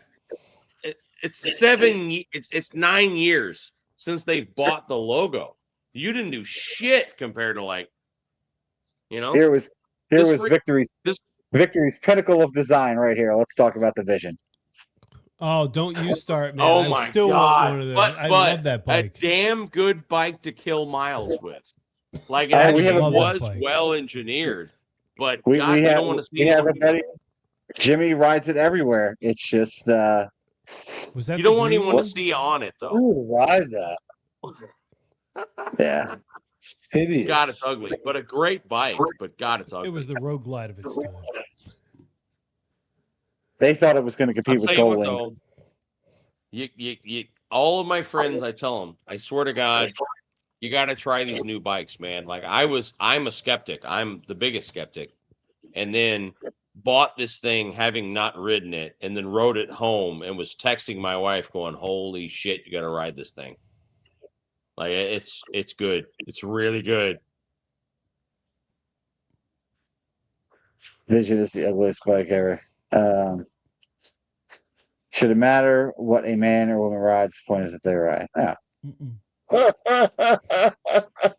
Busted. The Vision is not the ugliest bike ever made. I would argue that the Valkyrie Tour is the ugliest bike I've seen in a long time. Have you seen a Valkyrie Tour? Holy shit, that's an ugly bike. There's still nothing. There's still when you build a bike so ugly you can't even build a platform off it. I mean, I guess in that way they're kind of the same, but the Vision was like, what were they thinking? It was like the Ford Taurus of the '90s when they put round headlights in that thing. It's like, what were they thinking when they did that? My 1980 Tour Glide is a prettier motorcycle than a Valkyrie Tour. A Valkyrie Tour, they just took an ugly ass fairing and said, I don't know. What do we do? They just throw some fucking round headlights in the front of the oh my God, the thing's ugly. Like RV says, I'm adding red accents to my Do it, baby. It already has some on there. Do it. Do the red accents. It looks nice. That'll look cool because there's already some like that CVO's red on that bike. There's some red pinstriping, I think, in that bike. The heads, don't you RV biker? Don't you have the red head trim and stuff? Like, yeah, those are cool. They have that red trim there at the top of the cylinder. I like the satin exhaust in that. That was the only bike they did it on. It's kind of cool. So first off, busted. If you see the comment, first off, I love you to death, brother. At the same time, fuck you. My wife has never ridden the new bike because I won't allow it because if she rides it, she'll want it. And so no, it's like that's yeah. it's like the third. And time I was just thinking, Bert, today, if they took the old, sorry. Go ahead. I said it's like the third time he's put that comment up tonight. No, she won't ride it. Hey guys, Bert's. I gotta bounce. See you, buddy. Be good, man. It was great seeing you guys. Thanks for hanging out. Good to see you. Later, Brian. Thanks for hanging, brother. Absolutely. Merry Christmas, everybody. See you. Merry Christmas, too, buddy. Be good, bud.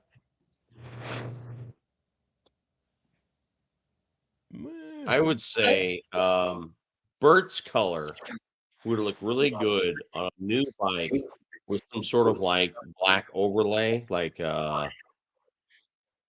the old Sueño I did on the green bike, like that over Bert's gold on a new body would be really cool. On like the whole shot, you know what I mean? Like that would be cool. I can see that. Yeah, definitely. Yeah, I feel like have they are they done with the gold? Are they like She's done with the gold. like at Harley? Are they like they don't have another gold bike coming out, right? No idea. No, they're kind of short on colors right now. You have Whiskey Fire, you have the blue. The blue is really good. It's a good blue. The blue, the gray, meh. The black, white. What else is there? Shark skin. The shark But skin, shark but I feel skin you like can only get on the black motor. You can't get a shark skin on chrome. Well, that's because black is superior. True. No. No. Maybe a little bit. Black is superior, and Indian's the oldest motorcycle company. I mean, those are the two facts we got going on. Indian died in 1953. You son of a bitch. Facts. That was too easy. Too easy. That was low hanging fruit. Hey, George. Yes. I love you. Fuck you. Later, buddy. Later. Personal. That's from where I come from. That's the highest honor. I love you to death. Fuck you. That's deeply personal. Chrome is the new black. Well, it was in 2017. I don't know about 24. Because go to the showrooms right now, and what do you see? I'm just saying, is all I'm saying. You see the chrome in the showrooms. No, you can't Is that find what a you're saying? chrome one. I just looked. Yeah. I literally bought the last Whiskey Fire Street Glide with chrome in the region. Like that was it. I haven't looked. I haven't even been in the new dealership like in months. Nah. No idea what they got, what they're selling. Mine with the black motor looks really cool. Don't get me wrong. It's not like it's not good looking. It's really cool. It's just that if you look at the new Street Glides, everyone bought the chrome. That's why you can't get one. You know, the black's out there, the chrome isn't. Right. Chrome gold. I do think that shark skin, the shark skin with black is cool, and I saw a gray Street Glide with a black motor the other day. That was really cool looking. The gray with the black is cool. Block? What you got? What was that? What is that? What's happening? Snacks? Oh shit, there's snacks. No one has brought me snacks at all. Well. Oh, thanks, baby. Right, man. You're not texting the other room going, can I have some snacks? The saying I use often at work, we can't all be winners, Monk. Oh man. I feel sober already. We can't all be winners. Holy shit, Frederick totaled his bike. Not true. Totaled my bike. Oh, damn, buddy. The red and white Road Glide. The red and white one, right? Yeah. What happened, bro? He had a really nice Road Glide. Well, that one in the picture. Hey, Bert, tell your wife it's 72 where I live. My wife, it's 72 where he lives. So bring me some snacks. Bring him snacks as his wife went to bed. No, where is my wife? Where the hell is your wife? She's out on a date. My bad. Bill said, read my comment. Well, 1218, he said, I chrome everything. Mm-hmm. That was the last one I saw. Which chrome is the new black. Oh, yeah. Oh, man. I still chrome Where are my everywhere. snacks, woman? She got no snacks for you, man. I got all kinds of snacks there. And I got water. God, that's some bullshit.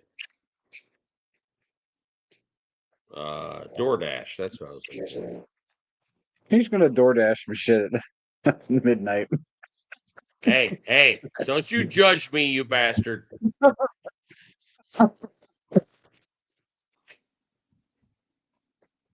What do you guys got going on for the upcoming holiday?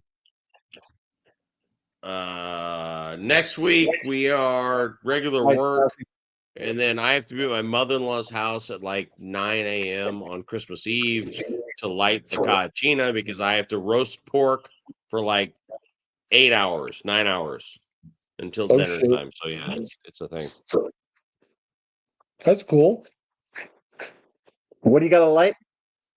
Gotta roast his pork. No, before that, he had to do something else. Gotta light the Conchina? the pork conchina. Yeah, the cocina I have to light early in the morning and then just sit there and babysit it all day.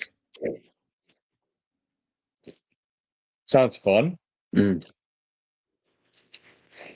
So Yeah. Bill sent a message along here somewhere where he was like, "Yeah, and this is just saying." So Polaris has a net worth of 5 billion. Harley has a net worth of 4.9 and change billion. But the reason why the idea of Polaris buying Harley is ridiculous is Polaris's net worth is split amongst 5 billion different pieces, Division. government contracts, da da da da da. Harley's is a motorcycle business. So Harley has a $5 billion motorcycle business. Polaris's entire portfolio is 5 billion. So no. Yeah. That's what I mean. So Polaris isn't going to borrow against its boat division or its side by side division to invest in. It doesn't need to. I mean, I wonder what the percentage is because Polaris. When I used to own an Indian, I was all pro Polaris, as every Indian owner is. And you start crawling up the ass of Polaris, and you find out that their government contracts business is huge. So, like the diesel side by side quick combat stuff they develop for the Marine Corps is 15% of their total portfolio. That one contract is. yeah. Whereas their consumer products motorcycle business is not healthy at all. Go to an Indian dealer if you can find one. You walk in and they have 2-year-old bikes sitting there. That sucks, Frederick. Oh, it does. Trash? Ooh. Talking about trash. Feeling good. What about trash? I mean, I could definitely eat a taco. I wouldn't turn down a taco. I wouldn't turn down a taco right now. Monkey just DoorDash like You $50. cut my farts with a knife. What? I don't know what that Excuse me? means. I didn't say it. Bagger Bader said it. You could cut my farts with a knife. Okay. Not sure. Okay. I'm not sure what that means.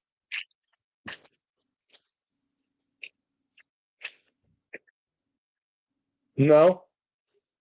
No guesses.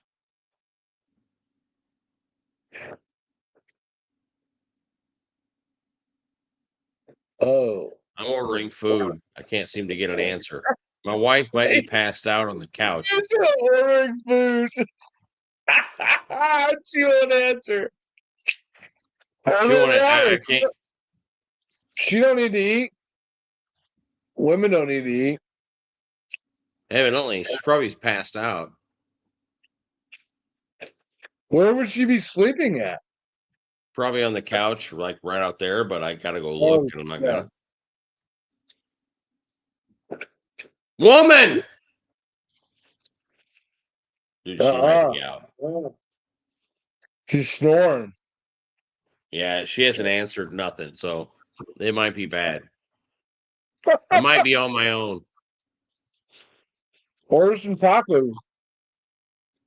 I might. Hey, give me a minute. I'll be right back.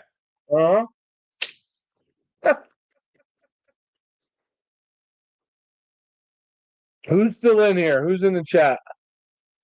Boosie says his temp's down to 100. Oh my God.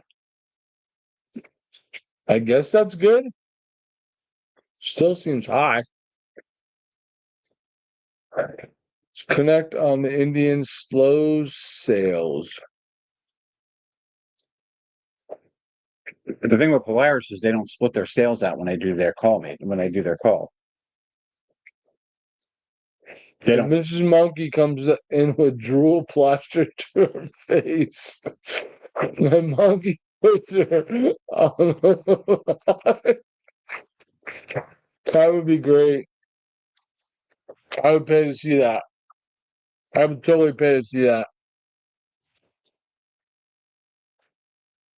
I will say I appreciate everybody that's in here, still hanging out and watching us. I'm sure we're winding down. Probably be off pretty soon, but awesome that you guys stuck with us this long. Evidently, I'm alone in the house. What?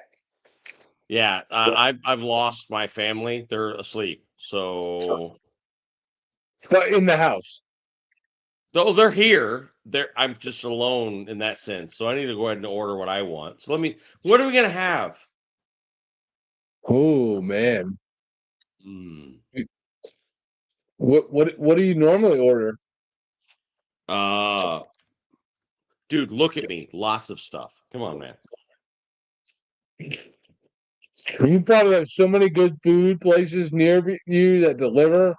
Like we don't live in that world. We don't have DoorDash. We're in the fucking sticks, bro, and nothing delivers. No. We got all the stuff. Taco Bell. Let's do Taco Bell because they don't like that. There's Taco Bell delivers. Hmm? Yeah. That's some shit. My God, I'd be a fat mother effer, bro. Have you seen me lately? Jesus Christ.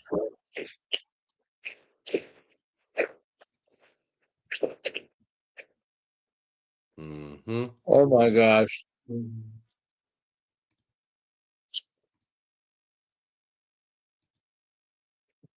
What do I want? Oh my God. Mm-hmm. Oh. All right. I probably need to deal with this and then deal with my darling. Yeah, man. Dog. Definitely. We appreciate you hanging out with us. It's been a blast. All right, buddy. We'll see Anytime, you on the man. next one. All right. Peace out. Be good. See you later. See you, TJ. See you, buddy. Bill, we're located in New Jersey. Oh yeah, we are in southern New Jersey. Mm-hmm. Holy crap!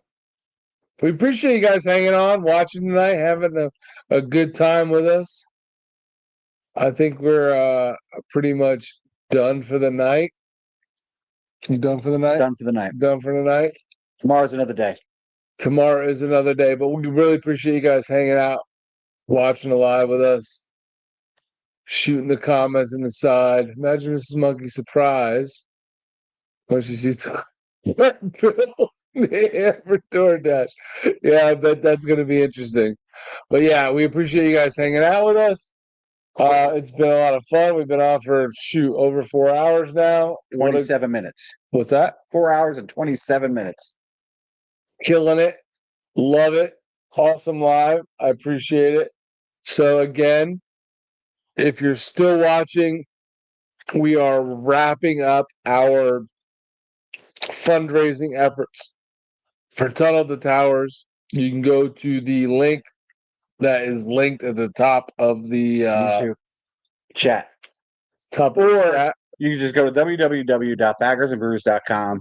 Scroll down, you'll see a button that says donate here and click that link. It'll take you right to the page. Right. So if you want to help us continue to raise money for Tunnel to Towers, that's the way to do it. If not, cool, whatever, no big deal. But it's been a pleasure hanging out with you guys. It's been a pleasure spending 2024 trying to raise money for Tunnel to Towers. And we'll see you guys on the next one, which hopefully will be soon. All right. Thanks for hanging out. We'll see you next time. Later.